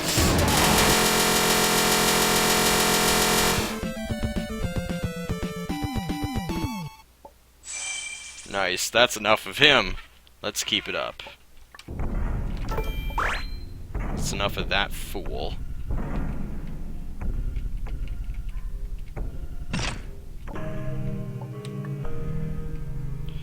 So, the bad guy and his cohorts aren't. You don't even hear their voice in the distance because they've already left. You killed Lublub, their main sentry, and they're like, oh frack.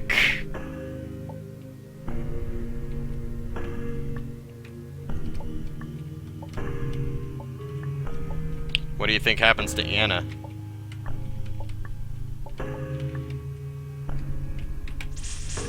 This psychic girl appears, but I don't need anyone. What? What? She used a fourth dimensional slip and got away. Check the houses, they're all empty. The church is empty. This guy's house is empty. The cannoli guy's house, he's gone. The Alakazam lover's house, it's empty. That's it. We have reached the absolute. There is nothing left for us here. This world isn't complete yet, but let's destroy it when it is. That's the end of Psychopath mode.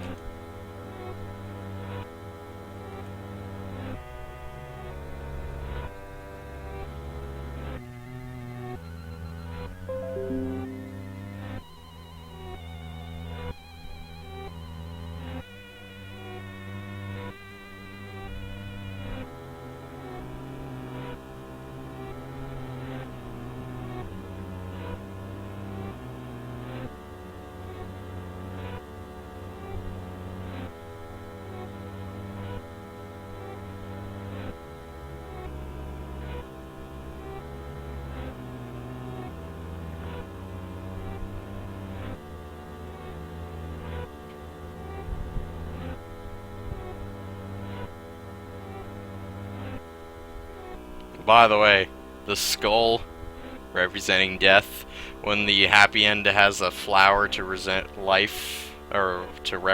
life, this one has a skull to represent death. So obviously that's what you wanted if you kept playing it. If you kept playing it, then that's obviously what you wanted. You wanted everyone to die. You wanted them to perish. You wanted to end the lives of countless citizens. And scare them away. Who's the real bad guy?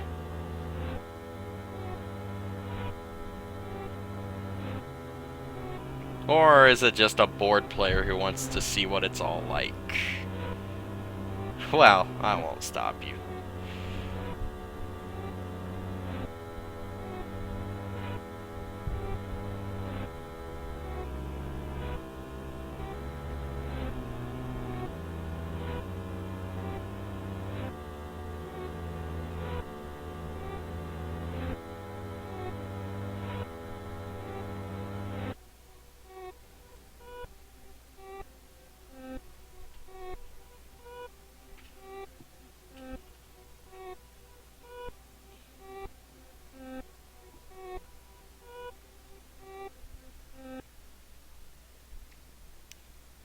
It's quiet.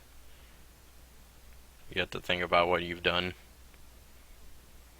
why you kept playing Psychopath mode. Yep. That's Psychopath mode. As a bonus, on the menu, the 3 partners, you have 2 gems. The 3 partners you would have had, they're freaking violently X'd out with a red marker.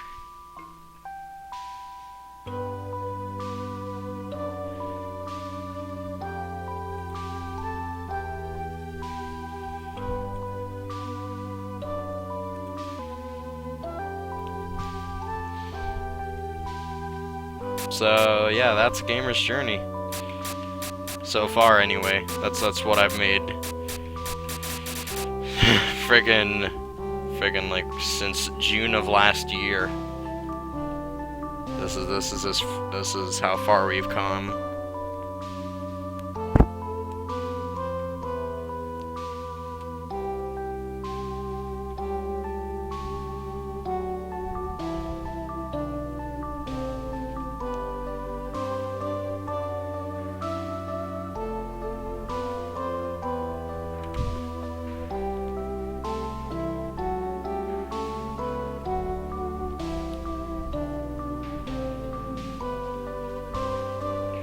It adds nothing to the game. What are you talking about?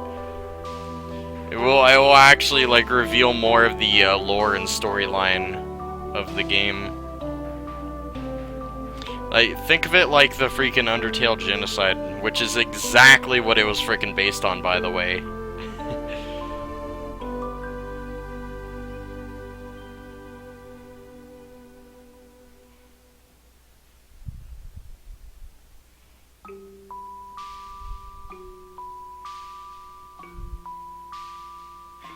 But Psychopath mode is basically your life lesson.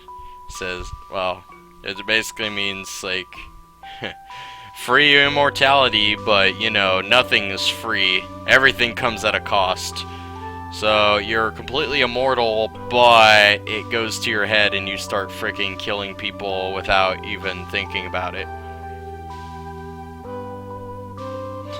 There's always a but, I Kekmesesmel. Oh, how do you pronounce that? Keksek. I don't freaking know. Kekmail 1. That's a weird name, but I'll give you some credit. I've never seen that ever before. So there you go. Who all's here? Peak 42 left. So, what are you guys watching at frickin' 12 in the morning for?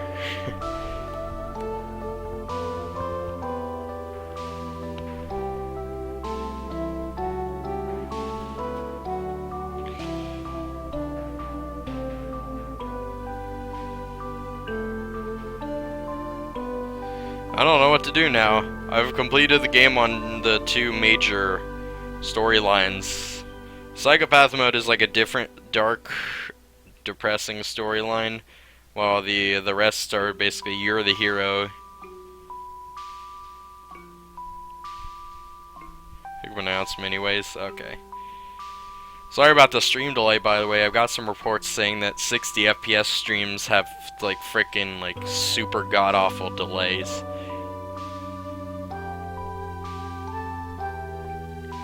I guess I could show off the rest of the costumes. There we go.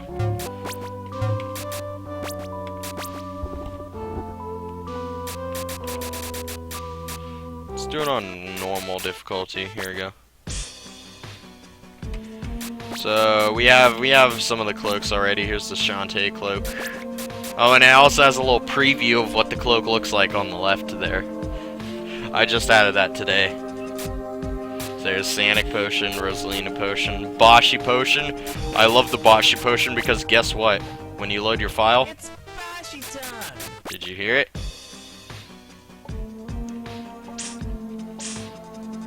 There's an event where Harry gets kidnapped. It's Boshi time! every time we restart. It's Bashi time. It's Bashi time. It's Bashi time.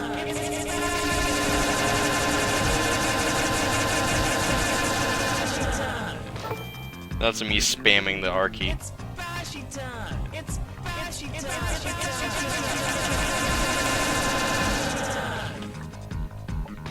It's freaking Bashi time.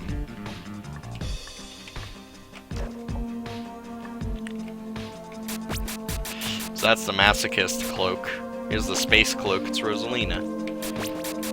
Here's the fast cloak, it's Sanic. Playing is Bashi on any difficulty is the real hard mode. What is it, because of his hitbox? His hitbox isn't that bad.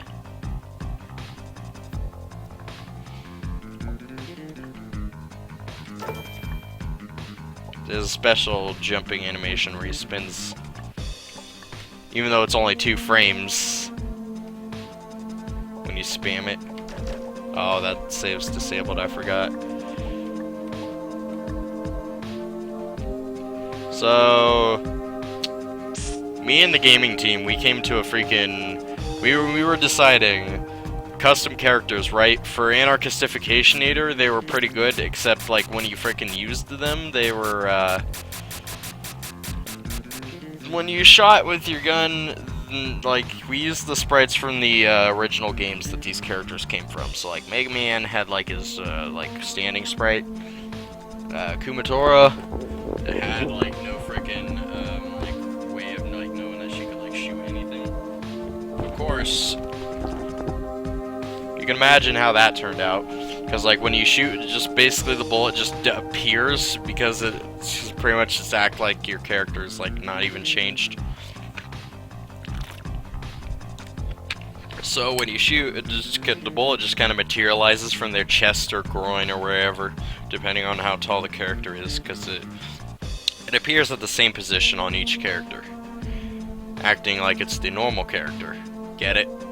So we're like, should it make more sense? Should we make every character have a gun so that shooting makes more sense? We settled, yes. Every character has a gun. Every character has a gun. Bashi came with a gun, of course. So I'm going to do a little... So inverted what potions we have here. We have the Artistic Cloak, Nikki from Swap Note. Bravery Cloak, Arthur from Ghosts and Goblins. Merciful Cloak, Frisk. The Honorable Cloak, Shovel Knight. Minus the shovel, of course. There's Vocal Cloak, Miku. Reckless Cloak, the kid from I Want to Be the Guy. The Psychic Cloak, Jenny. Okay, Jenny. Slapstick Cloak, Rayman. Caring Cloak, Carolyn. There's a geeky cloak, Max from Mutant Muds Deluxe. You put Deluxe in the title, it sounds freaking amazing, doesn't it? The intelligent cloak, Yuki-san from Lucky Star. Lazy cloak, Sans. There's Ira. The smug cloak, Kappa. Raise your Kappas for this amazing character.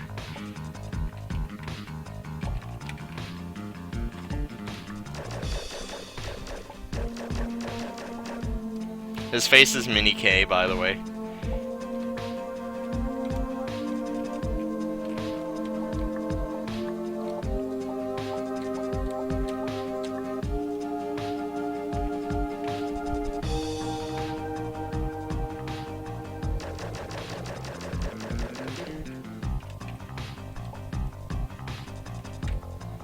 I don't see any Kappas being raised. What the frick? Did you not see it yet? What's going on here?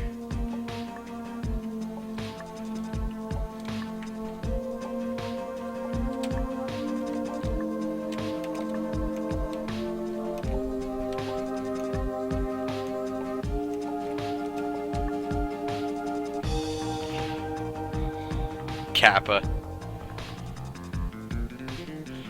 You finally noticed me. Okay, let's just avoid Kappa, why don't we? And these last ones are the 5 partners from the game. So we have Haley, Sean, and Anna, which we saw from the previous playthrough. But there are 2 other partners, Gyro Redcliffe and Diane. She's my favorite. Next to Ira, of course. They're tied for my favorite. We're gonna play as Sans. Sans? Where's the puzzle? It's right there, on the ground.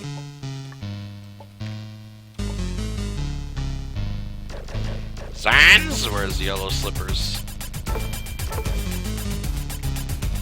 Of course, every character, they have to be like drawn in the freaking Gamer's Journey format, which is very small.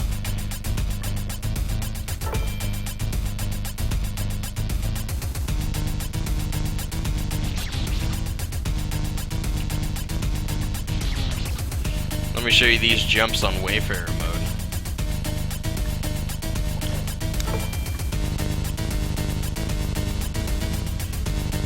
Oh, here's the chest animation. Check it out. Nice work, detective. Let's see in this chest.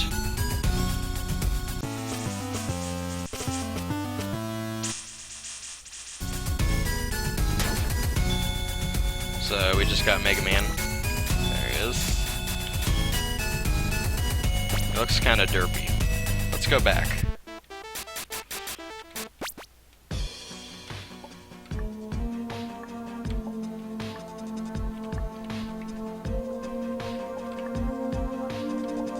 Because I missed the first chest, which is right here.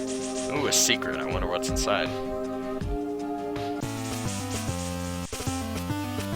You got the genie cloak. Shantae switched to it from the menu.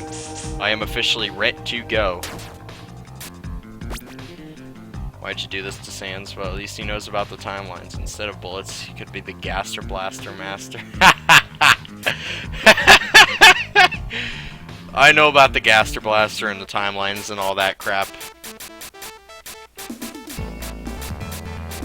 Why I did that to Sans? Because, well, Sans deserves a slot. Sans deserves a place in this game. Oh, hey. You want to see something great? Here we go. When I said it was the 5 partners from the game, literally, the 5 partners from the game. It's the freaking Clone Wars.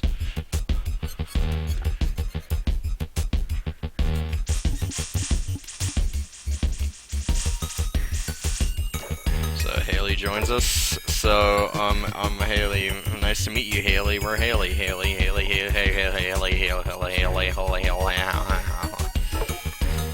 Nice to meet you, Haley. We're Haley. So there's a pixel perfect skip here. You're not supposed to be able to jump this. Oh my god, I did it. Let me just show you how hard this skip actually is, because most of the time that will happen. Or that. Oh, wow. I know the exact setup for that, so... There's the NPC cabin, just to prove that there are actually people here on the other difficulties. Gaster... He's the Gaster Blaster Master of Disaster.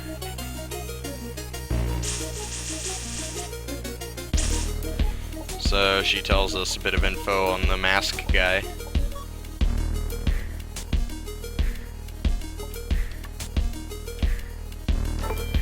She killed the Gaster Blaster Master. It was a Gaster Blaster Master disaster. I didn't actually kill him. I'm a wuss, and I frickin' just watched other people do it. I'm a pussy. But what can I say? I've reached total pussiness. Yep. I don't get much of it, but I am one.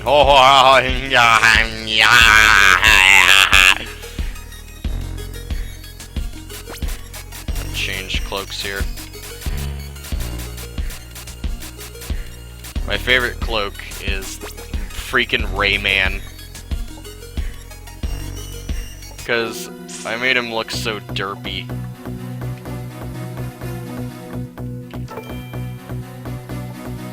So, we're not interested in doing your labyrinth puzzles, so we're just gonna skip it all. Go to the first boss in Wayfarer mode.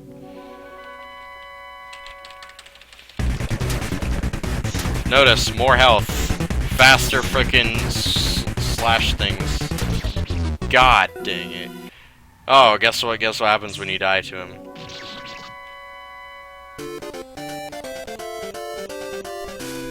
Take a look at this guy. Here he is. Ah, Frisk is in the game.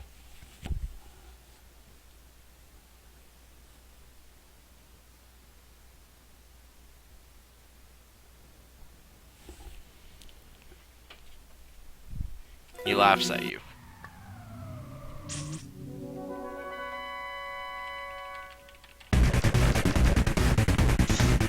I wish the Undertale bosses had rage mode, like this boss does.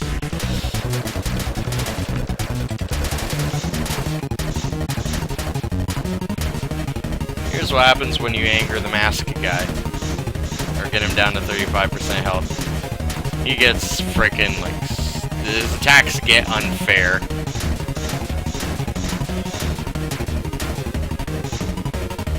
So I'm gonna try my best to avoid these, as well as the freaking gray spiky blocks.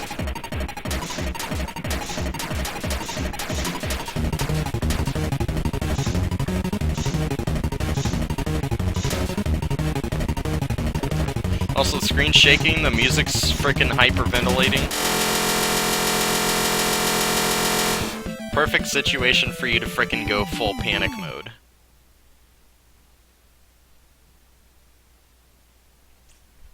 Well, in this universe, Frisk is a girl. Because I set up the cloak system and go, girl, dude, girl, dude, girl, dude, girl, dude, girl, dude, girl, dude, girl, dude, girl, dude, girl, dude, girl, dude, girl, dude, girl, dude, girl, dude.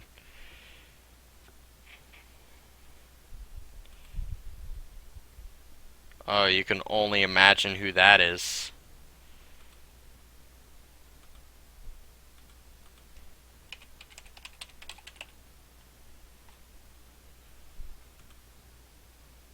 Don't frickin' toggle slow mode.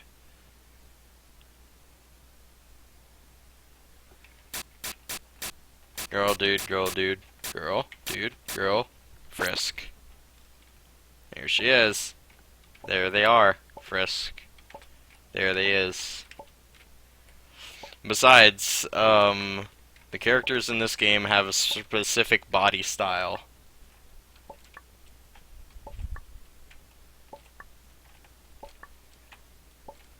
Like, the girls have this kind of, like, bit of a sassy stance. They have one arm that's just kind of like, woo! And they're and they have a kind of like bent backwards sort of stance, while the dudes are bent forwards, like this guy. She's bent backwards, has that kind of sassy stance. Okay, so just so you know, that's supposed to happen when you get the gem, but, if you beat the boss, that's supposed to happen. It plays the sound, spawns the text box, right?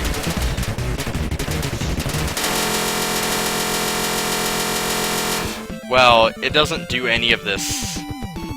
It doesn't do any of that, except for playing the sound when you have a text box already open, which you shouldn't. So you can click things to open a text box, right? I found this glitch myself. So check us out. You may want to turn down your volume.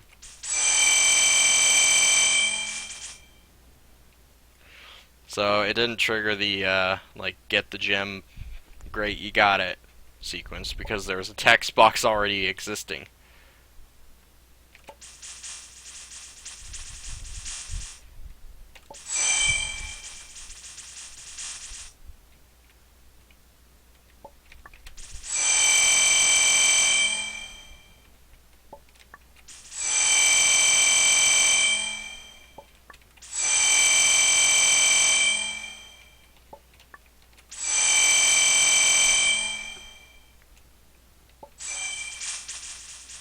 I didn't do it in time.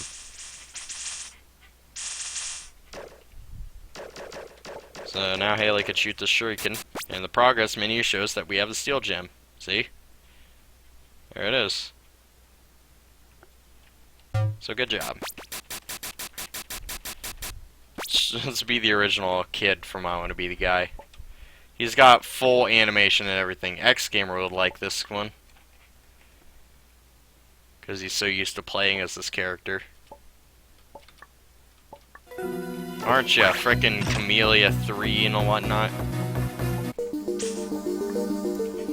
So that's all fine and dandy, but,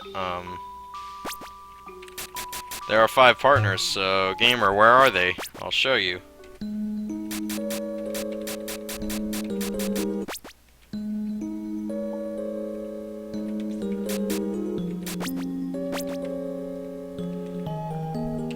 If we give ourselves all 5 partners here, we have a freaking human train.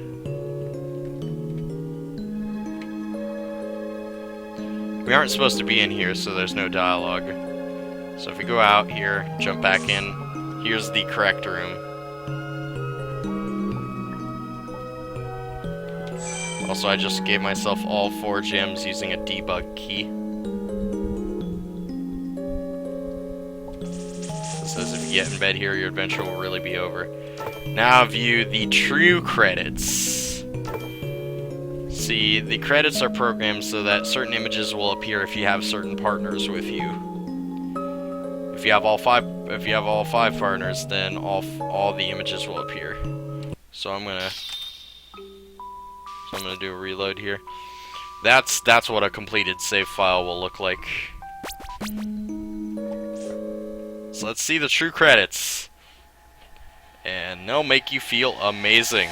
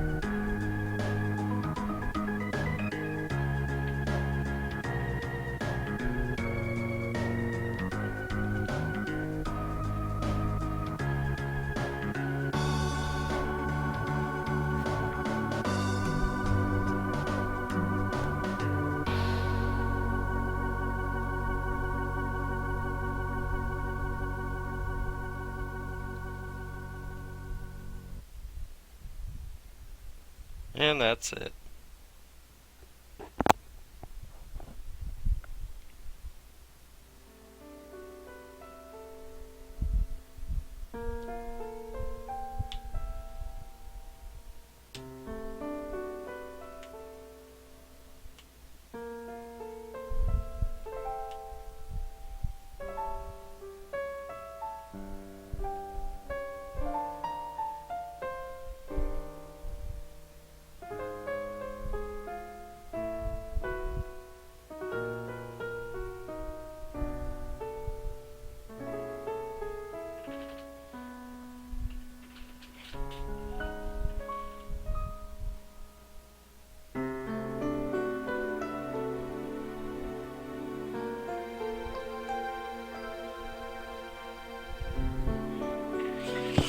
You do realize your freaking name was on the credits, right? And so was X Gamer. I was waiting for you to be like, yo, my name's on there. Or something like that.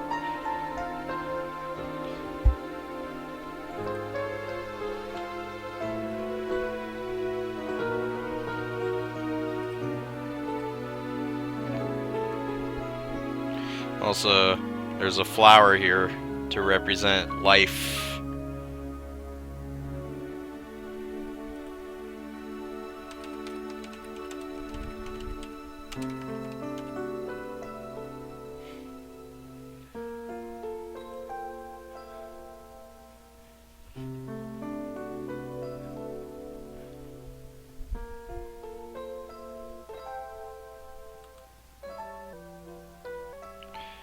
You're under Rylix Zephyr.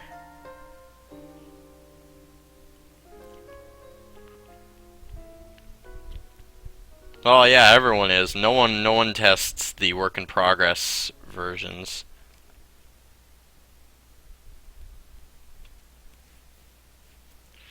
He says Jordan did nothing. Well, that's it. That's Gamer's Journey. I bet Paragus Rants would probably play at the end of the credits, be like, I feel amazing. What do you mean? I'm on Do Not Disturb because I keep getting frickin' spam group notifications. And I'm just frickin' too tired to care anymore. Like, frickin' whatever. Mega Man 12. Yeah, whatever, frickin' Mega Man 12.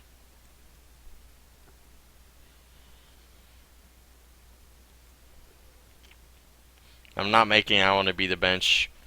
My next game is going to be actually released on Steam, so I can't frickin', like, use original ideas. I gotta frickin', like, you know, I gotta frickin', like, get right into frickin' Serious Town. I gotta get into the serious room, where we perform very serious actions. Serious! So that's Gamer's Journey.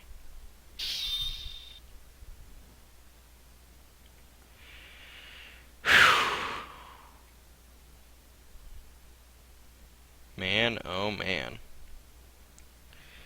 That was a ride. And the ride that's frickin' Gamer Guy's Wild Ride. It's a frickin', it's a rip-off of frickin' I Want to Be the Chair. You wanna hear a song that's frickin' weird? This is a Bubsy theme. Made by Toby Fox.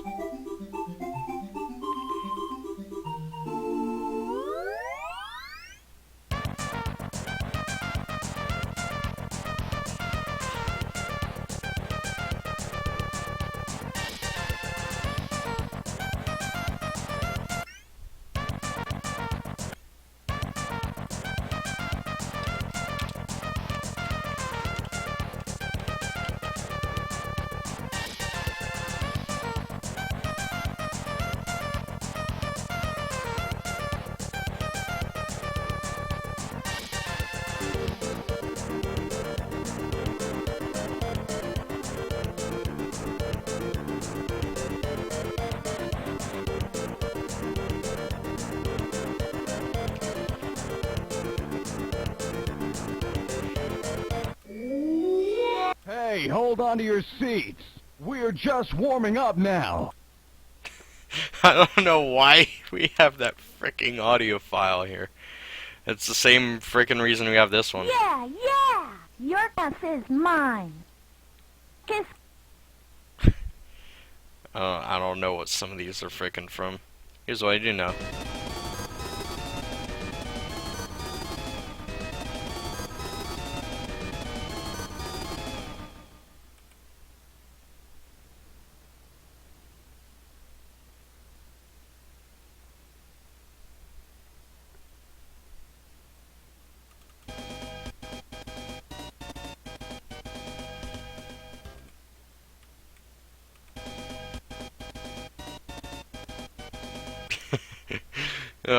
Career over. Da da da da da da da da da da da.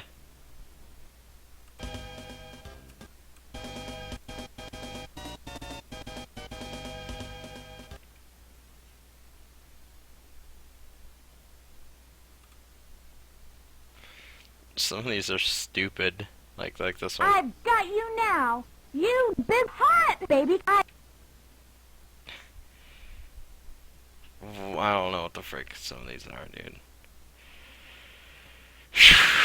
Well, next time on Gamer Guy TV. You never told me why you wanted to get off frickin' Gamer Guy's wild ride.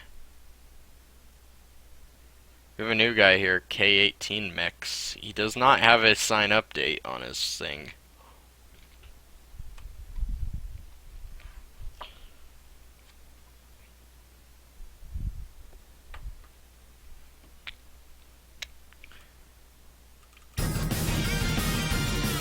Hey guys, I'm Latula. Does anybody want to play some FIFA 2008? Sorry, Tarantula. I'd have Frickin' no, stop.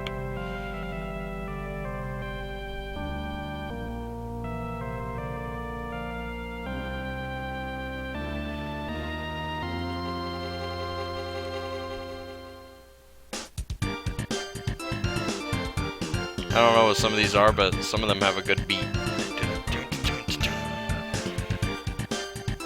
I think I'm gonna end it right there because I'm like tired as frick, dude. But thanks for watching. I seriously appreciate you guys coming out here. You could be doing anything else right now, but you chose to spend time with this little dude named Gamer Guy, and that frickin' means the world, you know. You know what I'm saying, man? Yeah, you know what I'm saying. So I'm gonna head out. Thanks for being here. If I could ask a favor, have that left click mouse button ready for that little follow heart button down there. If you think I'm worth anything, or you just want to frickin' be a nice guy, you can hit that. Don't hit it twice though, cause that'd be bad. If you want to see more stuff like this, or me actually playing video games instead of making them, and failing horribly by the way, then that'd be a reason to stop by more often, or something like that. I don't know. This donate button? Nah, man, I have a freaking like PC that's not garbage now, and we're freaking all good. But I mean, I can't exactly stream Wii U games or anything until I get a freaking capture card. So PC's off the list, that's for sure. That is definitely like we already have that. We're set. We're good. A+, good to go.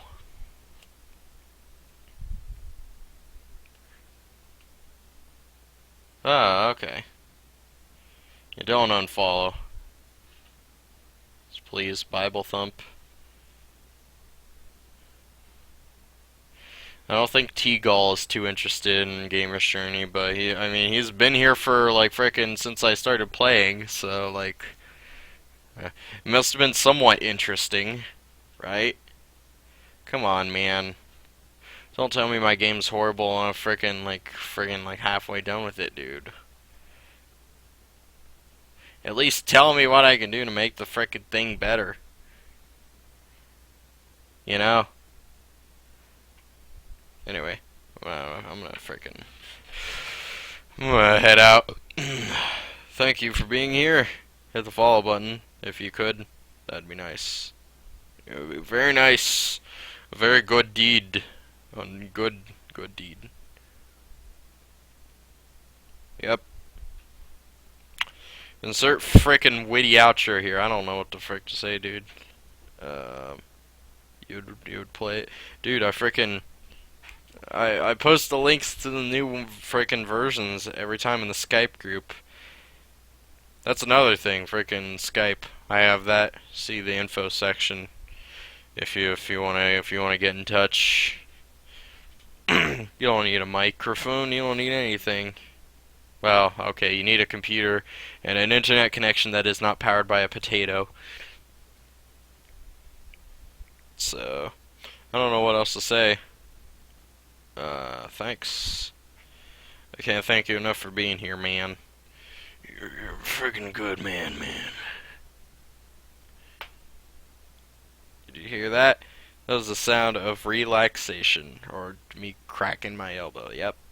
Yep. I'm very tired. If you can't freaking tell.